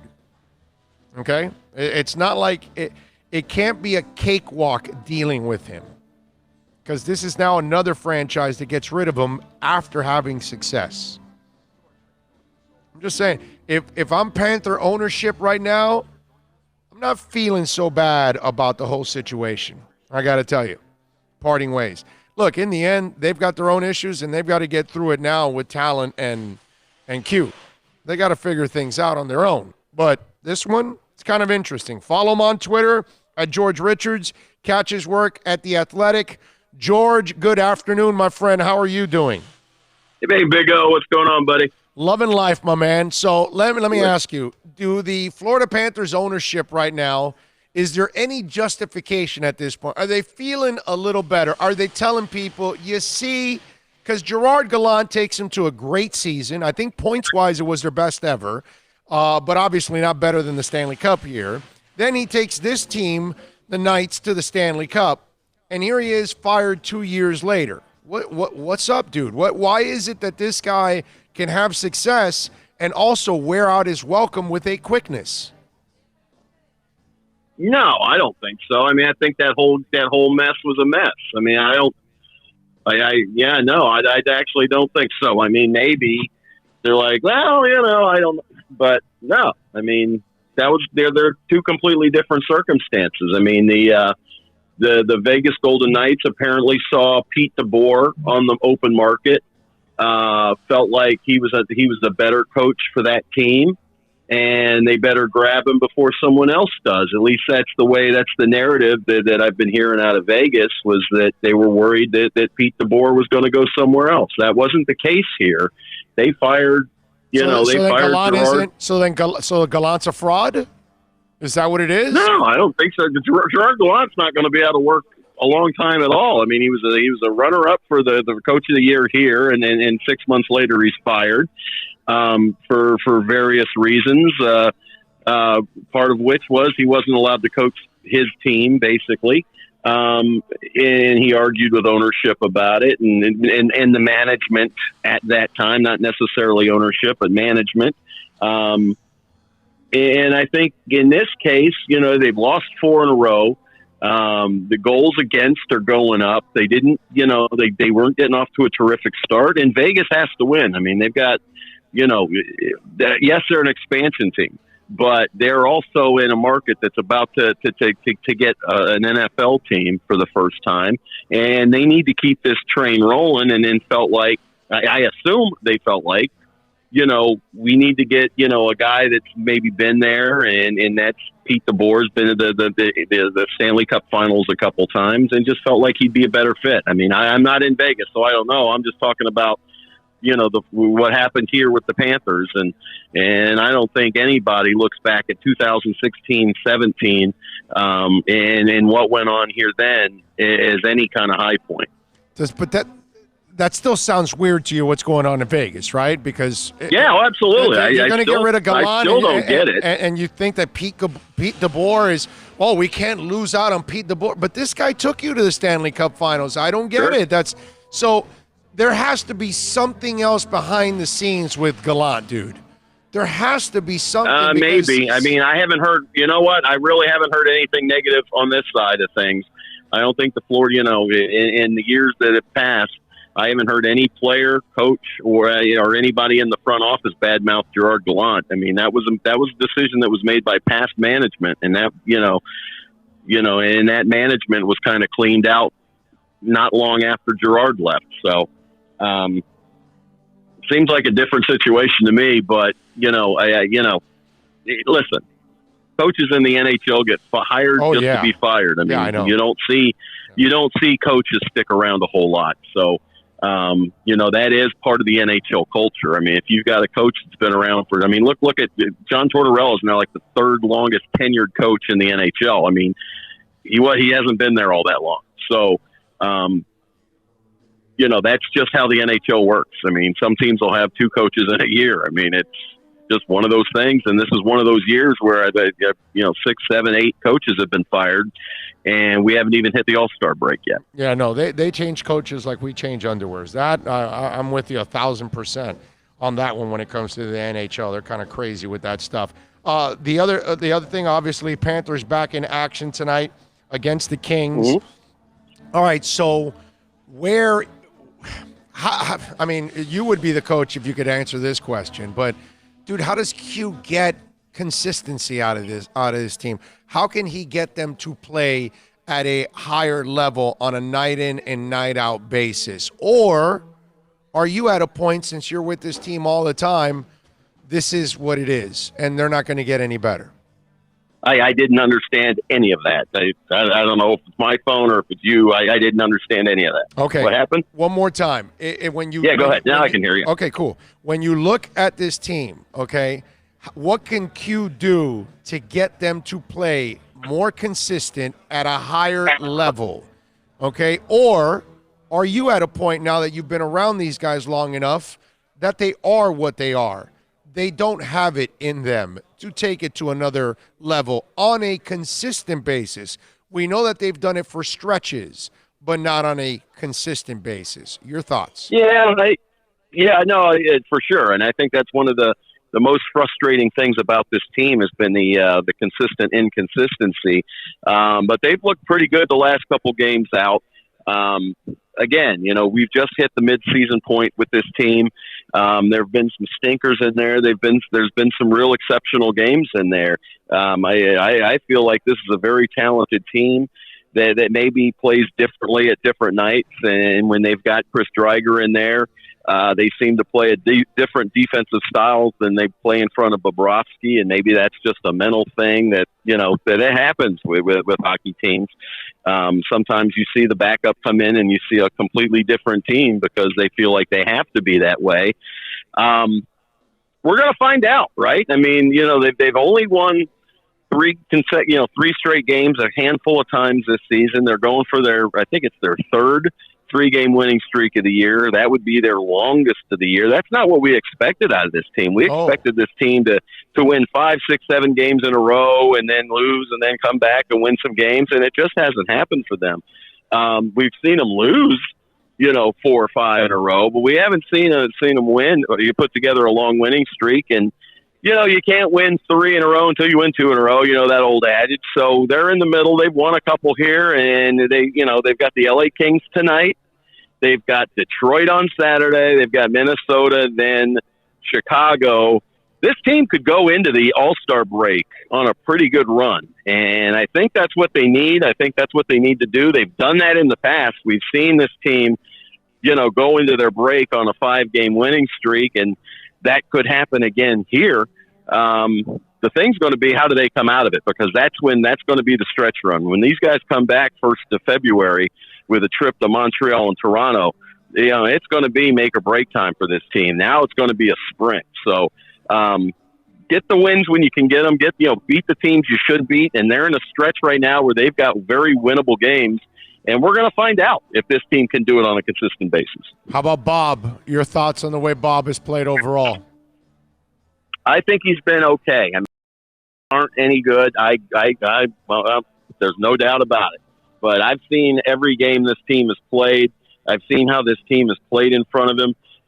He has made, at times, spectacular saves, and at times he's let in some real bad ones. And that's just the nature of goaltending. Yeah, but they're not. But George, they're not. But he's got a $10 million contract, right. And you expect 94% save percentage. I know. No, trust me, I know, and he knows that. So, listen, it's been an adjustment period for him. This is a completely different team in front of him than he's used to, and again, we're past the midway point. Things have to change, and I think Bob has been his best in February and March, and he has carried his teams to the playoffs on his back. If he does that again, I don't think anybody will remember what his stats were, in the middle of January. Well, we played the soundbite a couple weeks ago. Dale Talon was in the booth with Goldie, and I was just cheering, going crazy because I loved what he had to say finally. Because I've been saying it for a while now that the rubbers hit the road already. You either crap or get off the pot. It's time to break this team up at the end of the year. If it's another weak ass year, even if they just get in the playoffs and get bounced in the first round, you need to take a hard, long look at this team. And Dale Talon finally said, "Hey, if some of these guys don't step up, they won't be here." And I think that's what we're headed to, because I'm almost at the point, George, that I'm convinced these guys don't have it. They don't have dog in them. They can flash it every once in a while. I don't know I don't know how I'm going to change your mind. I mean, after Dale says that, they go out and they score 5 goals in the second period. So that don't mean anything. And they get a blowout win. They don't. Dude, that doesn't mean anything to me, because you got to do it like we just said, on a consistent basis. Go on a run, bro. Play really good hockey for long stretches of time. Don't play good hockey for a short stretch, then bad hockey for a short stretch. Good hockey for a short stretch, bad hockey. That's what they do. That's what they've been. And the goalie has been mediocre. You're paying him to be exceptional, and you said okay. Okay sucks. I don't want to hear okay from Bob. Bob needs to be exceptional. And what I loved that Talon said is, bro, it's time for them to step up or get the hell out. And I think that's what this team needs. If they don't get it done, you agree? They need to shake it up in a big-time way. And they probably will, but that is months and months. That's months away. I know. Like I said, we're still in January, man. They've got plenty of time to do exactly what they need to do. They do need a 5, 6, 7 game winning streak, and they're very capable of doing that. Whether they do so or not, we'll find out. And the repercussions if they don't, we'll see what those are. And I do think that there is a lot of internal pressure on this team, because that's why they went out and they spent to the cap. That's why they went out and they got all these players, most of whom have lived up to their contracts. And Bob was the thing. Listen, last year, all anybody said, if we had decent goaltending, we'd be a playoff team. And they went out and they got the best goaltender that was available. Overpaid for him, probably. Did they give him too many years? Sure. But that's what they decided was okay. They were fine with it. It's not my money. It's not your money. That's their money. That's what they decided to do. Now, what happens after this year, we're going to find out when it happens, because we don't know what's going to happen. I mean, we could have this conversation in 1996 and, geez, this team just doesn't have anything, and then all of a sudden they're in the Stanley Cup Finals. Right. Hockey's crazy, man. Hockey is nuts. We're going to find out about this team as we go on in the next couple months and see exactly what they've got. And if it isn't up to par, I do believe you're right. I think we are going to see some changes in the offseason. Okay, now here's the other problem I have with this, George. What we're asking them to do, they've already what have they played now? They have played 34, 45 games now. So you're telling me that after 45 games, we're expecting an attitude change, that all of a sudden They couldn't play like dogs all year. They're all of a sudden now going to be the junkyard dogs that we need night in and night out. That all of a sudden they're going to flip that switch and go from inconsistent to consistent. I have a problem believing that can happen. You tell me. I don't know. I mean, I don't, because they play a different style. I mean, I don't even know if there is a junkyard dog in the NHL anymore because everybody plays 6-5 hockey now. So you're going to have a lot of games where goalies are going to give up 4 goals, and you're going to be fine with it because you scored 6 or 7. So, oh yeah, but wait, that hockey does not fly in the playoffs. Yeah, no, but George, Yeah, I'm not talking about like you're literally taking the junkyard dog. I'm just saying that you bring it night in and night out, whether you had to shut somebody down or whether you had to outscore them 8-7. I don't care if it was a 1-0 game or 8-7. You adjusted and you won the game however you want it. What I mean is win more often, win more consistently. Like you talked about 5-7 game winning streak, fine. Lose 1 or 2 and then get another 4-5 game winning. That's what I want to see from this team so I can be convinced that when they walk into the playoffs, they have the kind of toughness that will get you through an entire series because you're going to play the beautiful game where everything goes well, but you need to win that ugly game where everything went wrong, by the way.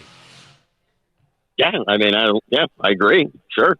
What do you want me to say, man? I mean, we got 40 games left, but yeah, we're going to find out if we can do it. I don't know. All right. I mean, I don't know. Yeah, I mean, I love your hot take, but I mean, until we see, I don't know what you want me to say, bro. Okay. Yes, they need to win some games. And we'll see if they can. That's what I'm asking you. That's what I'm asking you. There will be changes. Yeah, I mean. But what I'm asking you is you're around them. Do they have the DNA you feel to do it? Because they've got guys on this team who have won. Now, here's the thing, Big O. They've got guys on this team who are still trying to figure this thing. The core guys, right, have been to the playoffs for a grand total of 6 games. So you've got guys that are trying to learn how to do exactly that on the fly, and they're getting to the point in their careers where it's put up or shut up. And we're going to find out if they've got that intestinal fortitude and are able to do it. But to say can they, won't they? I don't know, because we're gonna definitely find out in the coming weeks and months, and we'll see where it goes from there. All right, final question for George Richards from The Athletic. Here we go. Do you think there's any regrets in that front office right now on behalf of the ownership group and even Dale Talon? While all these young cats, they're talented, do you think there's any regrets? I know that they were smart in paying them early because they got, some breaks there on the salary. But you paid them without actually them being, proving it, that they have that they can take you over the top. This young core that you sign to long-term contracts has not proven to be great. There are some individual things like Barkov and Trocheck and stuff like that. But as a team paying all these cats, it has not paid off for them. Do you think there's some regrets in that front office about paying all these guys ahead of time when they really had not proven jack? Well, I think there probably is a little bit. I think when you look at signing and the 2 you're looking at, you're not looking at Trocheck is making a comparable salary to what he should be. You're actually getting a huge bargain on Barkov and Huberdeau because those 2 guys are getting paid just under $6 million for their production. They're a steal, especially when you look at what guys like Panarin and all those are making. So they're probably getting paid at about 50-55 cents on the dollar. So you're stealing that. The 2 you're looking at is Mike Matheson and Aaron Ekblad getting those 8-year deals, 2 years in the league. And I know a lot of GMs around the league weren't real happy with the Panthers because that set a market. Because other young defensemen were like, well, I've been in the league 2 years, 3 years. I want that. And GMs have to say, well, that doesn't happen. Well, it did in Florida. So is there regret? I don't know. Aaron Ekblad is turning into one of the better defensemen around. I'm not going to call him elite, but I think he's a pretty good 1-2 centerman. He is at a nice cap hit. When I say nice, I mean nice for him. But, he is part of that team. He's a big part of that team. And I think Aaron Ekblad is, is fine. I mean, you got to pay your top defenseman what you pay. Mike Matheson, they jumped the gun a little bit, although at the time there were a lot of people saying Mike Matheson is better than Aaron Ekblad, and if you've already given Ekblad 8 years, you might as well lock this guy up too.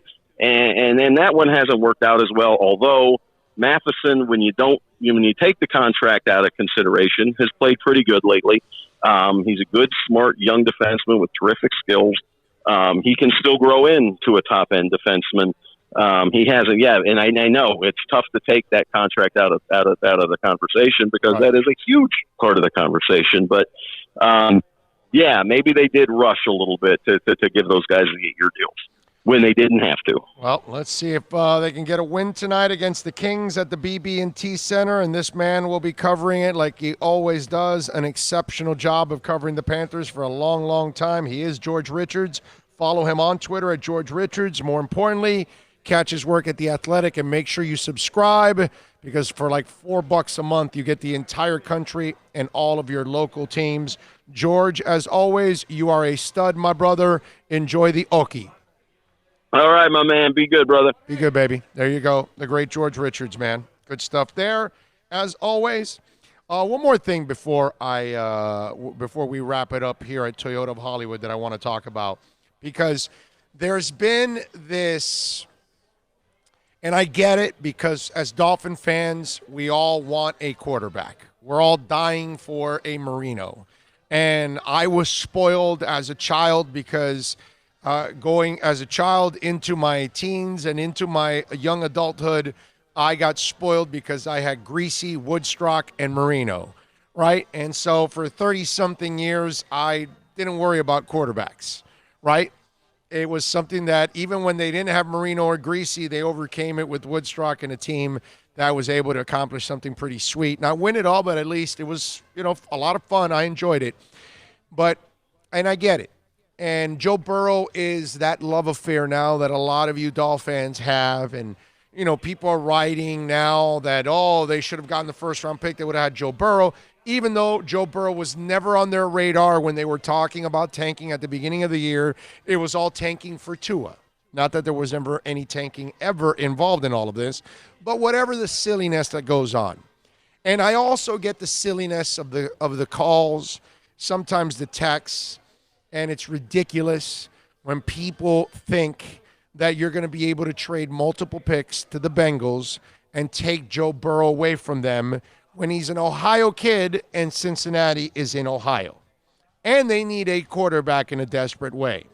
So I wanted to share a little story with you because the Bengals, who are on the clock now, have already put out some stuff. It says he definitely checks a lot of boxes early on in the evaluation process. That's quarterback coach Alex Van Pelt of the Cincinnati Bengals. He obviously looks like a very intriguing guy, okay? They don't know right now at the moment if he'll show up at Senior Bowl next week, which we're hoping that he does. But Callahan described the Heisman winner as advertised. He's got natural pocket feel. He feels it, Callahan says. It seems like he never takes his eyes off the field. He extends the play really, really well. He's a lot faster than you might assume. When you see him running away from those SEC guys, he's got incredible upfield accuracy. The ball hardly ever hits the ground in a game, which is rare, and he just naturally puts the ball in places where those guys can make plays. Okay? He threw 60 touchdowns this year, 6 interceptions, and the Bengals, as you know, have noticed all of this since they had 18 touchdowns and 16 interceptions this year from their quarterbacks. We got a lot of similarities with their pass game. A lot of NFL offenses do, Callahan said of LSU. He ran a lot of elements of what they did in New Orleans, getting guys in space, getting people in matchups. You see a lot of pro passing concepts in their offense, and they did a really good job. But they are things that you see around the league. It's all things that fit very well with what we do and a lot of people do. There you go. So the Bengals are already bragging about him. Now, you could say, well, maybe they're selling him so somebody moves up to buy him. We'll see. Or maybe they want to sucker somebody like Ditka got suckered for Ricky Williams. I don't know. But I do know this. The Dolphins aren't getting him at number 5. The Bengals are not going to give up that pick and that player. Okay? Not for 1, not for 2, not for 3 first-rounders. And I got to tell you something. I think it would be incredibly stupid of the Dolphins to trade a house to move up 4 spots to take a guy that's a 1-year wonder, and you just don't know. Yeah, he looks great. It might hey, RG3 looked great his first year in the NFL too. And then everything went awry, and he wasn't the guy ever again. It's not the first time. What's his name? Anderson from the Browns. That guy lit it up. Browns gave him a contract, and that's it.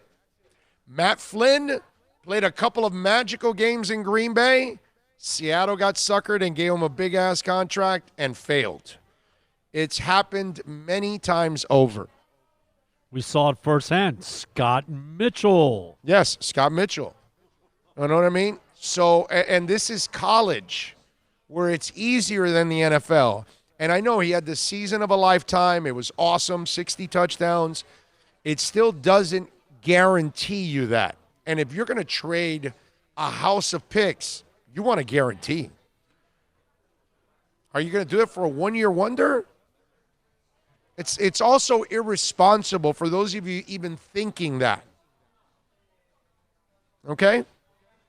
I got to tell you something. Instead of trading all those picks, even though I'm not a fan of taking them at 5 because of the injury, I'd rather you take 2 at 5 and then go take another project quarterback in the 2nd and 3rd rounds. 1, not 2 in the 2nd, 1 in the 2nd, 1 in the 3rd. I mean, 1 either in the 2nd or 3rd. That's what I would do. Okay? I'm not a fan of drafting Tua early because I don't think he's going to stay healthy. But if you take another quarterback because you got 14 picks, then I like it. I got no problem with it. I'm good. You take a Nate Stanley. You take the Princeton kid like Kevin Davidson that I like now. You know, something like that. Okay. Guy you can work with, I understand. You get Jordan Love in the 2nd round, I understand. Now, Jordan also may be a 1st round. I got to watch him this week. That is one guy that I am really excited about watching at the Senior Bowl. It's going to be a lot of fun. When do you pick Herbert? I'm not taking Herbert. I'm not Still even. not. No. I mean, if you take him at 20-something, that pick, fine. I get it. He's got all the goods and all that stuff, and he looks the part. You want to take him, go ahead. But I wouldn't take him at 5. No. No, but some teams may. Hey, that's why you want to do that? Because, look, my Bears traded a whole bunch to move one stinking spot, and look what they got. For a 1-year wonder. And for a 1-year wonder. Houston traded up to get Watson. Yeah, but that's not a 1-year wonder. Patrick Mahomes went behind him. Yeah. And Pat wasn't a 1-year wonder. He was actually a project. It wasn't like, there was still some question marks. He sat the 1 year. Yeah. But Watson was a badass. Right. Oh, well, you were trading for a proven badass. You know what I'm saying? That's different. Yeah, that cat had the it quality. You know what I'm saying? Because I loved him coming out of school. What? He was the one guy that you would look, and sometimes there were some passes that would go awry, but he has this quality about him, bro, that when the lights are on, he's just a stud, and you can't teach that. You cannot teach what Deshaun Watson has in him. No. You either have it or you don't, man. Like that in college. But you look back a few years before that, Vince Young was a beast. System. That was the thing. And you know what? But a winner. Yeah, no, but make plays. Now in hindsight, if you look around the NFL, you should have done what they did with Lamar with Vince Young. You should have gone all out and build the offense, make the catered around. Make it the routes that he can throw. Don't make it complicated. All of that stuff that they're doing for Lamar. Well, Lamar's not throwing the whole route tree or anything. He's only throwing a couple of routes. They're keeping it nice and simple. Why would for they him. make it difficult for him? They can't. The Wonderlic score was like 0, right? I don't know I don't know what it was, but I know that I know that the one thing for him is that he's not a guy that right now is a exceptional passer. He's not a guy that has that kind of understanding or effectiveness. So you don't want to put him in that position. That's what they did this year. Oh, I was talking as much about, as possible. I was not talking about Lamar. I was talking about Vince Young's. Oh yeah, score was he low. did. Yes, he had and a like terrible. you said, making it difficult. Yes. Why would you do that to No, that you guy? can't do it with Vince. Come on. But nowadays, with what the Ravens did, that would have been what you had to do with Vince Young in hindsight. Okay. But it takes balls to change your whole offense Yeah. and do what that quarterback is limited to doing. Because make no mistake, okay? Lamar runs this offense because he is limited. He cannot be a real pocket passer. He cannot live in the pocket. He can't play Brady's game and Breeze's game. He can't play Russell Wilson. Cannot. Okay? So that's why you do this. That's what they could have done with Vince Young in hindsight. And who knows, somebody will do it with another guy, maybe. But I think if you do it, you have to understand you have limitations. And once they figure you out like they did with him, and you can bail him out with the arm, you're toast. His inability to get out, to have the luxury of getting outside the corner and keeping him in the pocket, destroyed that whole offense. Mm-hmm. So now, mind you, Ingram being hurt obviously is a pretty big hit, okay? Yep. But nonetheless, to shut down the guy that had 36 touchdowns and only 6 interceptions and make him look inept the way they did, yeah, man, you're limited, bud. So closing it out, I got to tell you, for those of you that are thinking Burrow, just stop already with the silliness. The Bengals are in love with the guy. You're not going to get him. Stop wasting time. Stop doing the fantasy and the stupid hypotheticals that you guys like to play during the draft. It's just ridiculous. Let's play the reality game, and we'll be just fine.